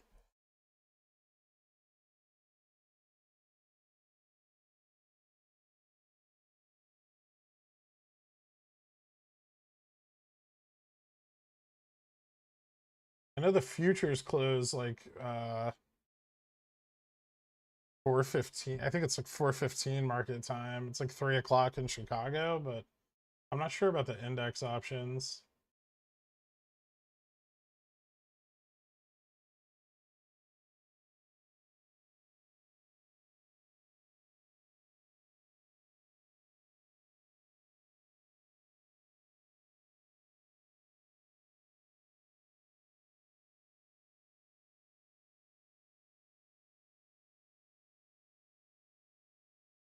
Yeah, I have no idea.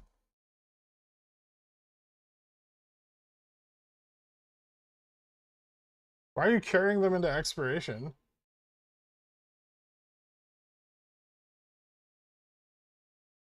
I think is the better question. Why is that a concern?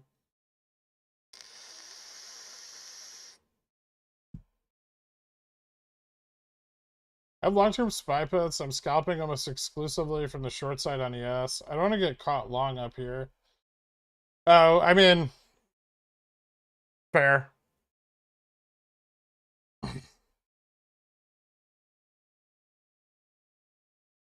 I don't mind short, long entries right now just to capture the like bullish surges. Like I'll probably hedge the upside again tonight, but I definitely don't want to be in any kind of extended long position. And I think that sentiment's carrying over to institutions as well. Like they don't want to be caught long. Because even though there's some bullishness, right? The momentum isn't that strong, and buyers are skittish.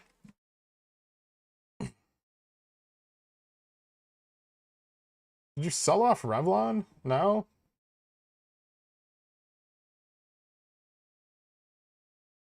Had some low risk VIX CSPs expire today. $20 strike.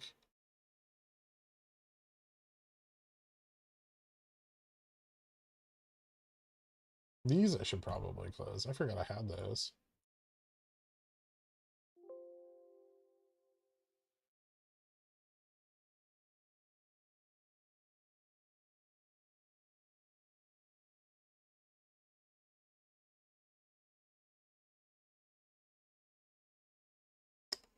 I'm buying back my contract that goes in as buy to close. That's correct. 395 SPY puts for September not looking bad.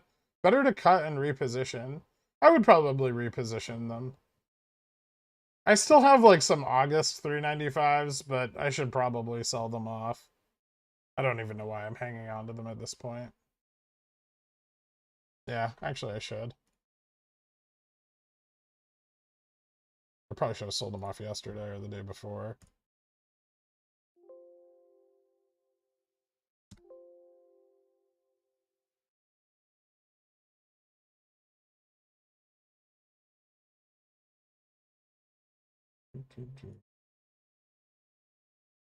$15 for... I'll wait for more.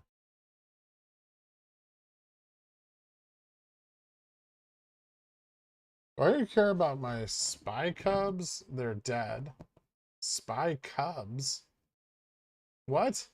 Managed to turn 1K into 5K from Bobby and Jimmy in the last year. I know it's not much, but what's the best way to grow it at this point? Swing trading stocks like AMD, CAT, EPAM, etc. No. I mean, technically, the best way of growing small accounts, at least in my experience, is scalping.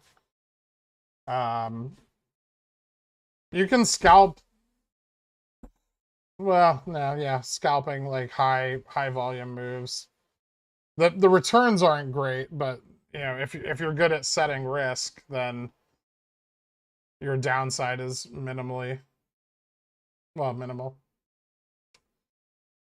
Forgive dumb questions. I'm a lowly poor. I didn't want to buy them back even for a penny yesterday because it was all for pennies per contract anyway. Fair enough.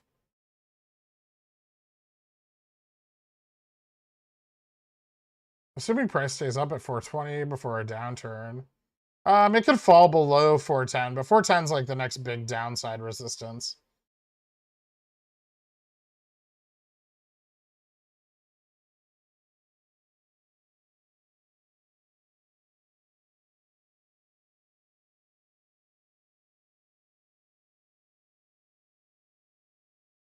For a big believer in the rev thesis, couldn't you sell 1223 CSPs and use the high premium to buy 123.35s? Would it be more profitable to or less risky than just buying more calls? It's not less risky because you're spending the premium, and if the price drops, then you have leveraged. You have like a leveraged loss on the downside.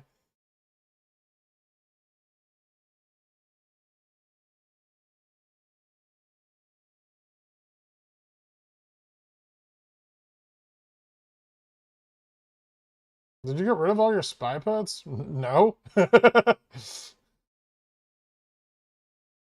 I sold off the August 19 395s.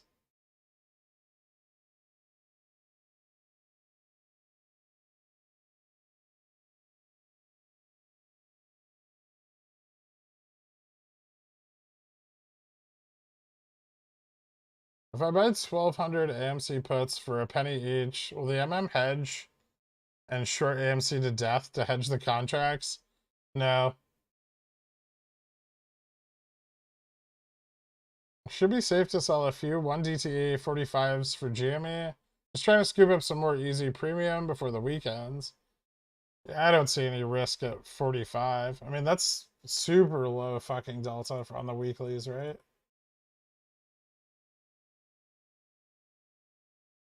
Like, yeah, like 11% chance of going in the money today. Probably lower tomorrow.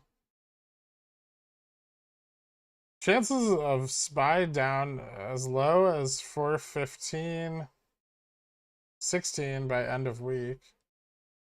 That's possible.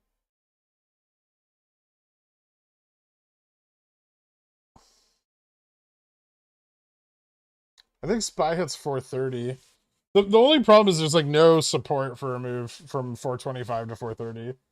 There's interest at 430, but there's nothing in between.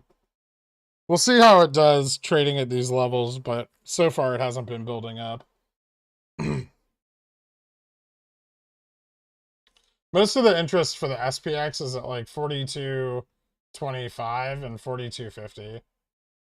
And even this gap is slim. Like there's not a lot of interest there either. And the gap between 42.50 and 4300 is barren. Like this is just a desert.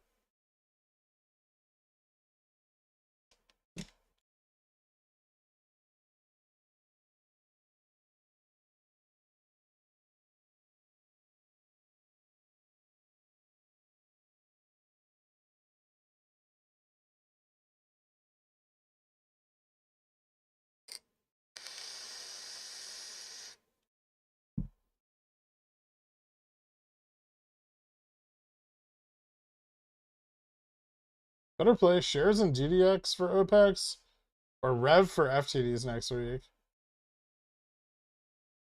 Up to you.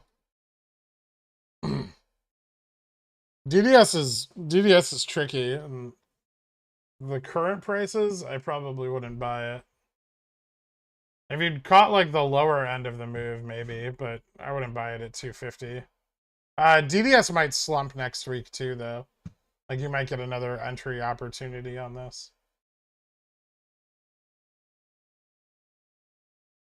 Is XRT moving up today again?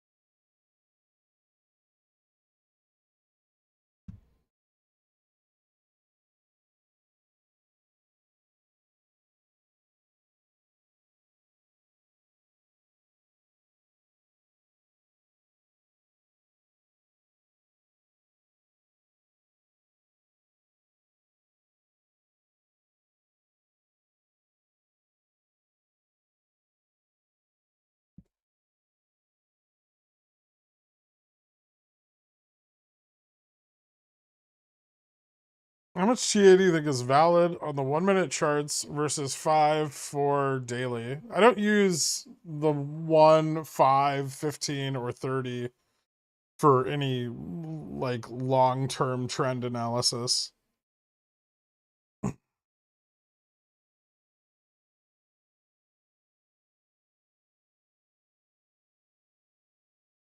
So if you're doing like long-term analysis, you want like an hour or more, ideally more, or at least confirming on longer time frames.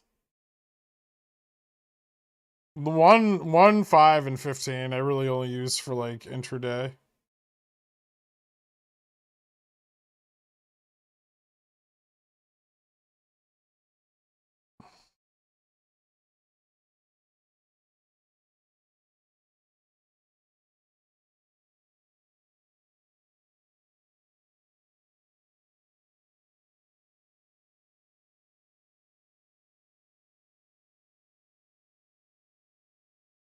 Anything funky with after hours this week? No, just a lot of after hours hedging. Nothing funky though.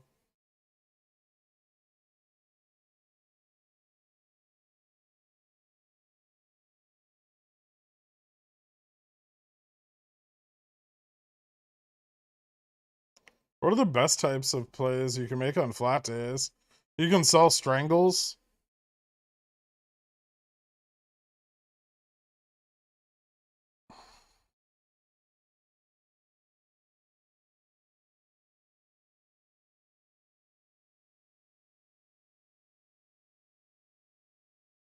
If RC were to announce a buy-in, what day would fudge it for them the most? Like the 19th? For, I assume you're talking about BBBY? I think if he was going to buy in, he would have already.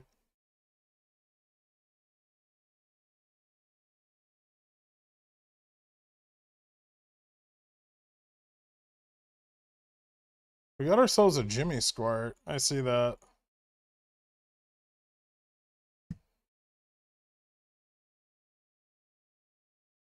Although, not an extremely impressive one.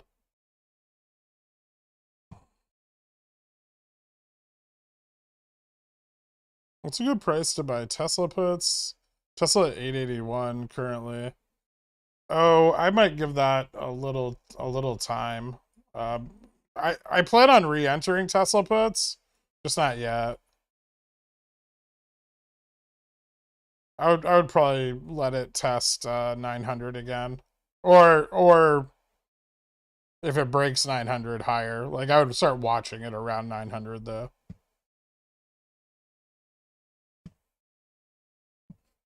900, 920, those are big resistances.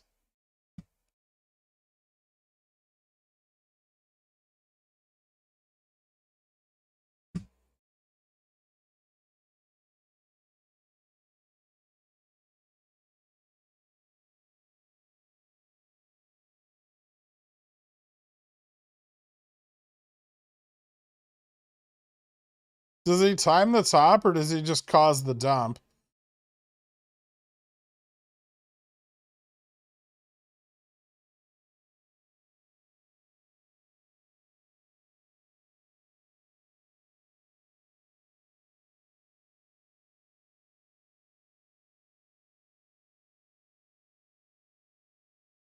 Do you at least give it T+2 to cover any more Gex upside? Yeah, generally.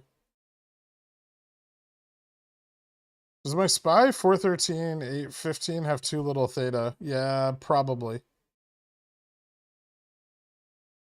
If you're trying to capture SLD, yes.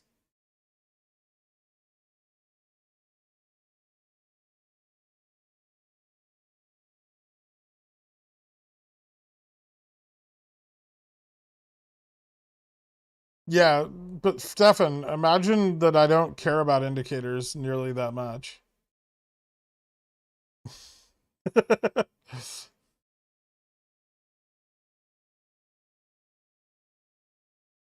Why do they FTD bot contracts in the options chain?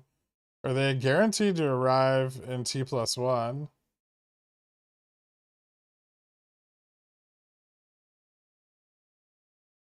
Wait, what?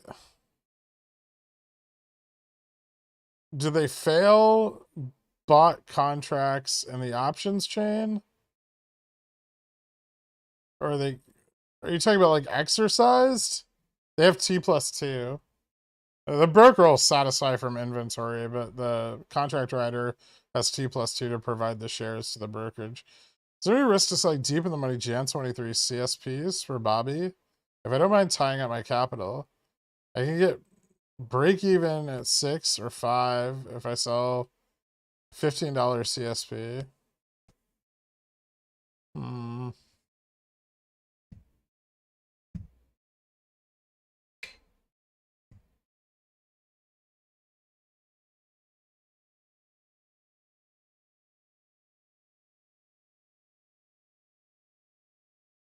It's not terrible. I mean, your mid's 850. Yeah, I guess if you don't care about tying up the capital, or you think Bobby will be trading higher than $15 by the end of the year.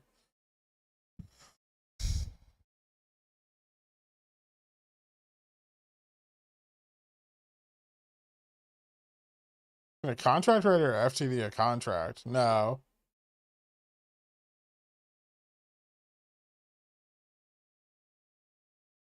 How's the SPY looking? I have September VIX calls. I kind of want to roll them out further if the SPY is going to be bullish for a while. It depends on how close to the money you are, but generally SLD causes a spike in the VIX.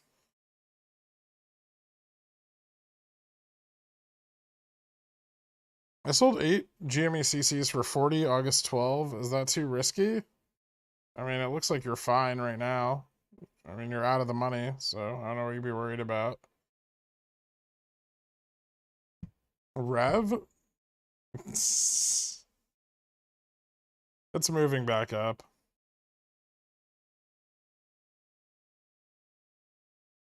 Maybe I should,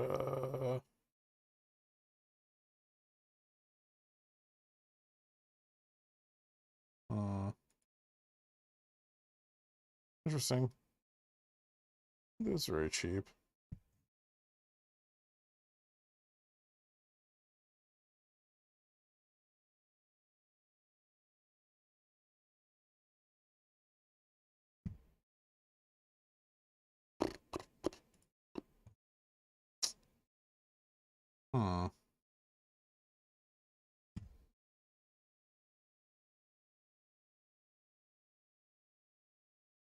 If a CC expires in the money, is it pretty much guaranteed to be exercised? Yeah, unless it's one of my Amazon contracts. I sold 8 GME CCs for 4C August 12. Is that too risky? Oh, okay, whatever that. How do FTDs look for Rev? Bullish? I mean, the last report did. We haven't gotten the next one yet. We don't get it for another 5 days. Please full port into Twitter puts.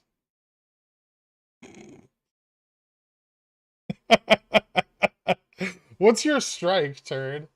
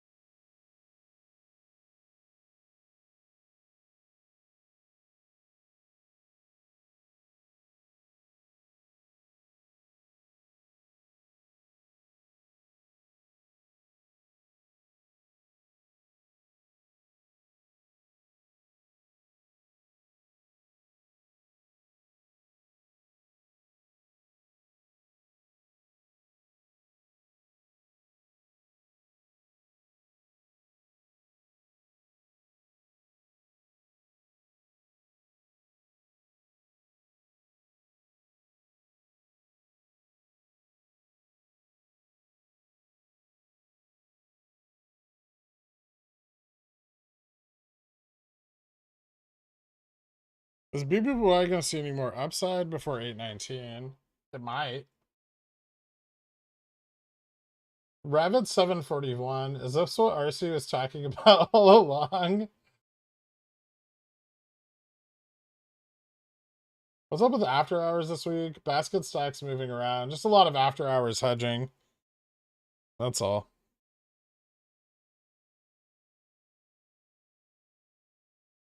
Today's been boring as fuck. It's not as bad as yesterday was. Yesterday was way more boring than today.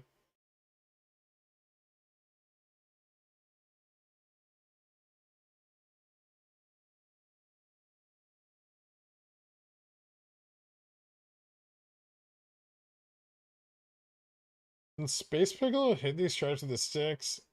With a stick. Boring days trading flat.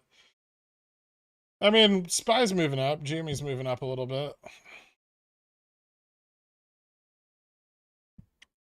Maybe retest 40. Not bad.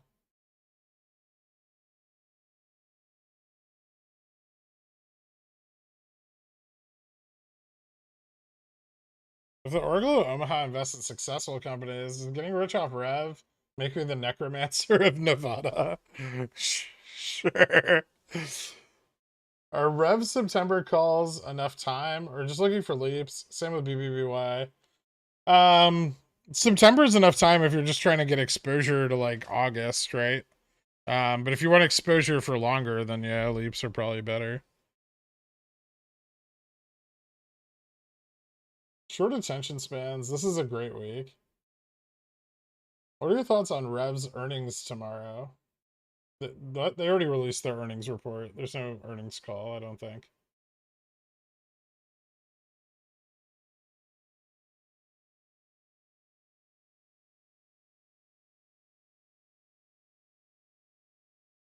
More downs. FPR Bobby before OPEX. More downs for Bobby before OPEX. Probably, yeah. More downs for all of them before OPEX.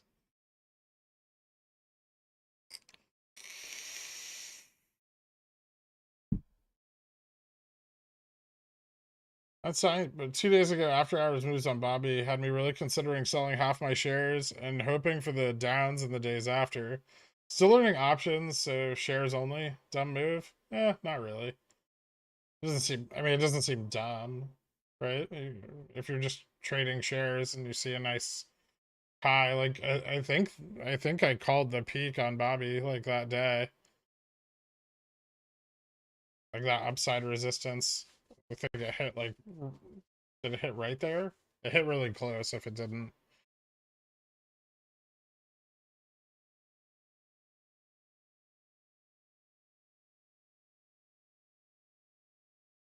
Should I be worried about my SPY? 415 August 17s. They'd be better a little further out, but right now, no, I don't think so. I'd be worried about them if it broke 420. Why do I continue to hesitate to get in on cat? That's understandable. I mean, I only have a small position in cat right now. It didn't pull back, so I'm not super confident in the upside.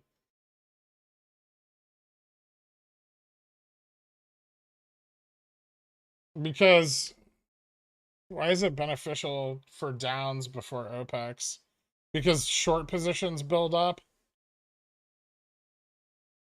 Think of it like a slingshot, right? A little slingshot with a handle. You want them to pull that back. And this pulling back is dropping the price of the stock. Because they load up on puts, right? And then when OPEX comes, they sell the puts, which causes the market maker to deleverage.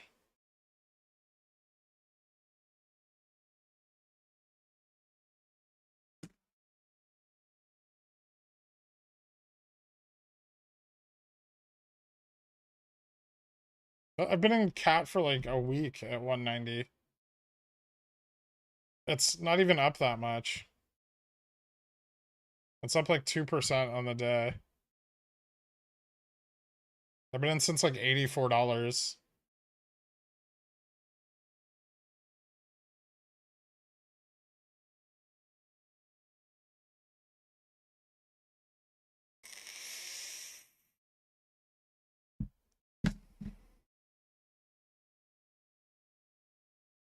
Do we know why Saxo closed the options buy button on Rev? No, and that's just tinfoil. Saxo just does weird shit because they're a foreign brokerage.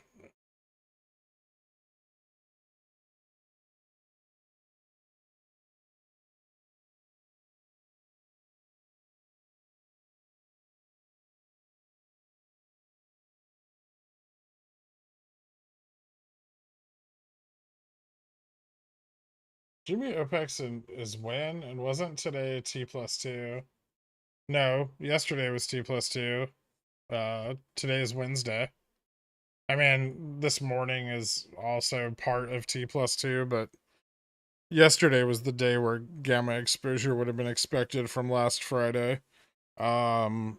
Which, they closed the price low, so that wasn't really a thing. OPEX is on the 19th. The settlement is the following week.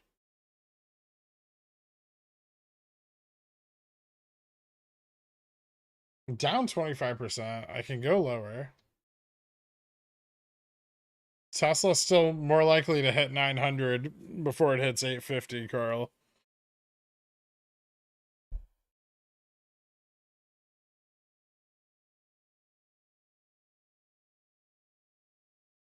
Could this be Gex covering from Monday? Some of it, yeah.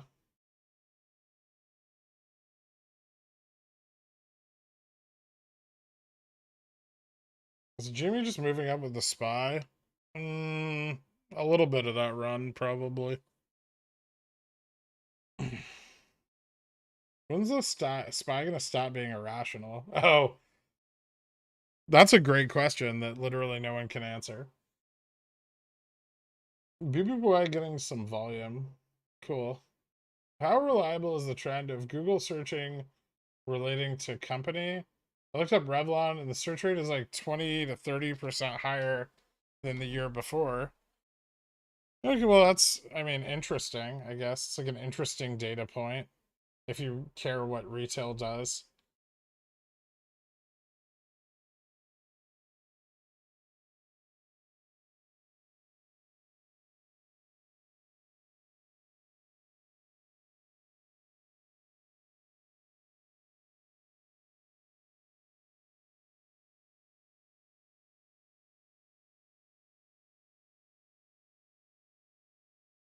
Bobby flying. Ooh. Oh, nice. It's doing a thing. That's exciting. Do I buy back my calls? Yes. Well, hold on.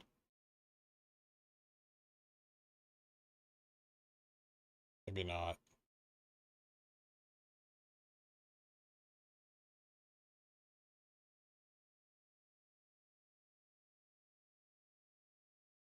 Time is it? Almost 2?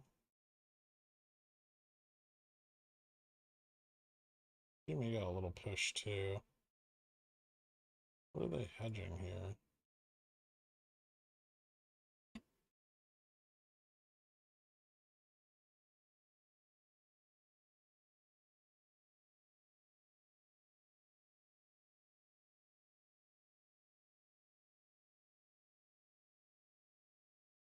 Hmm.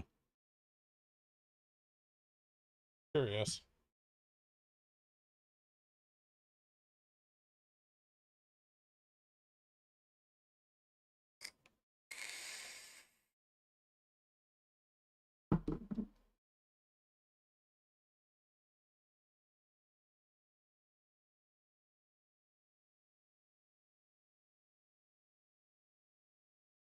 It's really important that it's over 10 if it holds. I'm not sure it's going to hold, but it's interesting.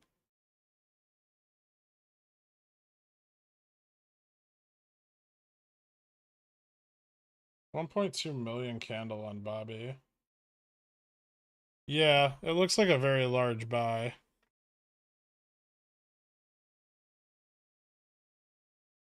But to what end?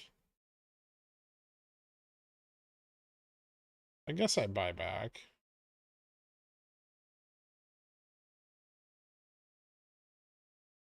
Hmm.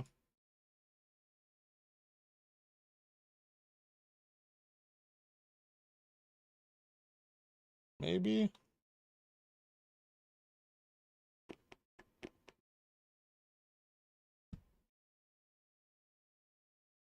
It's not Wall Street bets buying in. That's a big buy, though.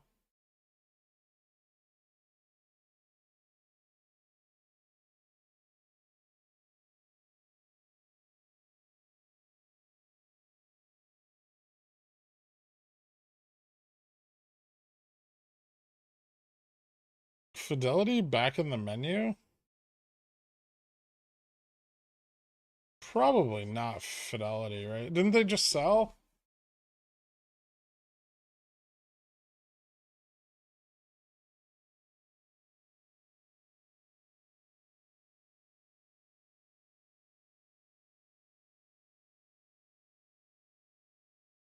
GME moving a little bit. I wonder if they're just dumping off internalization.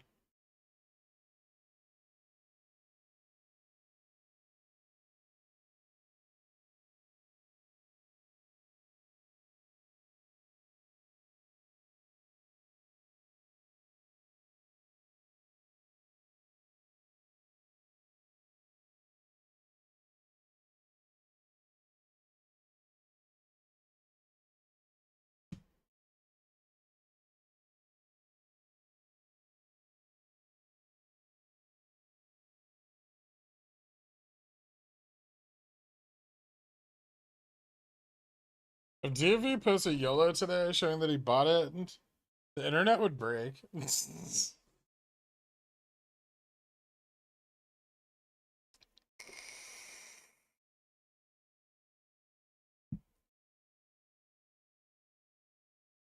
2 p.m. dark pool dump. Yeah, maybe. We'll see.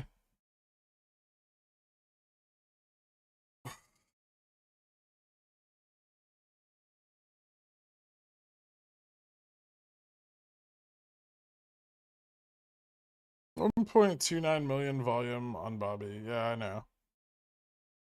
See if it holds.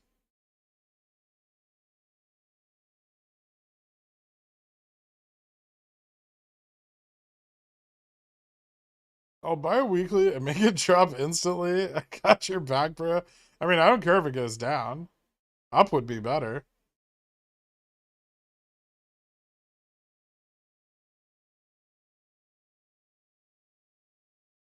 The thing is, GME's like utilization dropped off really hard yesterday already. Although if they internalized like a bunch of the pump this morning from the market when they dropped the price, we could have like a reversion before falling off again.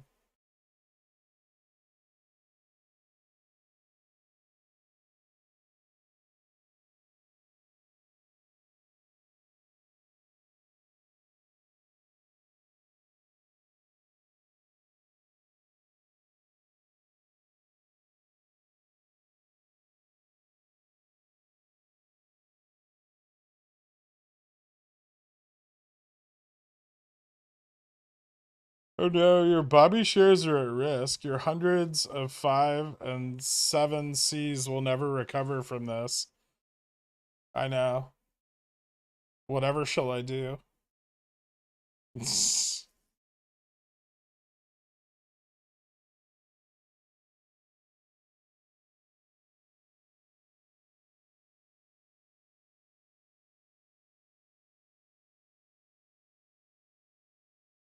It's time to average down on GME puts. Not terrible, actually.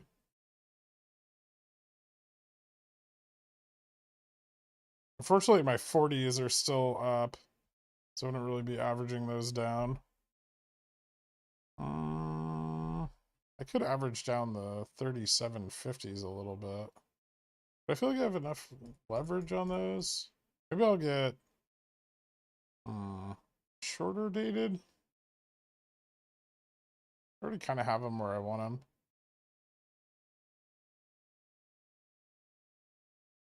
them. Ooh, Bobby caught a nice little bid there.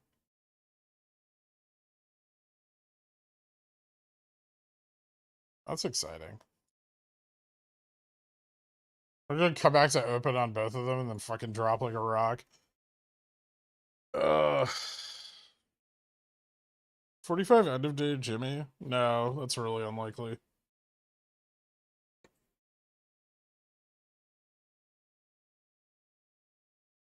It'd be interesting if we retested Gamma Max, but I don't think we will.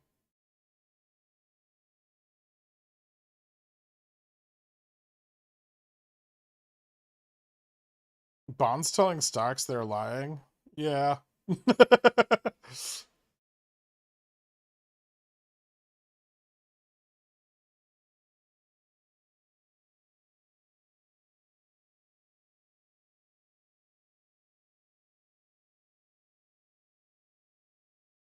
Don't tell my $45 calls that. Oh, I'm sorry.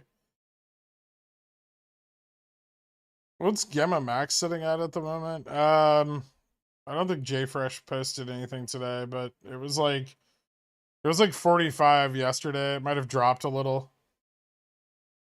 because there was like a lot of like call side capitulation yesterday. So, I'm not sure for today, but I'd imagine a bit lower.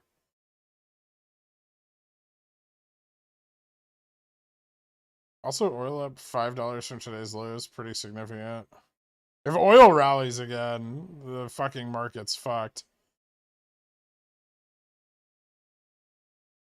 Buy pressure is still good on GME. It's okay. It's low volume, but it's picking up.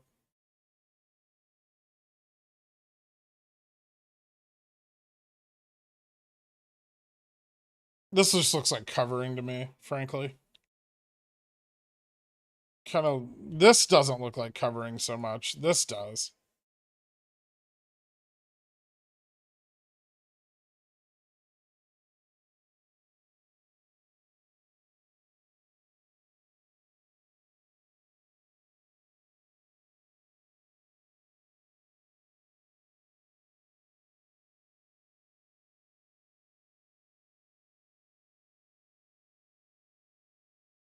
True Penny Stock, INTK just signed a contract with Lowe's to sell its product. Interesting.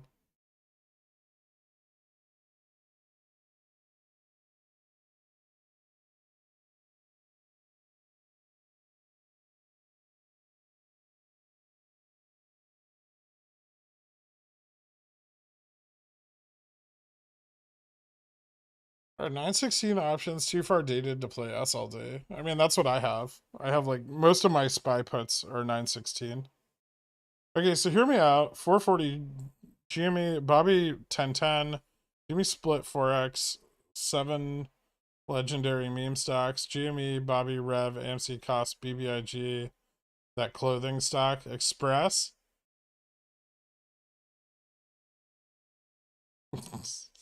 Jesus.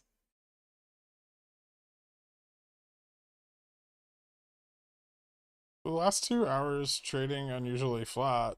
I mean, they were flat. They weren't unusually flat. We were just as flat yesterday.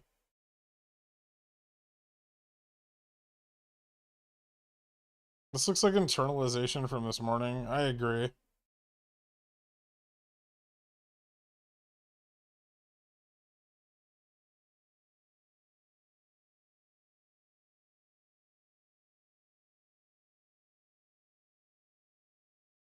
I don't like penny stocks, but AMRS has options, and someone just bought a lot of calls today. 28% up. Cool. Yeah, I still don't like penny stocks. Even with options, I don't like them. You can make a lot of money on them, don't get me wrong. Like, a lot of money on them. But I'd rather just avoid them at all costs.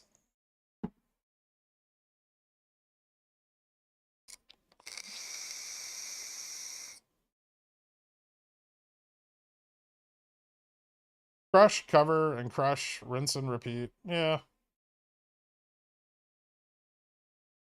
I'd be surprised if either one of these hold. If they do, that'd be awesome, but I'd be surprised if they did.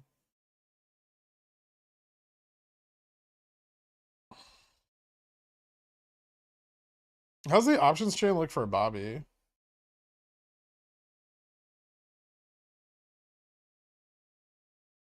Still really strong at 10 for the leaps. The nearer dated shit, a lot of it sold off. So it's okay. I mean, it's not as strong as it was like a couple days ago, though.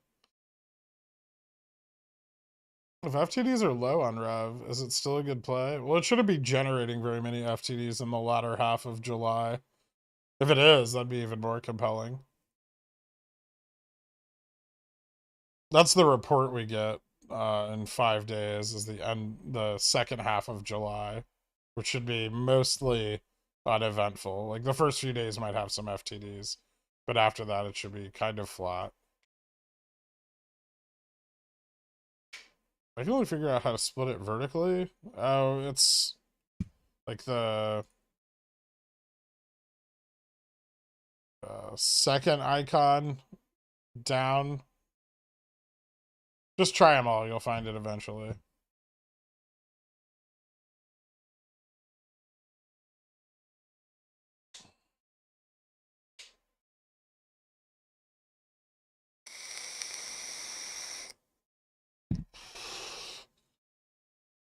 The GME run flipped my CC red. It's because the price of the premium for the contract you sold went up from the point in time you sold it at. Do all gaps eventually get filled? In which case, Bobby's got 2 around the 880 and 630 ranges still. No, not all gaps fill. Usually they will, and I don't know about those gaps.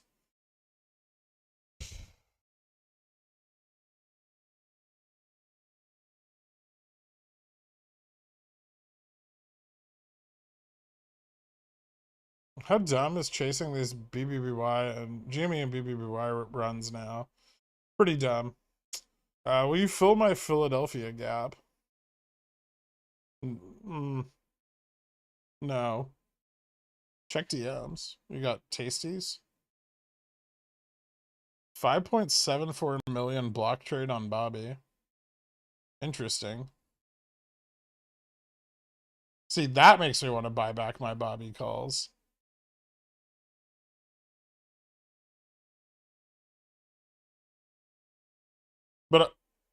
The question is it like Cohen or someone buying in?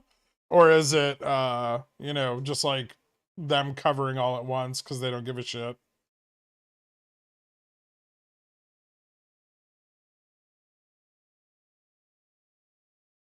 It's like, ah, fuck it, we'll buy it because it's only going to hit like 1050. How reliable are Tesla FTDs if I start tracking them? Volatility shorted on Tesla heavily, but it doesn't generate as many FTDs because of the massive size of the float, right? Statements like that make me want to front run you. What tells you this looks like internalization from this morning? Timing, range of movement, volume. The fact that they internalized a bunch this morning in order to drop them. They don't want them above that strike, right?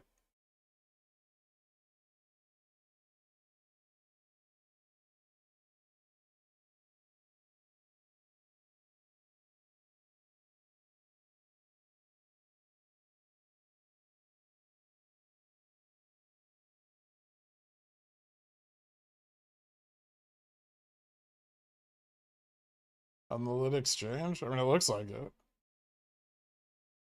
Why would RC buy at these prices? FOMO? To be fair, his second buy-in into GME was already up quite a bit. And there goes Revlon. Yeah. Okay, so that's really starting to look like. It's also because it's happening on all of the stocks at once, right? AMC doing it now. Let's see if it's happening on JNW, because that one's like the one that's like least influenced by retail. No, JMW is actually up for today. It's outperforming everything else. DDS?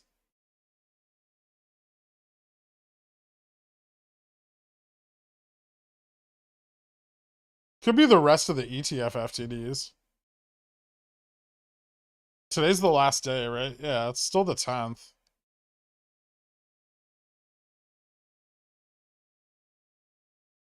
They were lower today, though.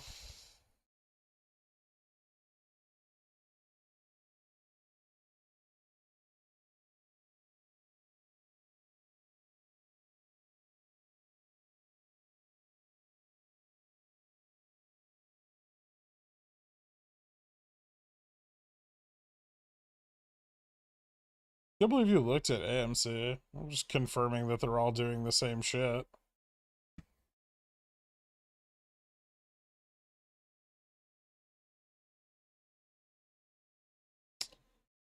Because the options market closes. The equities market stays open. Well, it's not open, but you know, you can trade on it. Yeah, I sold my AMC yesterday.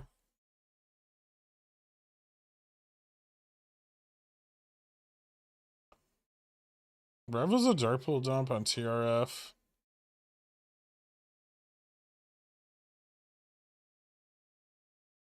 Our 9.6, 396p SPY puts toast. Best to roll? They're not toast, but you're really far out of the money. I closed the 395s today. I'll move it up over the next couple days. 3G is a short version of 13D. 13G is a short version of 13D. Someone buying more than 5%. Good afternoon, everyone. I hope you're all having a great day. We're lucky to have this incredible, welcoming community disguised as a toxic cesspool of cynicism and dumpster handies. Thanks for being you. Thank you, Atwell Enjoyment. I appreciate it, man.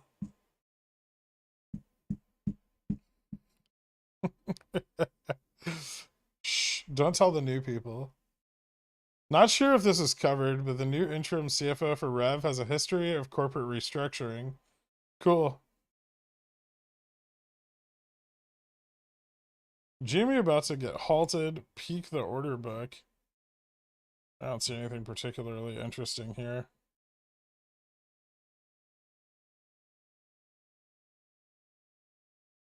Nope.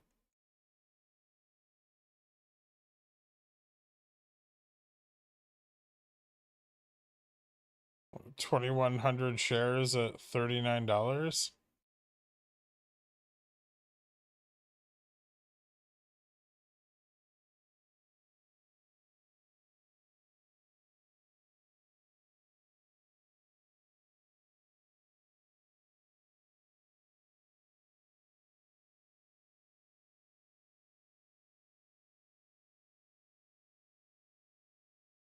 No, it's not that crazy. About to be my Kanye's favorite breakout signal. I'm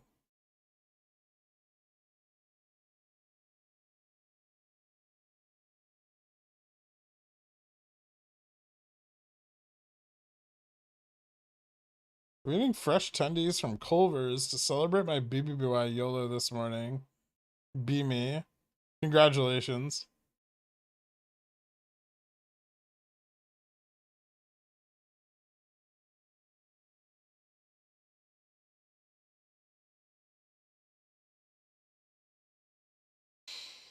Alright, I'll be right back.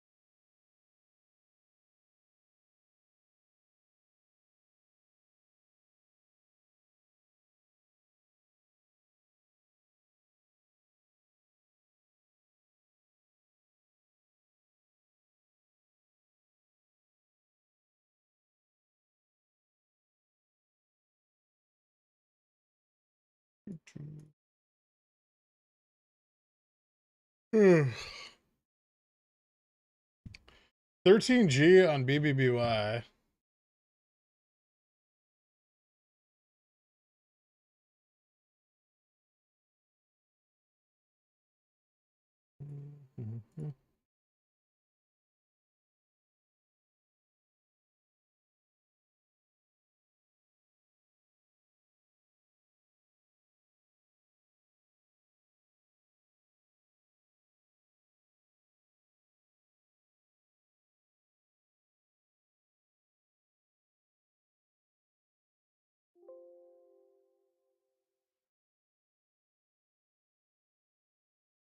Revlon doesn't look halted, just typical low volume. Came out this AM. For who? Does it say anything? Like who bought in?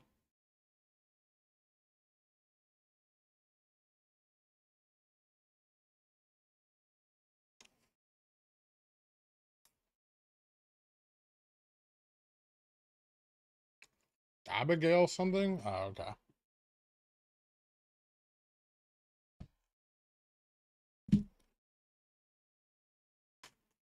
It came out this morning.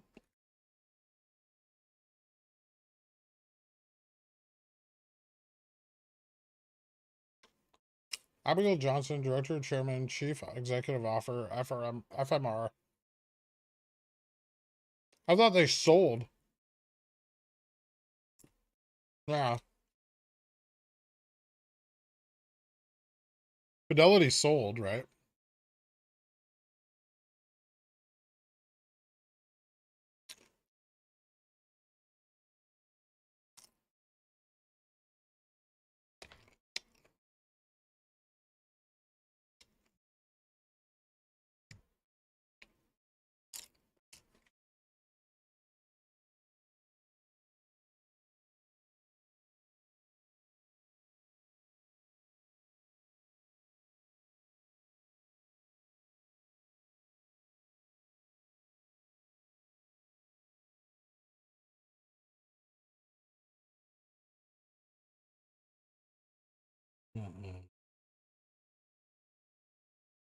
Ooh.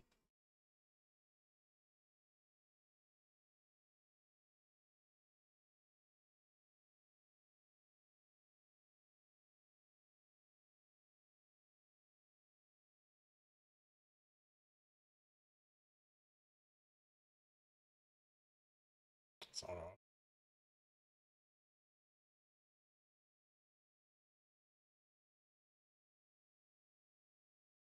God damn it.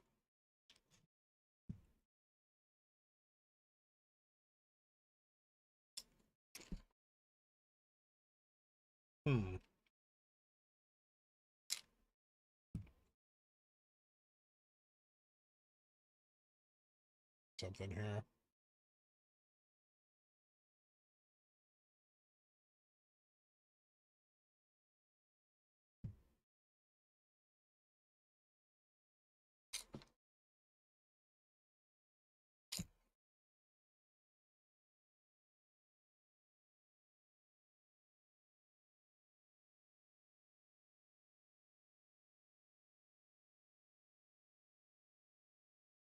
Fed's Kashkari.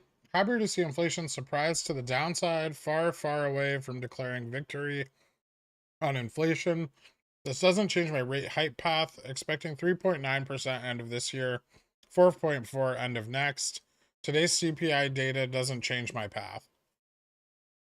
Yeah.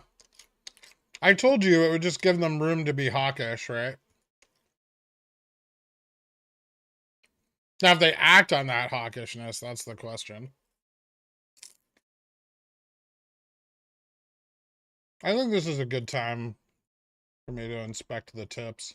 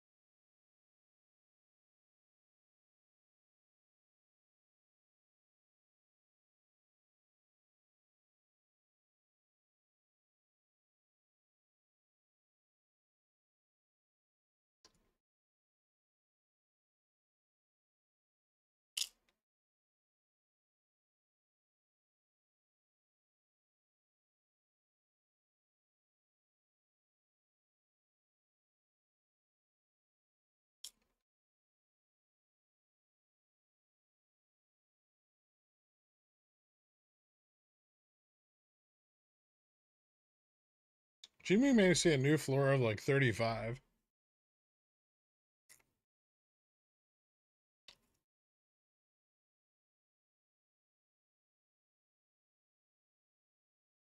Roughly.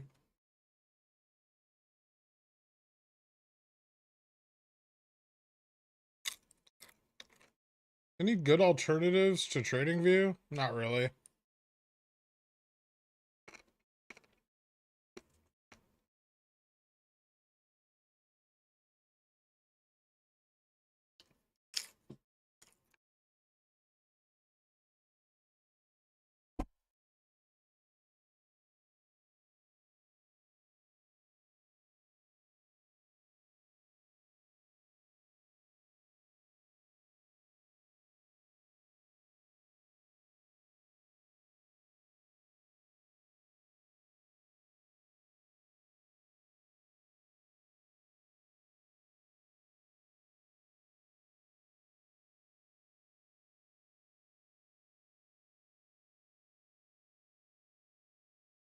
Interesting.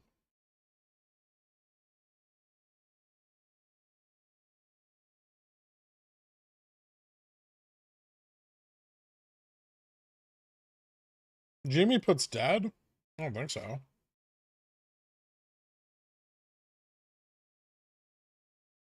We're gonna go down much next week. How are you approaching OPEX?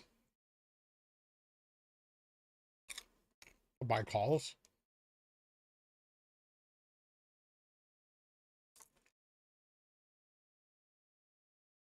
Yeah, I bought back the Bobby covered calls because they expired tomorrow.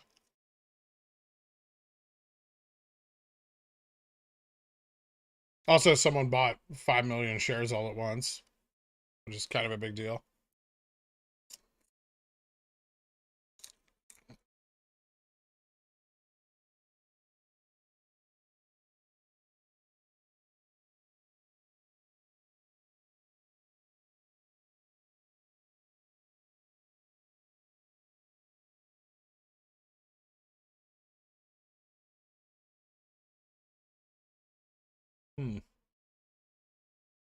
Trying to see if I can identify any normalization here.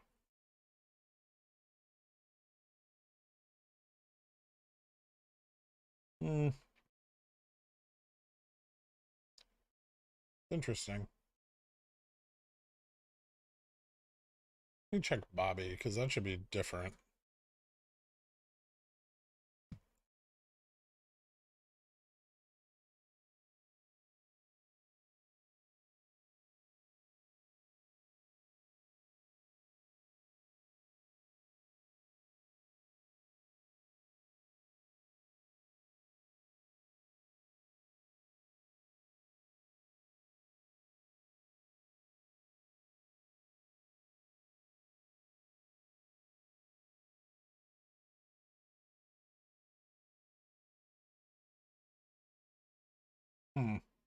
Yeah, it looks like it's kind of run its course. Oh, okay.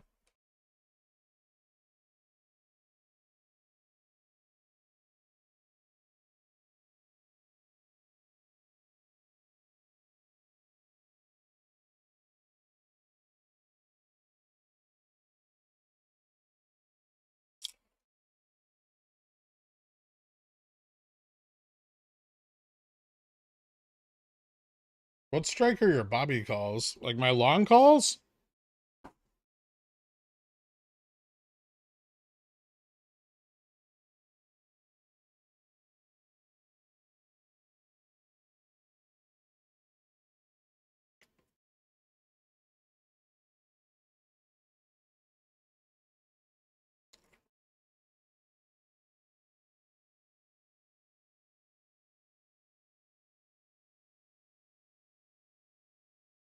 They would only need to publicize their shares if they already owned shares.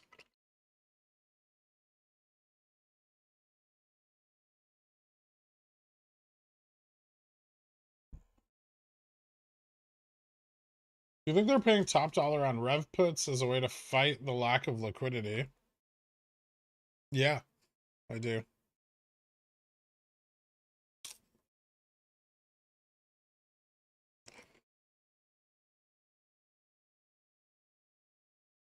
100% of my currently open calls on BBBY are for January.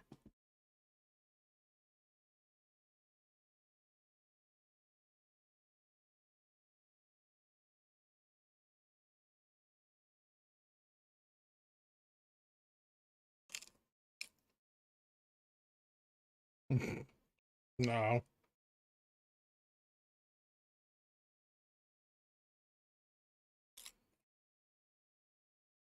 I think it might be internalization getting dumped. But what's weird about it is they usually don't cover it all at once, right?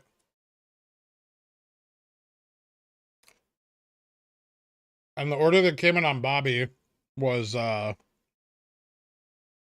block order for like 5.7 million shares.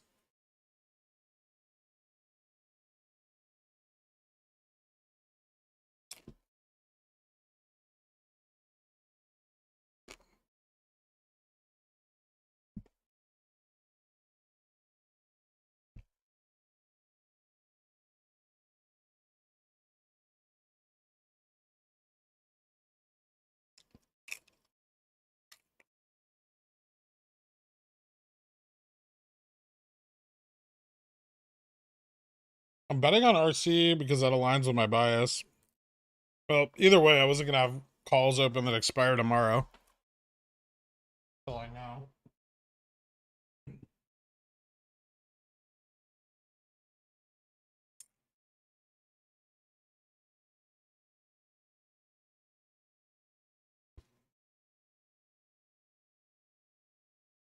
Yeah, I mean, I think that's what they did, but we'll see.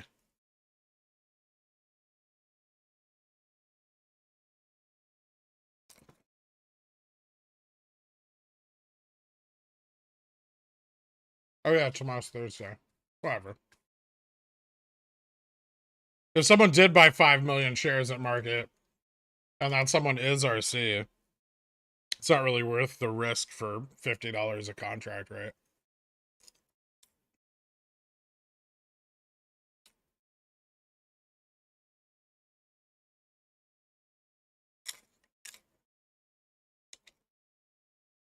They are PCO. You have to use the 750 strike, I think.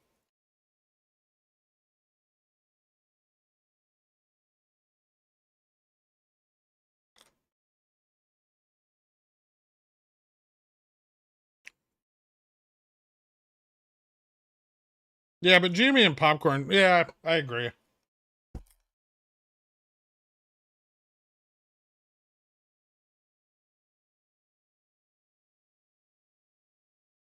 What price were the 5 million shares purchased?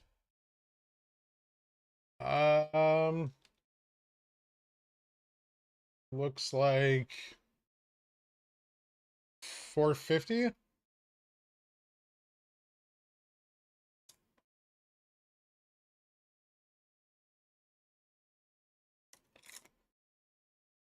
Right. No. What the fuck is that? Oh, that's July 6th. Never mind. 9.62. Why aren't those in order?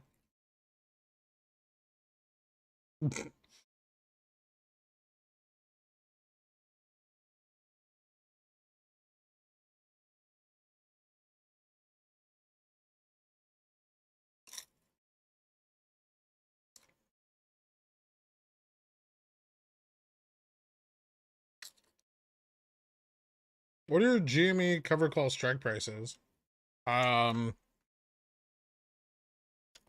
55, 50, 45, 42.50, 41.25, and 40.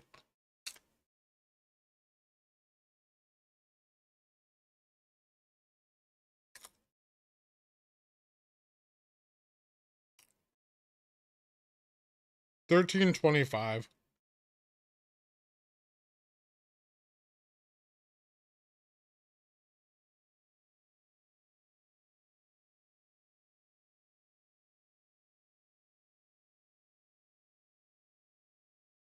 What a bitch.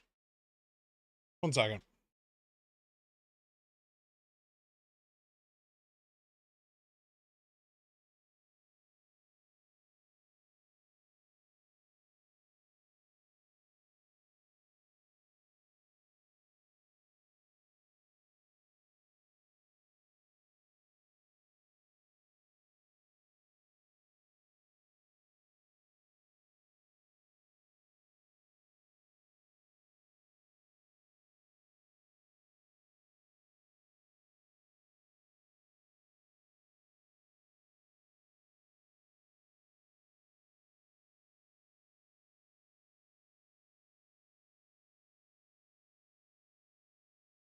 Why is everything up? What did I miss?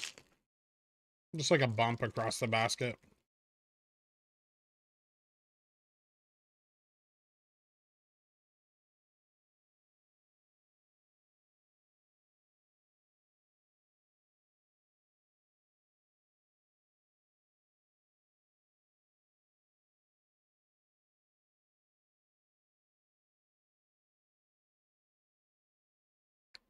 Theoretically, if Jimmy ran up to $45 today, timing the top would be the best point to sell a $50 covered call, correct? Yes. That's when the premium would be highest.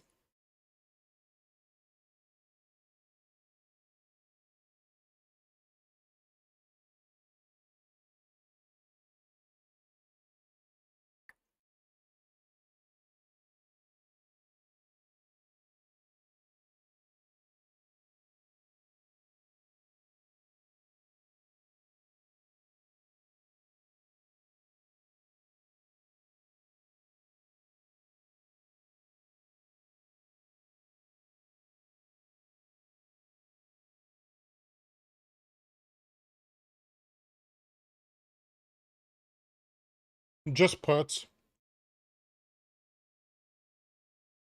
I have calls open on Jimmy, but they're sold.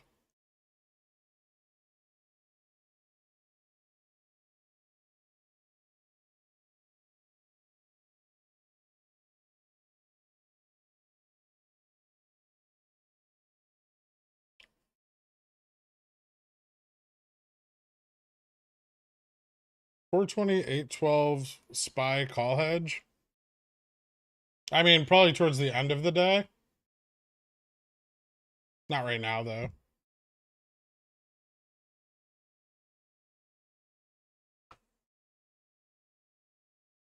Maybe now. Before power hour? Hmm.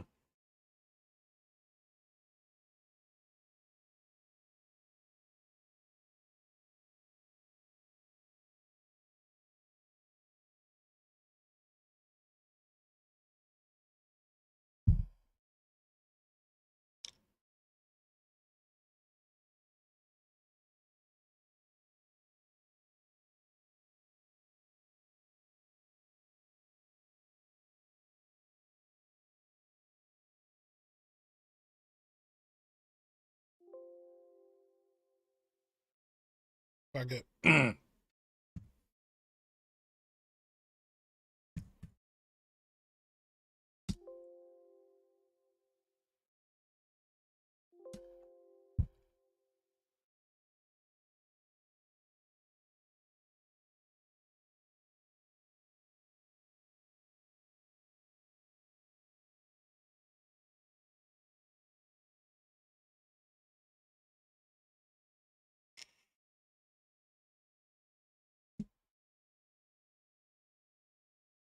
Do you love how when the day is bullish, almost everything goes up, regardless of any bad news, like Tesla and Roblox? Those are my favorite days.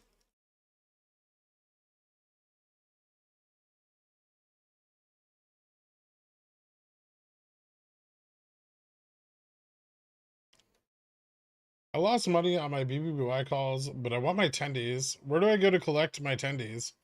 That's not how that works.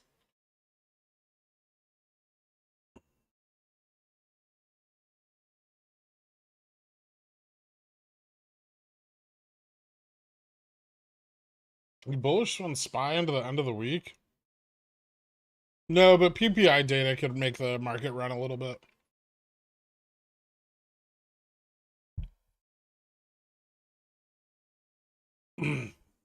Think of it this way. I'm never anything on anything, right? I'm just playing the position based on the data I see.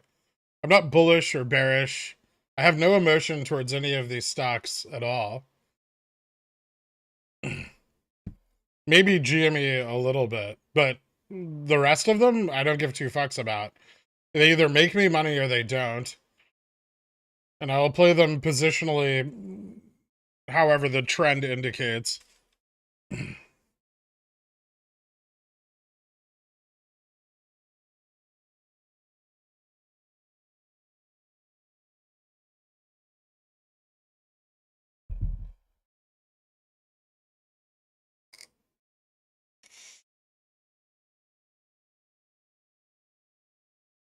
Do you consider regular options trades on a stock in the cost basis of the stock you own? No. Why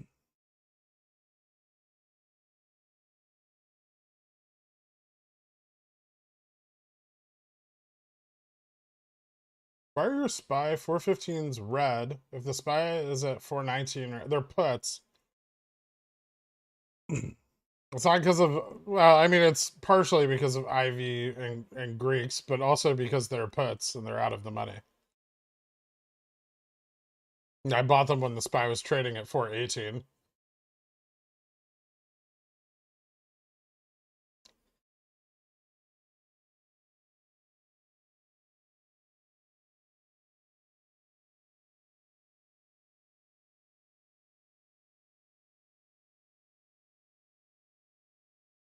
Do you think a golden cross on GME is really bullish? No.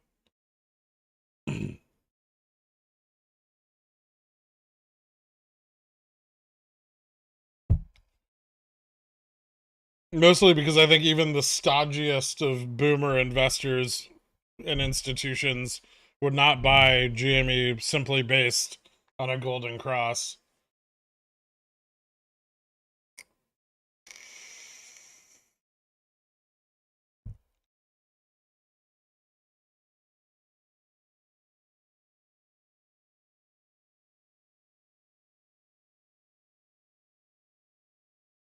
Wednesday, 5 million BBBY purchase to cause T+2 on 0 DTE day.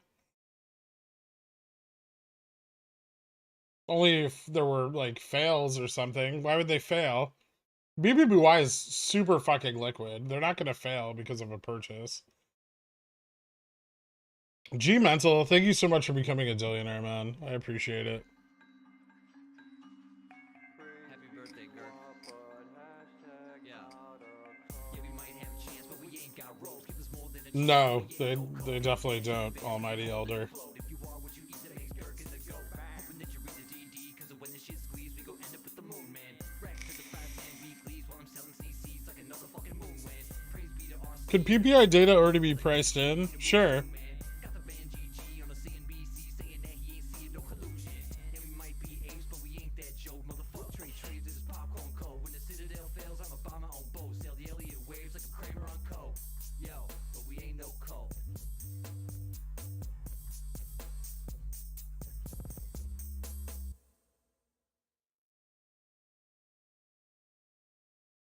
I want to lose money. I need an anti-value play.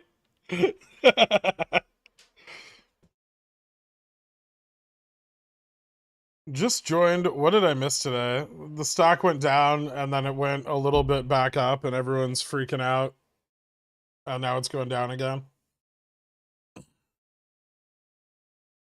Is it bullish they've stayed above the big call lines? On Bobby it is. On GME, most of the $40 calls got sold off.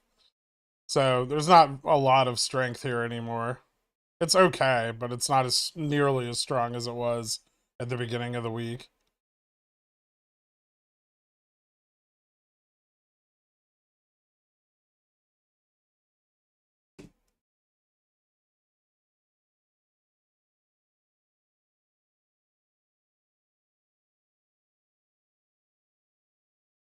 It did ask if Head and Shoulders. Yeah, it may play out that way.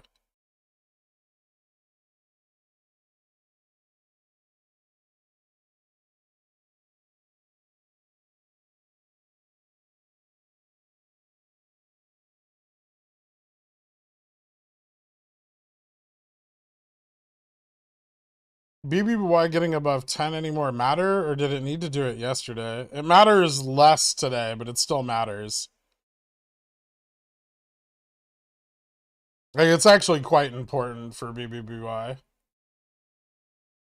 Obviously, if it had held yesterday at $10, that would have been a very exciting day today, but it did not, sadly.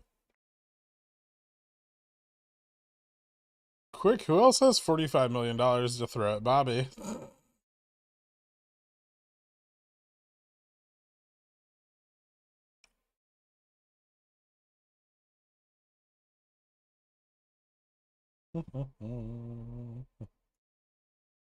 Spy falling off a little bit.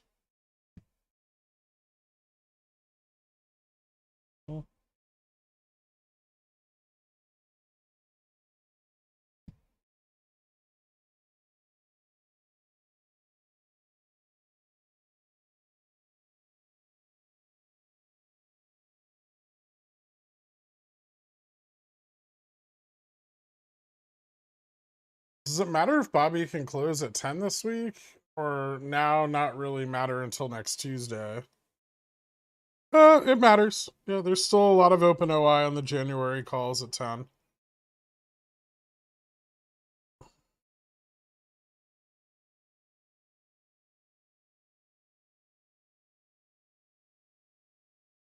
So GME has similar action as 2020 August, and their gamma ramp in Jan 2023.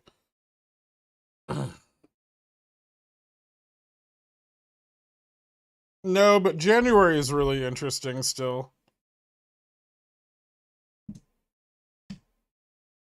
I don't think it's going to trigger MOASS, but Januaries are interesting because of all the compounded leap expirations. Right now, January 2023 open interest on GME is not that significant, but it's picking up.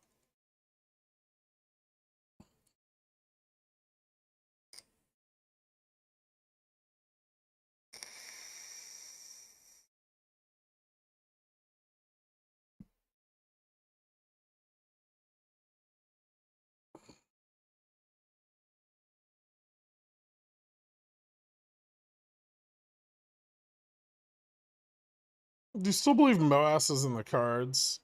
No. I still think GME can squeeze, but I don't think it'll be like... It won't be MOASS like what you're thinking. Like,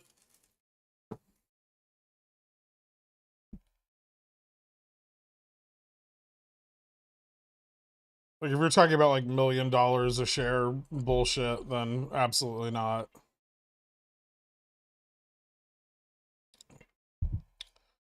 What would you infer from someone selling a bunch of 916 $20 BBBY puts in a floor trade? Bullish?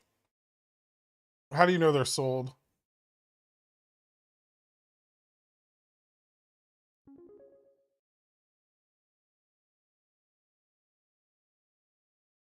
Remember, was the last expiration open being used as a hedge for the Jan 2021 sneeze? Yep.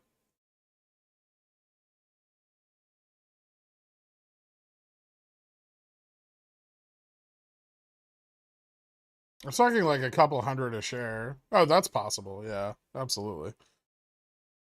Imagine waking up from... Hold on. What was that?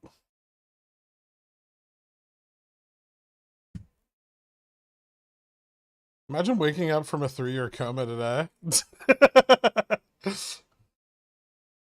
That'd be interesting.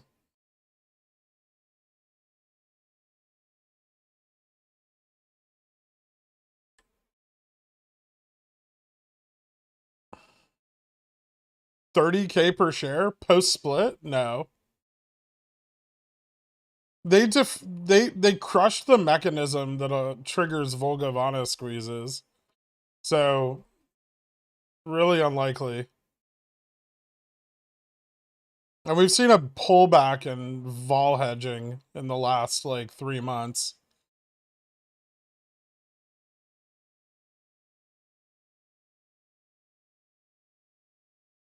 Don't get me wrong. I have like fucking over 100,000 shares of GameStop. If it goes to $30,000 a share, I'm the happiest motherfucker in existence. I just don't think that's going to happen. I think that's really, really fucking unlikely. They would just nuke it.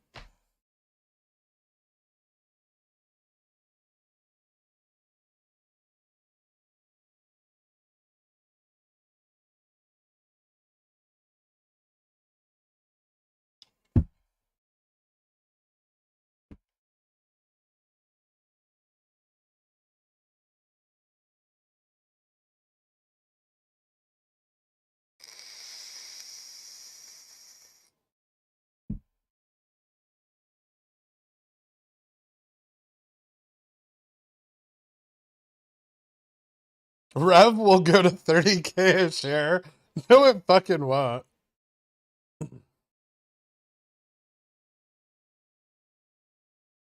Good luck, Kyle.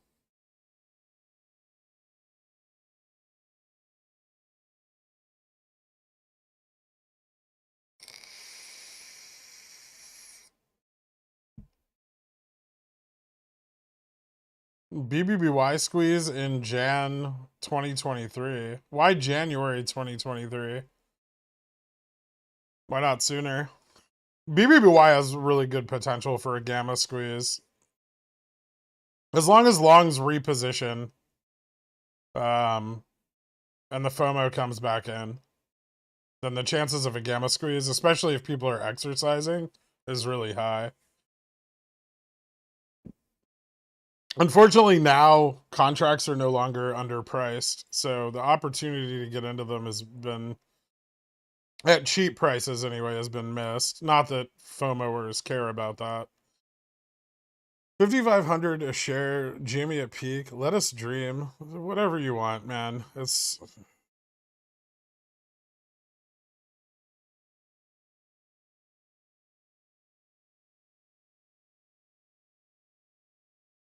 BBY is up because checks notes, no clue. I mean, all of them moved up. It wasn't just BBBY, right? BBBY just had the highest volume move. BBBY also hit like 57% dark pool utilization yesterday, so I'm not surprised to see a dump on all of them, frankly.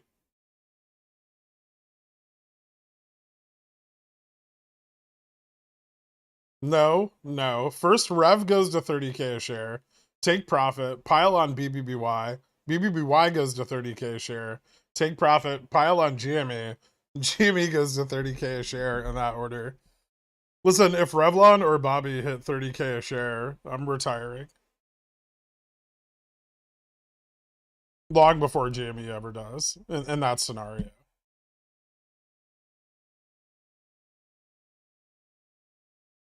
Solid plan. Do you expect any more GEX or T+2 action on meme stocks the rest of the week or not? It depends on if Bobby closes above 10 today, there can be hedging on Friday. Same with GME above 40. Revlon, no. Today's also the last ETF FTD day. I have no idea how many ETF FTDs Bobby has.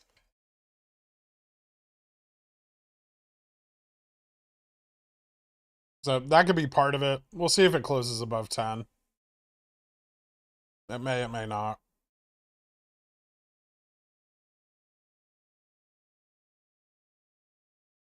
Roast me for loving Matt Kors. It's not worth it. You're already stupid. Can Rev have a HKD type squeeze? I don't know. That thing's still like really odd. Someone I was talking to said that they were trying to funnel money out of the CCP.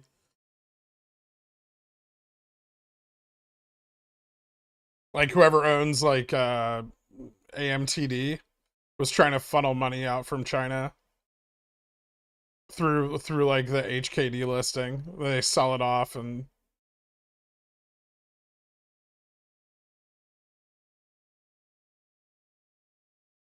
putting conservative squeeze estimates aside, hypothetically, what's the highest potential for Rev? I would love to see it hit 15 If it hit 30, that'd be fucking amazing.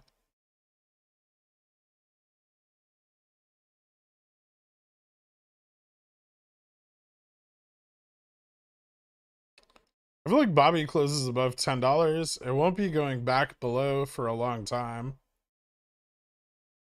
No, I don't think that's true. I think they would just try to tank it tomorrow.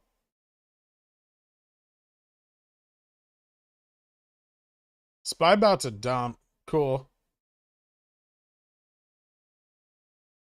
I'm completely okay with that. Does this prevent the predicated downward move into OPEX? No. Do you see the glorious crash of HKD wannabe MGAM yesterday? Negative 90% in a day. At least Revlon's only down $2 and not 2,000, right?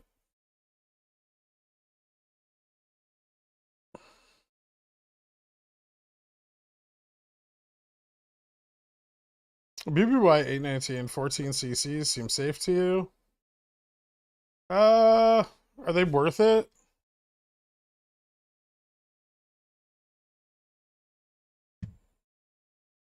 They're like $1. They're not terrible.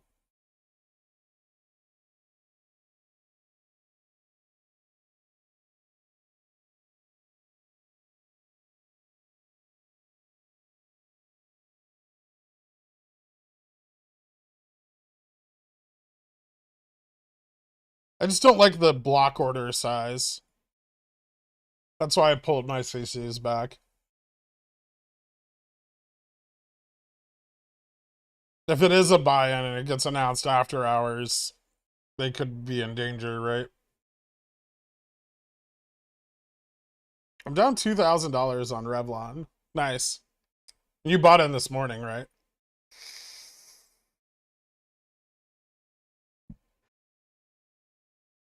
I've been thinking the SPY was going to dump since 375. I've been very wrong, and it's cost me. Lovely BBY partnership. Bullish if 10% of the 24 million bride and grooms register with Bed Bath & Beyond. $4,134 per couple is spent on their wedding. That's an extra 9.92 billion average registry, the not 2020. I'm guessing that didn't pan out. Were people not having a lot of big open public event, like semi-public events during the pandemic?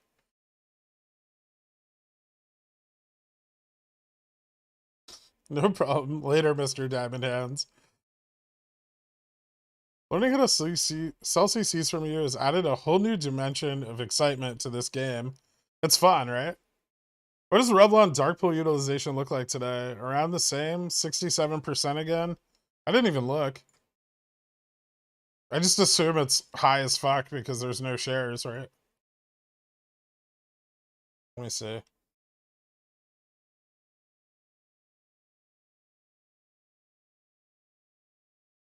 Hmm, 55% today. A little lower. 55.9.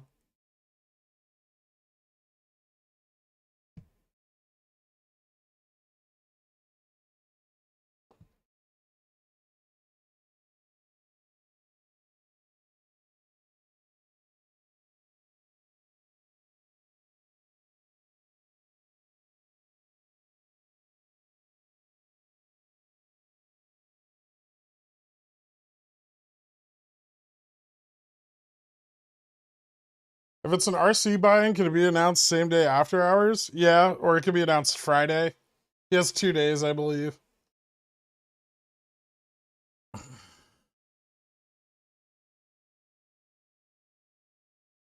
You have to get married 10 million times. Yeah, I'm not doing that.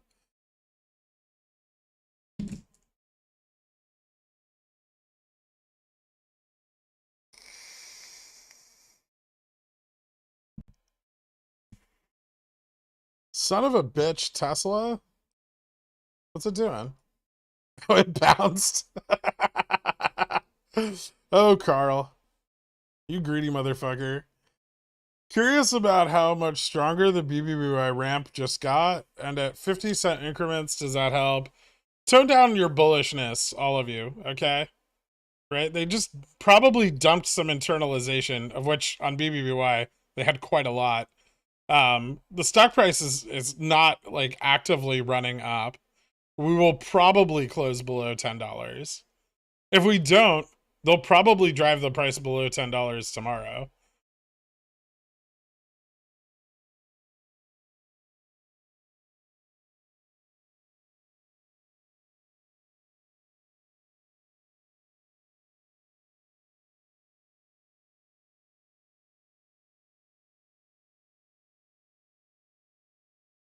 I love that every time there's a slight increase in the price, the when does RC have to announce a buy questions start coming in, as if that's the only reason the price moves.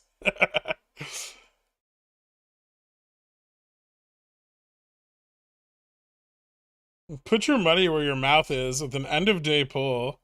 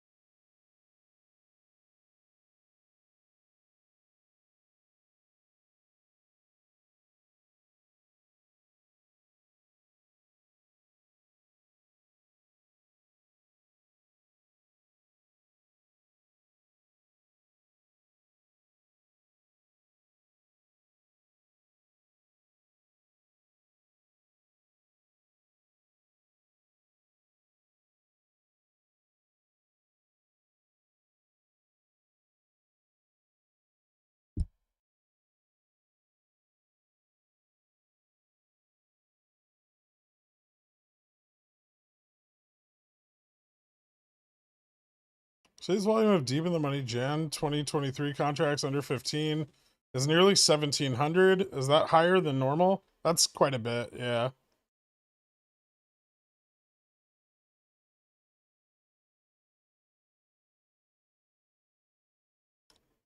That's not an option. Data decaying corpse.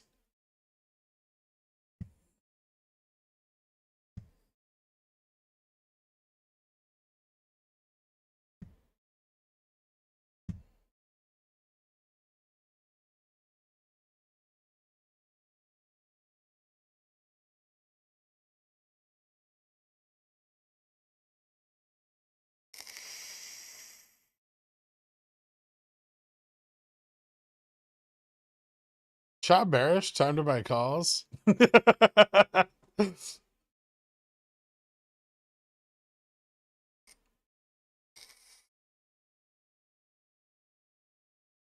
Listen, chat lives its life candle by candle, okay?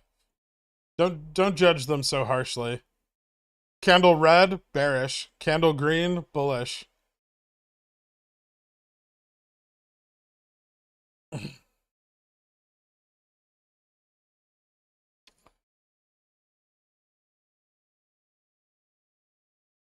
7.5 hour trading day, they can flip flop up to 450 times.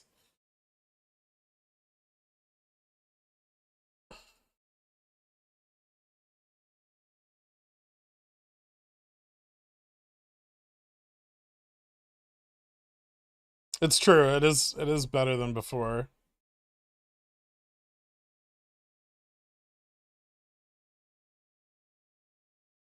Although I'm pretty sure when Jamie crossed 40, at least 7 people said, "Is this MOASS?" You know who you are.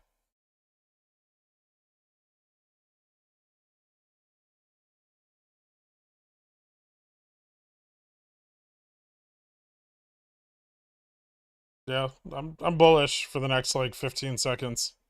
Perva.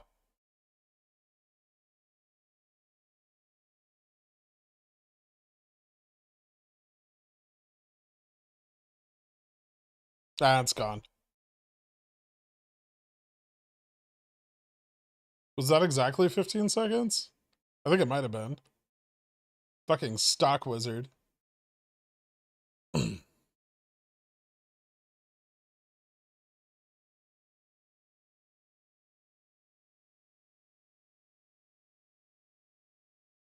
Don't forget the obligatory, their stop loss hunting when it drops. My favorite quote of yours to the question, why spy sad, was because JPOW is mean to it.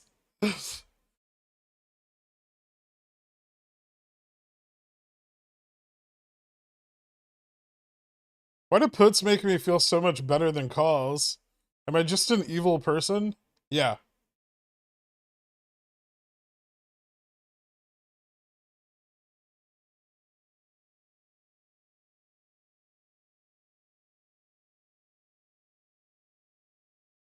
Is OPEC still on the table?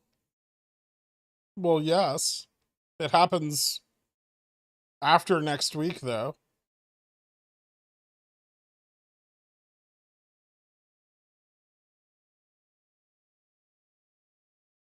BlackRock told you Bobby was done. No, I just told my intern to short it. We gotta keep the entertainment value up, or no one's gonna want to watch this fucking stream.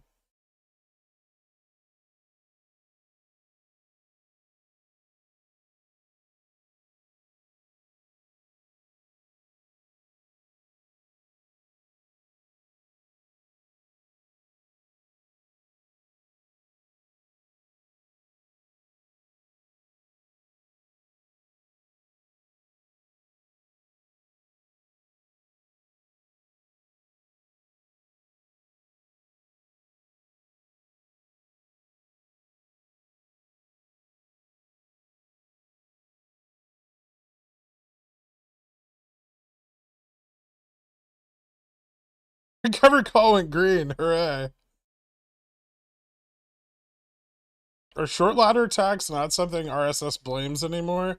I still hear people say short ladder attack pretty frequently, mostly on stocks that are trading like under 1 million volume for the day.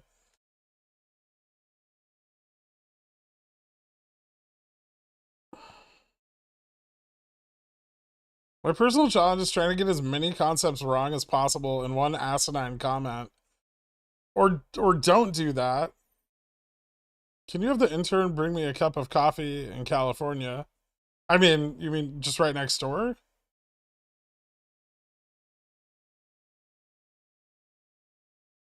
You don't have to lie to the viewers, turd. Everyone knows you're in the office next to mine.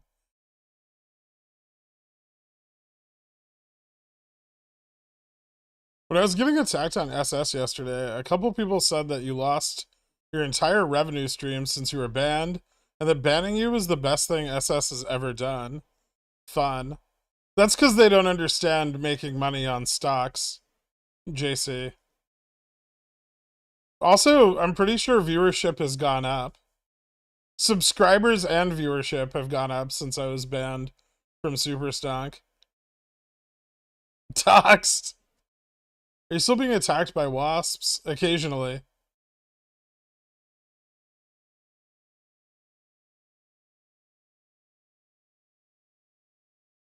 $81 likes from 1K. Figure it out. Just a preponderance of hate watchers. I'm pretty sure banning you was the best thing RSS has ever done.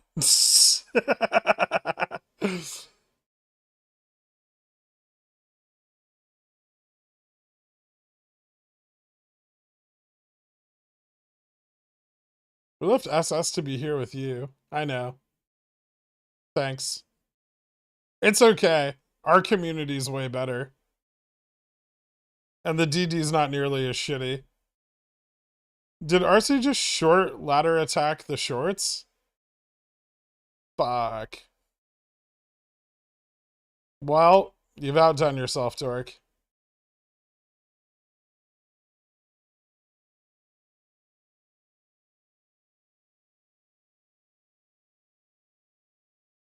Did DRS save Rev from bankruptcy? Who's their transfer agent?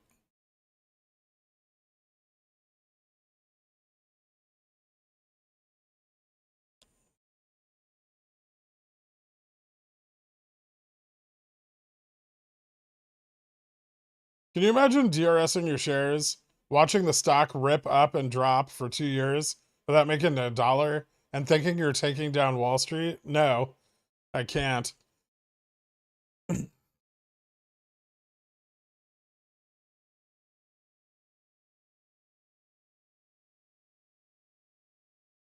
You think Rev can run to 12 in the next couple of weeks? I hope so. That'd be cool. Does it have the potential? Yes. It's full of potential. But kind of like a child, you never know if it'll be realized. 2.8 million in BBBY 916 20p sold to open under the bid. Interesting.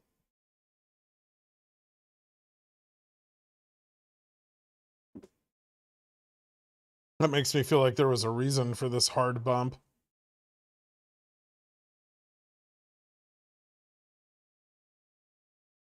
Wonder how much IV spiked on that.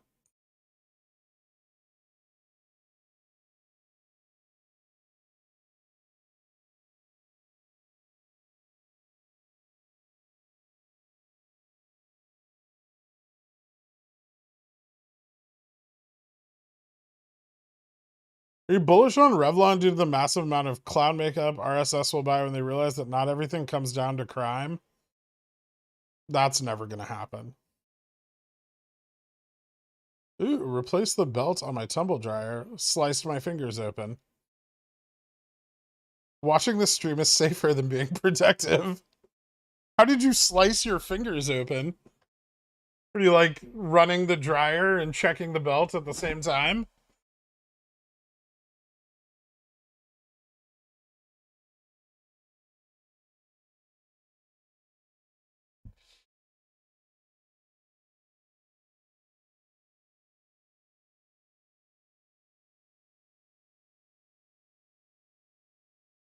I agree. The day you got banned from SS was fucking dope. I remember how much you had to restrict yourself on stream to be nice to them. But the day after the ban, we all let our hair down and danced. Let's fucking go. Not everybody. Some people left and decided I was a shill. But fuck them. I didn't like them anyway.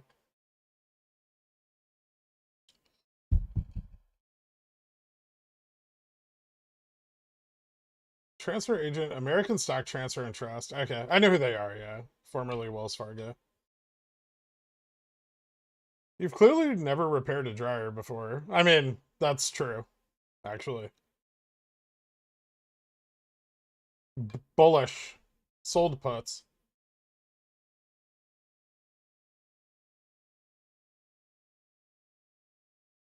I reported your pull for harassment of my calls.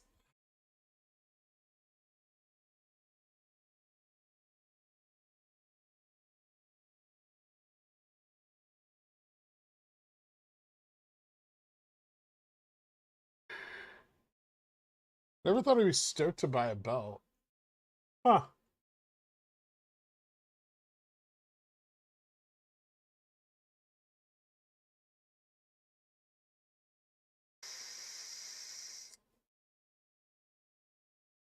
I decided you were a shill long before you were banned, and I'm still here. That's true.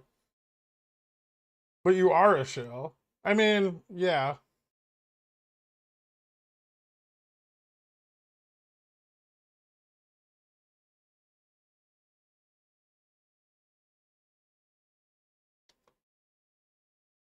But no matter how hard I try, I still can't get Citadel to pay me to do it. Could the sold puts on BBBY be part of an entropy swap? Possibly. It's a lot of them. The strike? No, I don't think so, but maybe.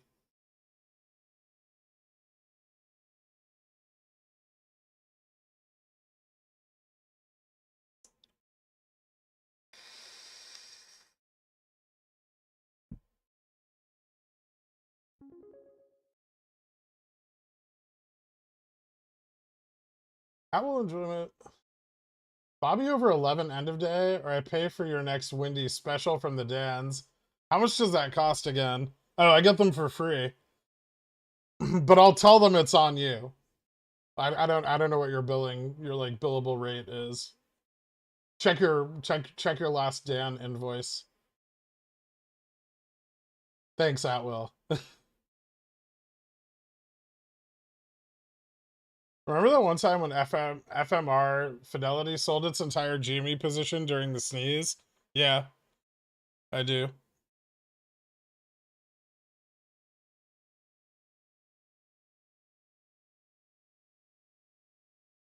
Is this a good price for Rev? It's not the best price for Rev, but it's an okay price for Rev. When I realized SS was listening to poor people who only own one stock and banning professional bull mayo consumers, I decided to listen to the ones who actually have portfolios.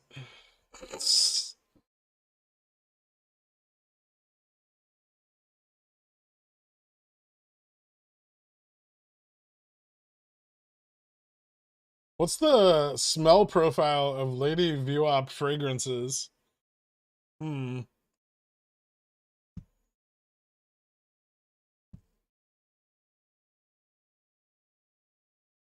Fuck, that's the hardest question I've been asked all day.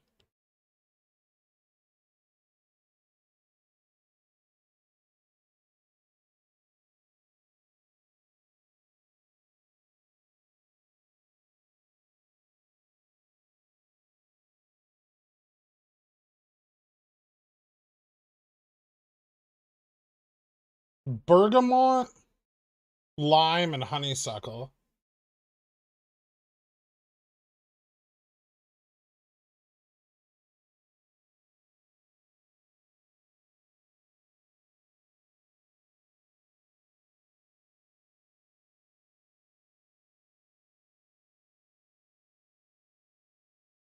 It's a refreshing scent with deep undertones. Great for summer, well, late spring through early fall. Serious question, do you have a bidet? Yeah, what do you think? I just smear poop around on my butthole with paper? Gross.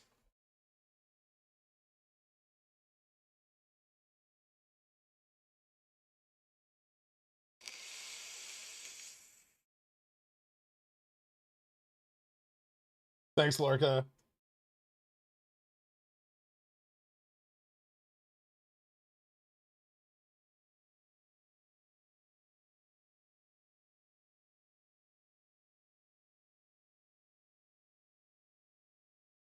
Wow, Gurk, you got the stream to select bearish. Mission accomplished.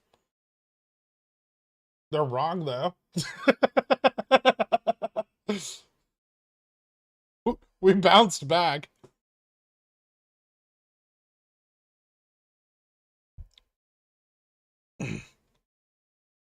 Inverse the poor is still the best indicator.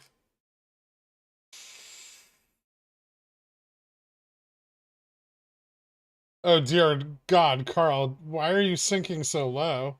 I told you to wait for it to test 990 or 900.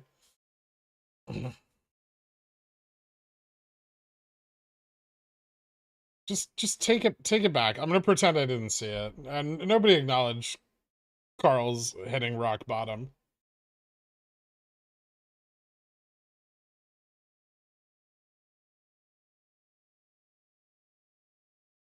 It's okay, Carl. From here, your T can only go up.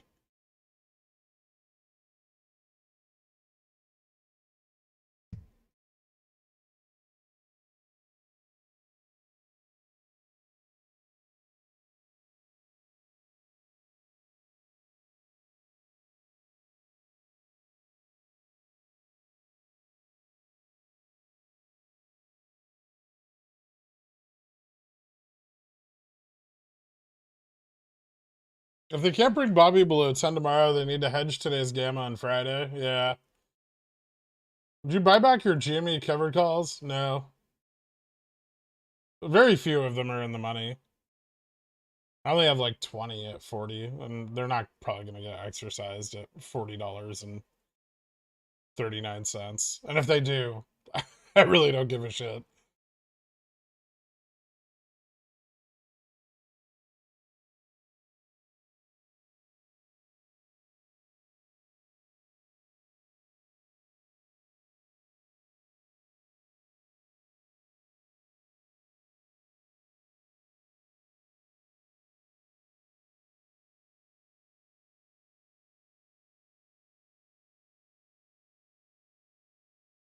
Playing Tesla is the stock market equivalent of just wanting to know what fentanyl smells like once.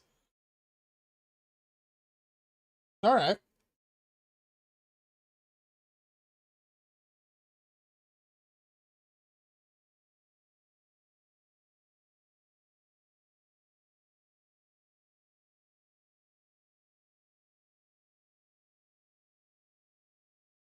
Yet, I mean, I did play the short side of Tesla, but I also got the fuck out.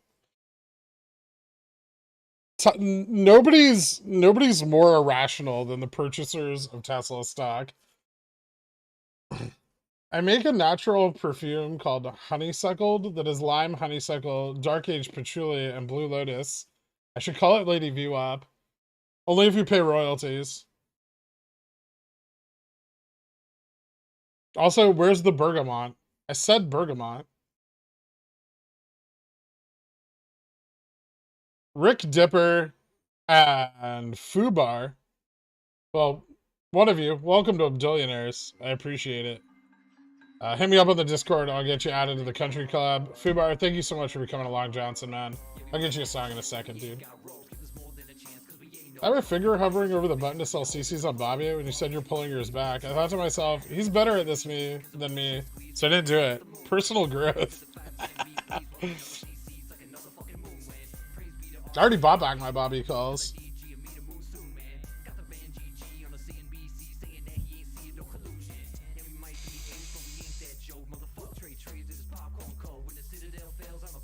Quite uncertain. Gherkin in the curtain. It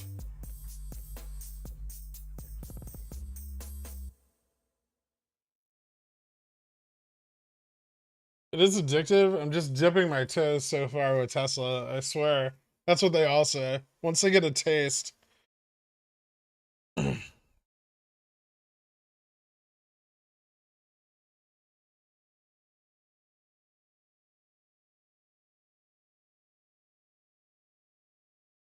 What is the Tesla split, or is that unconfirmed? I'm not sure what the split date is. I think the split is confirmed, but I don't know what the date is. I tried Tesla once for 7 minutes. It cost me $400. I'm not ready for stocks on hard mode. BBBY should do a 1-to-4 reverse split so that both stocks are $40, and then we can have real stock racing. That'd be fun, actually.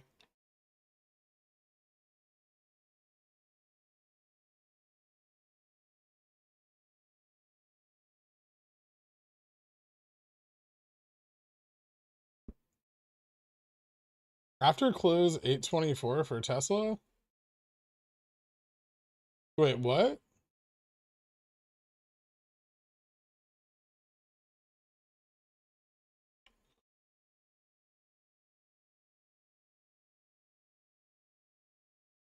Bergamot? I'm gonna keep saying it the way I say it. It sounds French. It's classier.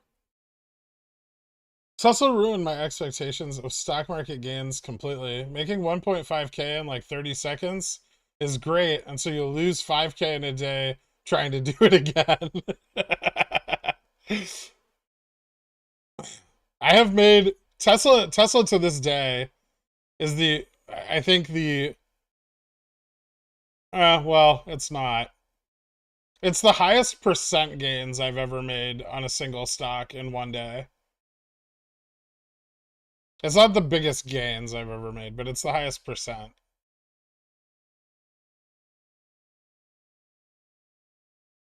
Tesla seemed like chasing the dragon. A little bit, yeah.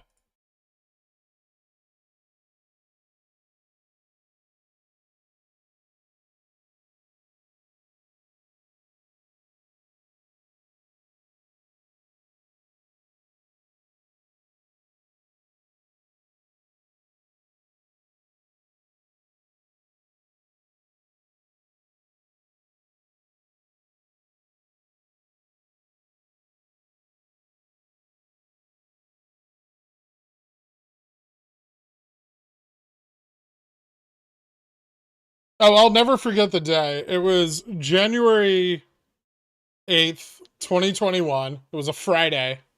And Tesla went up. Jesus fuck, what was it? It was like I think 8, it was like 8.4% or something. Yeah. It was like 8.4%. It was obscene. It went from like a low of like 750 to a high of 888.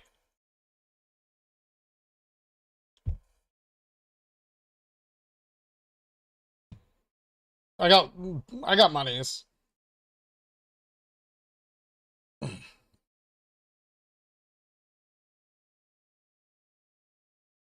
Which I then rolled into more Tesla calls the next day. And then instead of putting it in GameStop, which then fucking went to the moon. So I would have had more money in GameStop in January if that hadn't happened. Tesla was the ultimate distraction.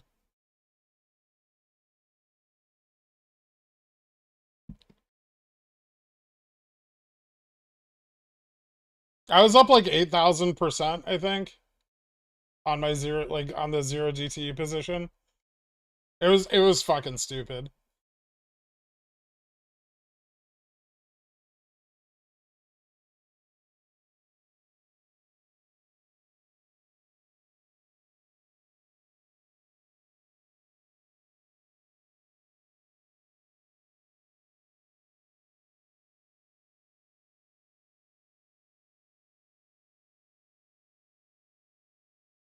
Did you see my message? No.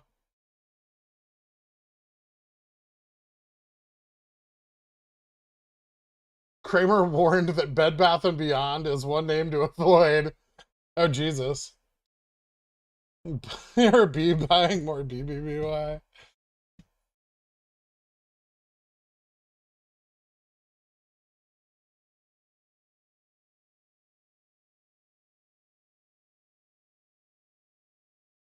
Didn't you make over 10K% on your Netflix put hedge on the last earnings? Not percent, no. It was over $10,000, but it wasn't percent gains.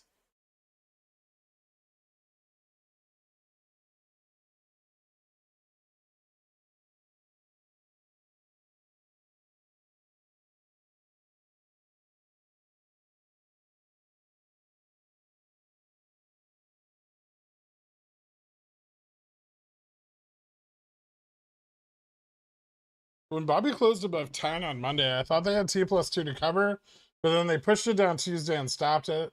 Could they stop this T+2 by shorting below 10 tomorrow? Yeah.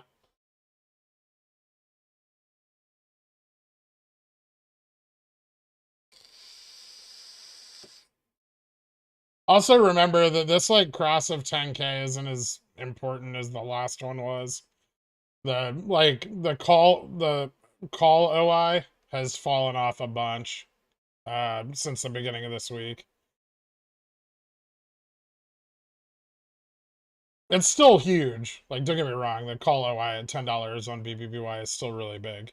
But it's not as big as it was.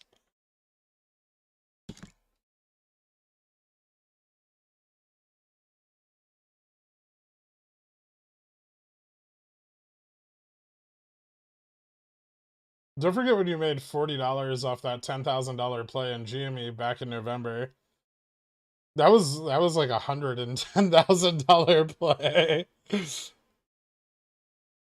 I think maybe $40.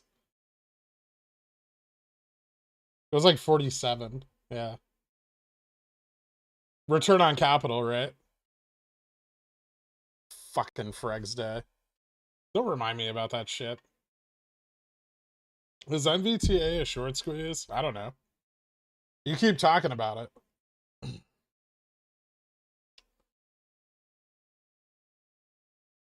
Did it break $4?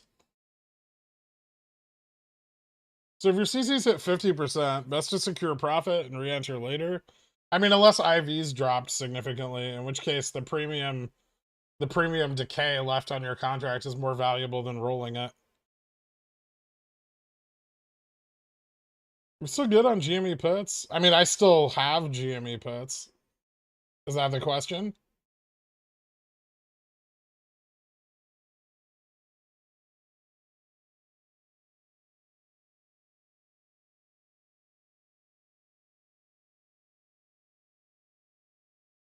Is ACIW a squeeze play?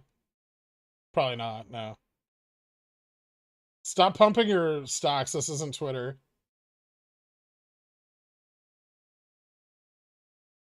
What do you expect action on Revlon? Maybe like mid next week into OPEX.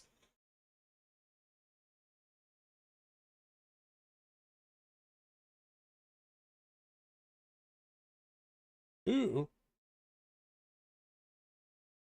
Spy breakout to 420 or die. Do something. Nope, just flat. 419. That's the new price of the SPY. Just forever. We're gonna go through 10 years of stagflation with just the SPY priced at exactly 419.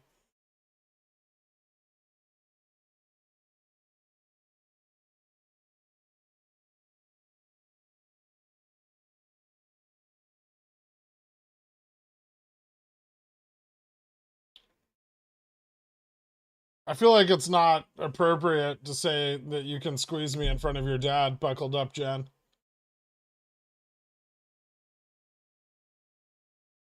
So I won't do that.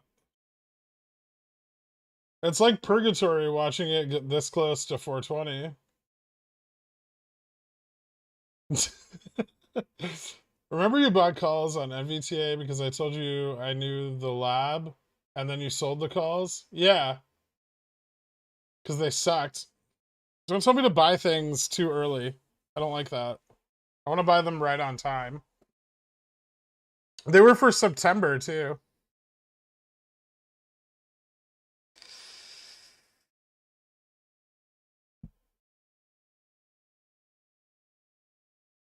Good for it.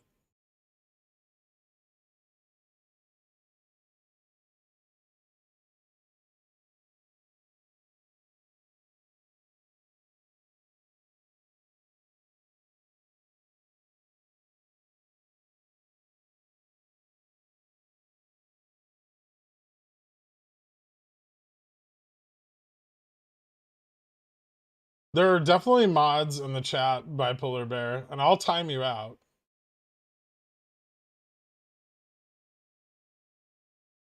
I don't know. I don't count. How do I DRS my options? Thoughts on at the money GME puts for 916? Kind of a lot of theta, right? Like, do you really intend to carry them that long?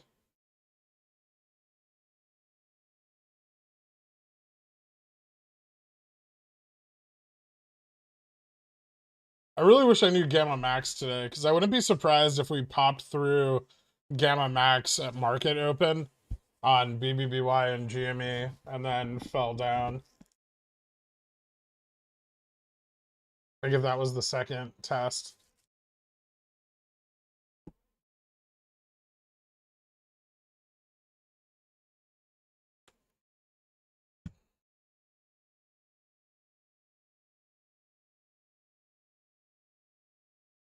Yeah, no problem, OTA King. Glad to have you aboard, man. End of week prediction on both. Flatsies? I think they'll try to push down into the end of the week. Remember, no more ETF, sweet ETF FTDs after tomorrow. It gets uglier.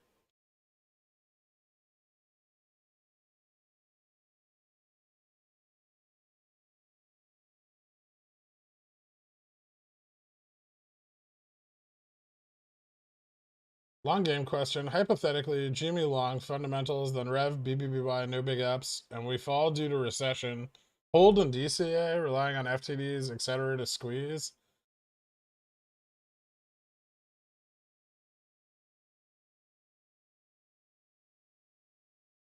Fall due to a recession. Hold DCA. I mean, if if the market drops and liquidity gets even more barren, right? Like if bull positions move into the ETFs even harder, then you know that's going to generate more FTDs in these stocks, right? Because liquidity is going to dry up even more, which is going to create a higher rate of fails.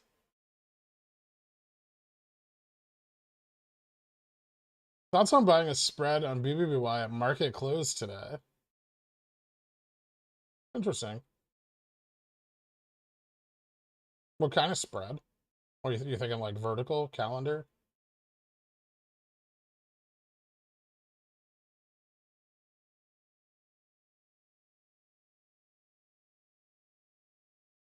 I feel like I'm tuning into Moonman now, asking CC questions. It's frustrating when you ask his opinion and he ignores you. Sorry. Thoughts on buying a straddle on BBBY? Oh, okay. Probably not worth it. Like, not enough potential range into tomorrow.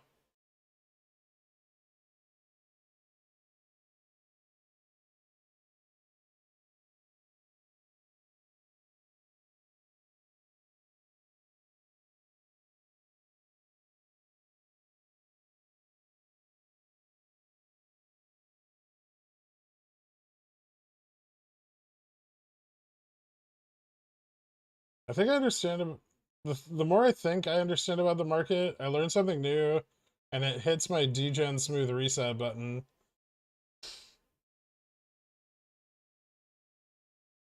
Bobby above 10, GME above 40. Should I take $12 in profit or hold GME and BBBY calls overnight? It's up to you. Sometimes I type out a full message thinking it's funny or clever, and then I read it back and then delete it, realizing it wasn't funny or clever. But it's not about if you think it's funny or clever. What if someone else thinks it's funny or clever? Chewy Baka, thank you so much for becoming a Cornishon, man. Check Quantcord.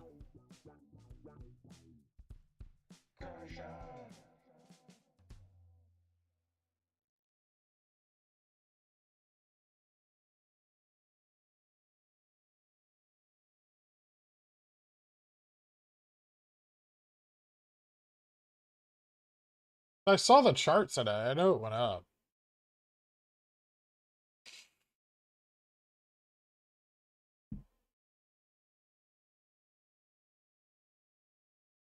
Yeah, it's up big. Nice. Who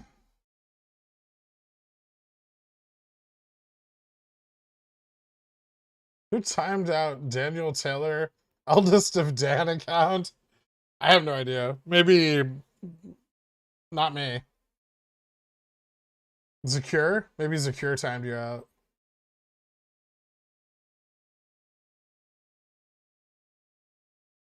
How bullish are you on Rev, and why is it super bullish?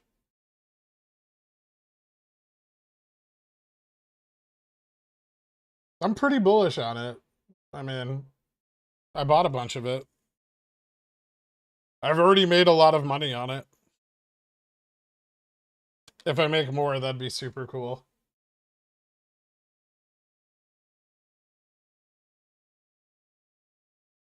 That's not how that works, Popcorn Trader. You can't just go and ask for an entropy swap.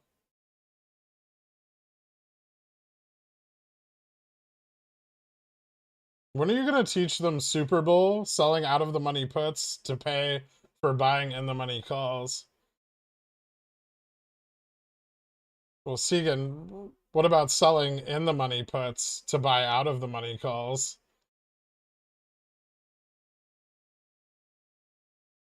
And if we're going full bull, with margin, of course.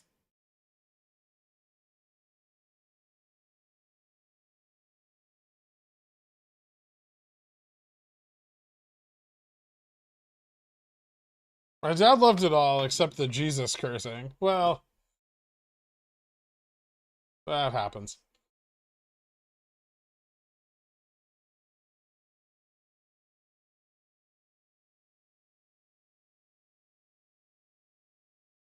Why didn't you buy calls on it, turd? Instead of accidentally buying puts on Twitter?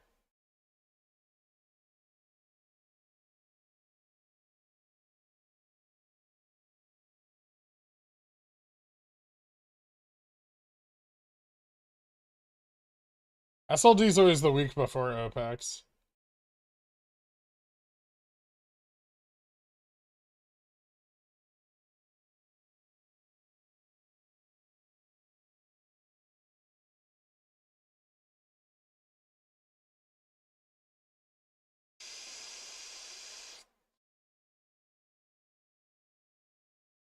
Have you looked at the XRT option flow today? No.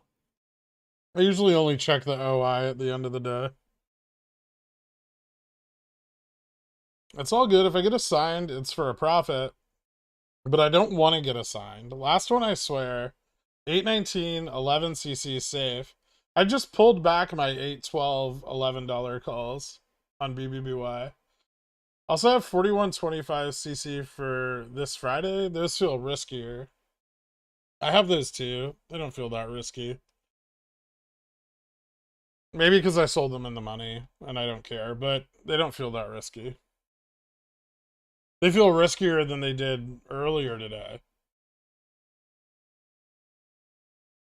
What price did you get your Jimmy 40Ps at? $2? Oh, wait, no. Sorry, $2.38. You cannot stop all of us. What are you yelling about?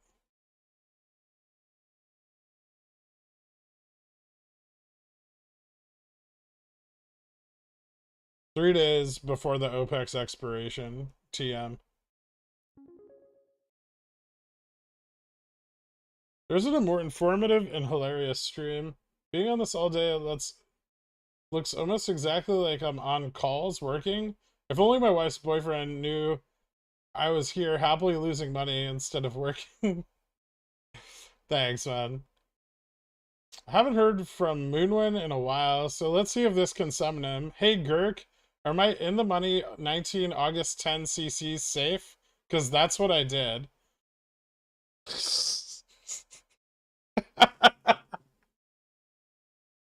Fucker. Oh, man.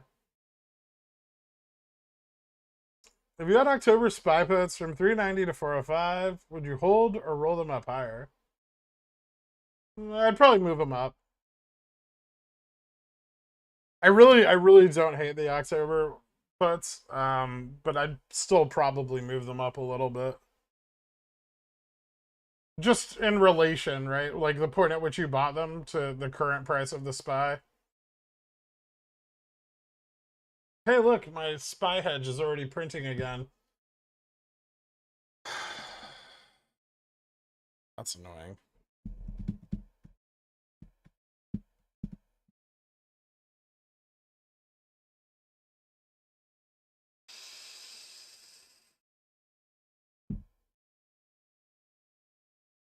Yeah, I know, NW.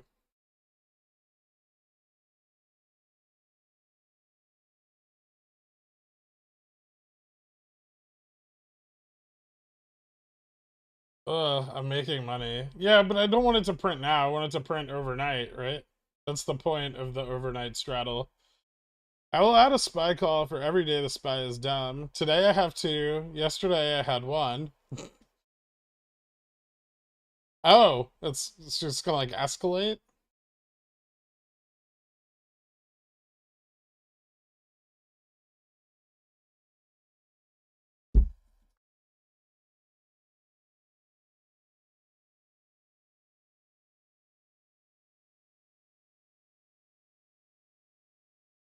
Overnight Straddle is the name of my most recent R&B album. I'd love to hear it. There's so many UVXY calls. I know you do. Shorting into buy pressure, pretty desperate. What buy pressure?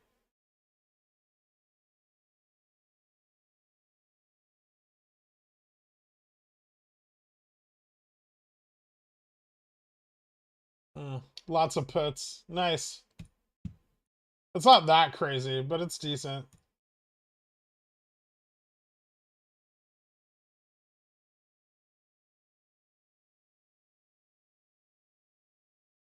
Can you explain when you sell one side of your straddle? When it's green? Ideally very green. No, my Amazon CCs are for September 16th. And they're at 110. So I don't see how I can't get how I won't get assigned, right? Like it's a statistical impossibility.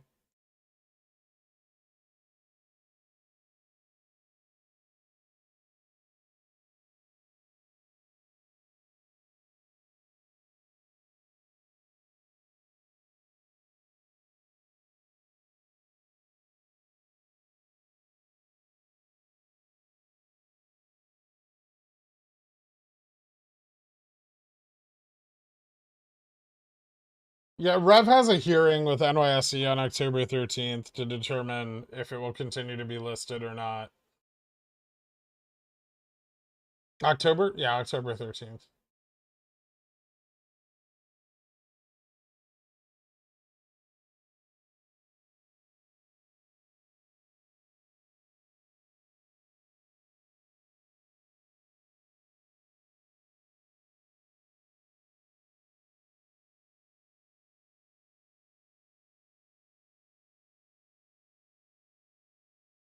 Calling it now, Bobby is going to rip after hours. It's going to move. If it closes above 10, it'll move.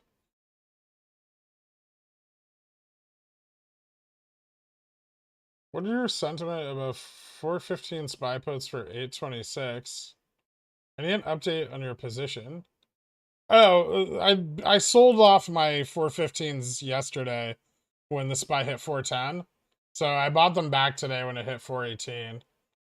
They're a little underwater right now, but that's fine.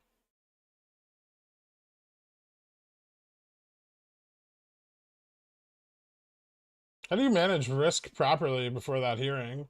Sell everything. I have 100 shares of Bobby at $7. What would you do if you were broke like me?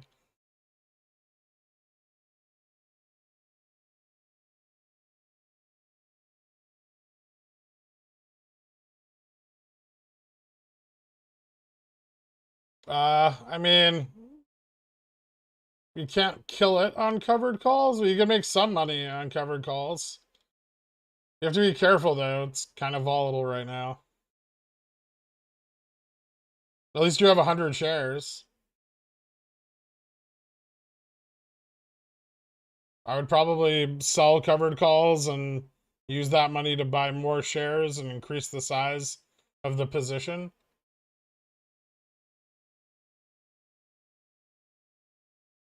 Wait, didn't you go full port Tesla calls yesterday and then it dropped to 850 this morning?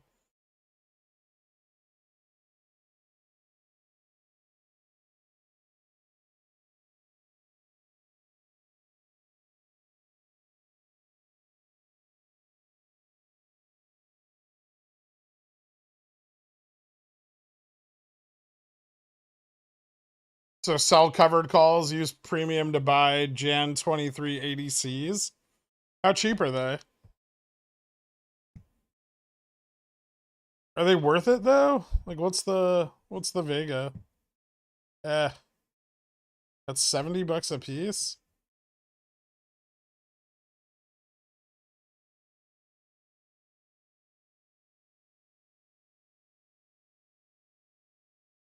Hmm.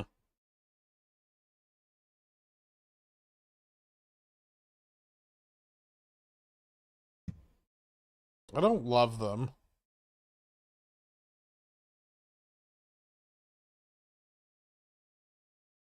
Alright, I guess.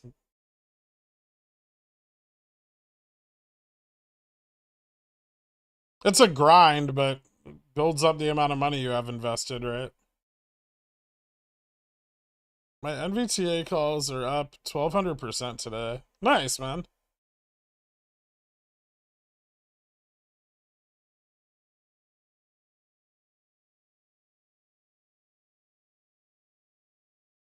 You buying Bobby calls before close? No.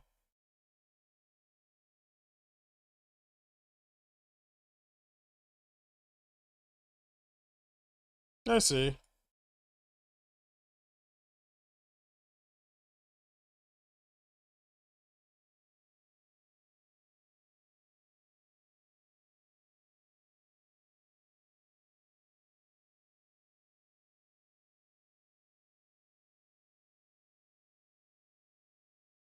Options as a strategic investment, Vatican trash kid.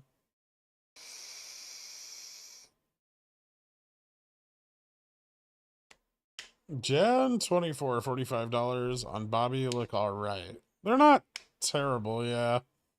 They have way better Vega. You're paying a lot for it, though.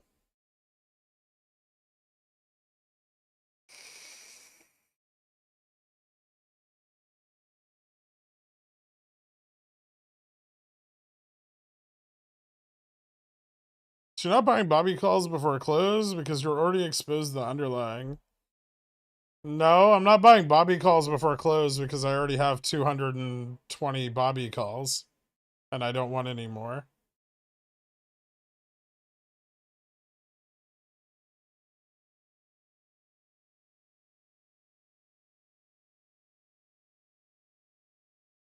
What does a stock like NVTA do on T+2? It'll probably run more.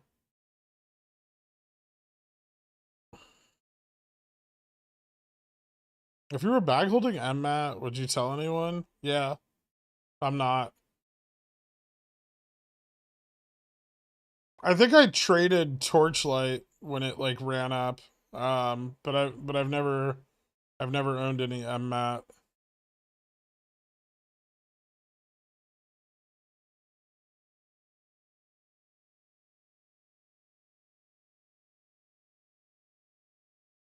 Kramer sounds more desperate than the guy trying to sell me protection plans on the vehicle I just bought.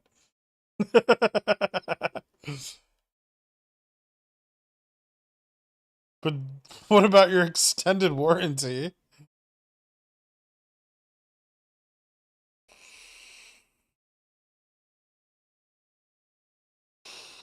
They're not spoofing anything, box them.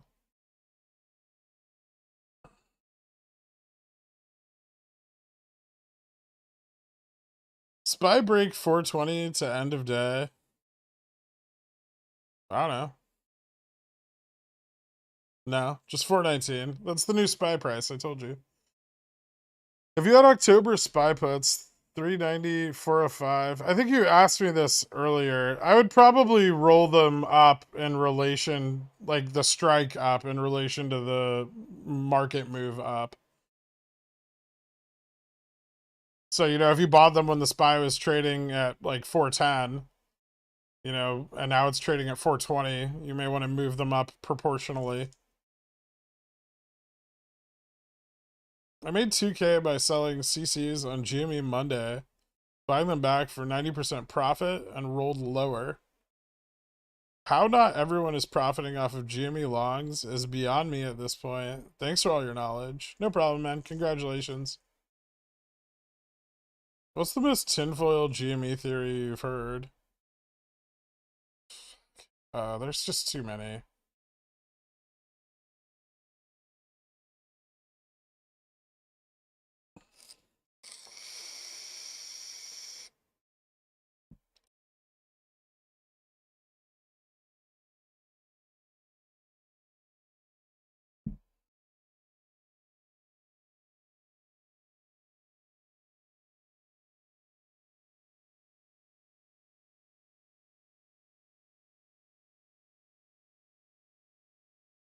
BB closes above 10, after hours will move to 16, then back down tomorrow.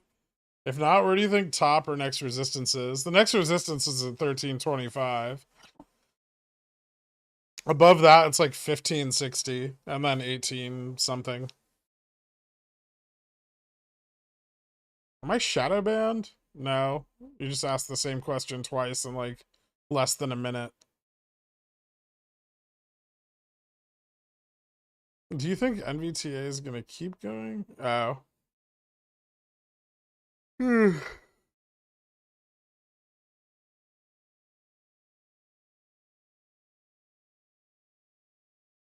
bought $1,000 worth of Bobby. You are welcome for the impending run. Nice.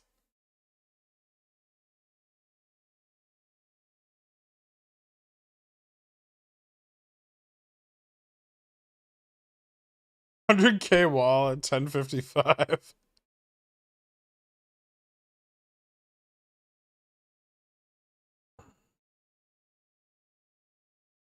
I'm not behind in chat at all. I don't know the butter churner dance.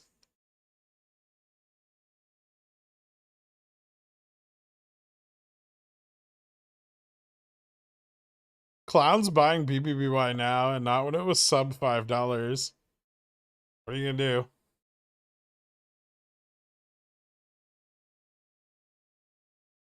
Why don't you have a merch shop yet? Maybe some adult toys or whipped cream. I don't know. Not really my thing. I don't care. The streaming made watching stocks more or less entertaining for you? Oh, it's way more entertaining for me.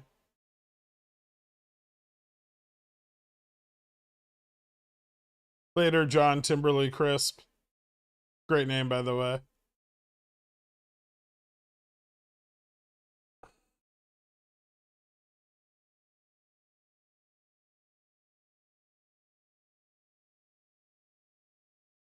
Ding ding. The day is done. How exciting. GameStop slightly, like, basically at yesterday's close. Bobby's slightly above it. Nice performance today from two of our favorite stocks. Revlon kind of shitting the bed. But that's to be expected. Nice little move in after hours, however. Still kind of mostly trading flat. All of them got slammed down this morning. Probably in directly inverse to the market action, which implied at least a significant amount of internalization. I think likely the run that we saw in both GameStop and Bobby and a little bit on Revlon and the rest of the basket stocks, probably mostly due to that internalization dumping off. While they're both up going into close, it's very likely that they will return the price back below 10 and 40 respectively tomorrow. So be prepared for that. Yeah, I wouldn't say I'm super bullish on this close, but it's nice. We'll see how it plays out. As for the SPY, SPY ran up on the CPI data this morning. Double testing 420 with PPI data coming out tomorrow. If it comes in below the forecasted range of, I believe, 0.4, it could be a little bit bullish, but the SPX doesn't have very much support above like 42.25. So I think we could move up, but maybe not that much. And then the rest of the week, I don't really think there's any relevant economic data coming in. BBBY might jump in after hours, just because of like if there's any hedging. But that may be done by tomorrow morning. If we break 422.6, it's more ups. Yeah, to 422.50. And then there's really not a lot after that. The problem is no longs are moving in ahead of the price action, right? So the market's moving up, but no one's buying out in front of it. It's just dead. It's just like dead space again.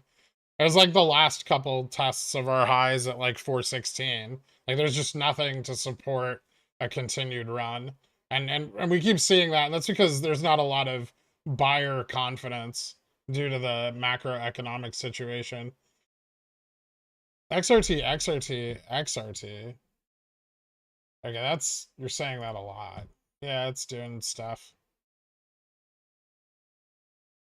A lot of puts on XRT today, so that's good for OPEX. We want to see that. Remember, BBBY isn't in this, but this could, this does have an effect on GameStop.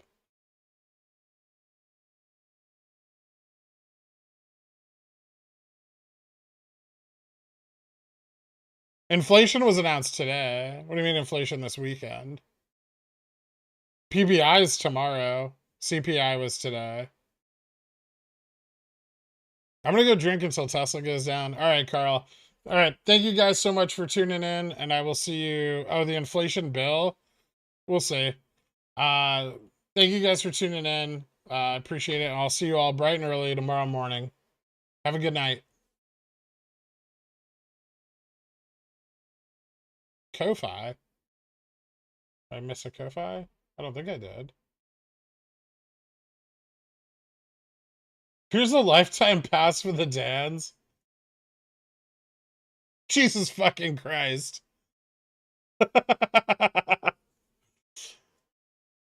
Thank you so much, Atwill Enjoyment. I appreciate it. Have a good night, everyone.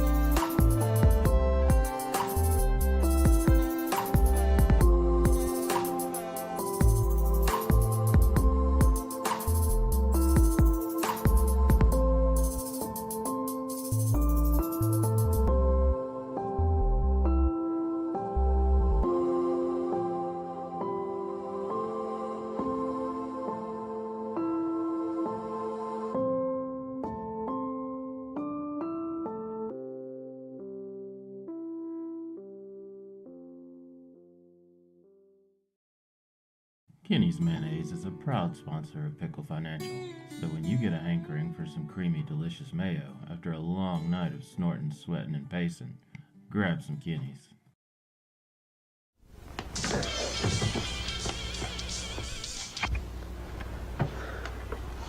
It's yours?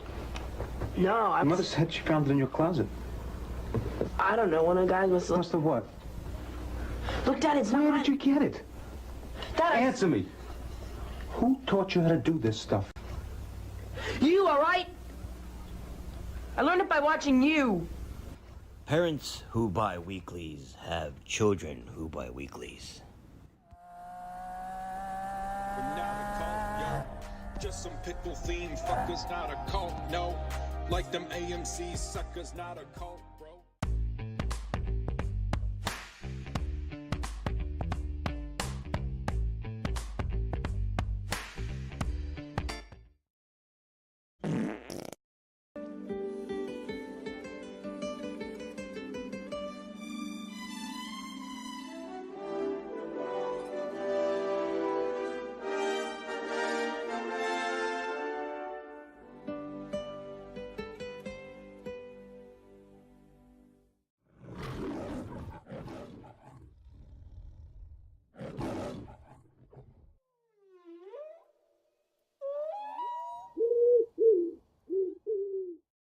Rico!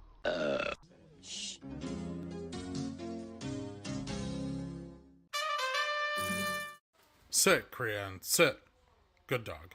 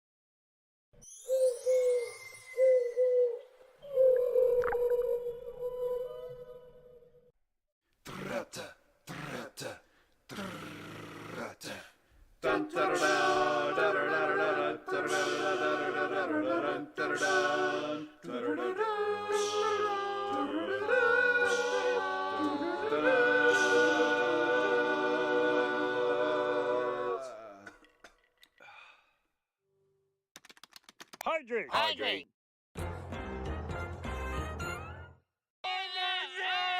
Did you get any of that? It's a good show!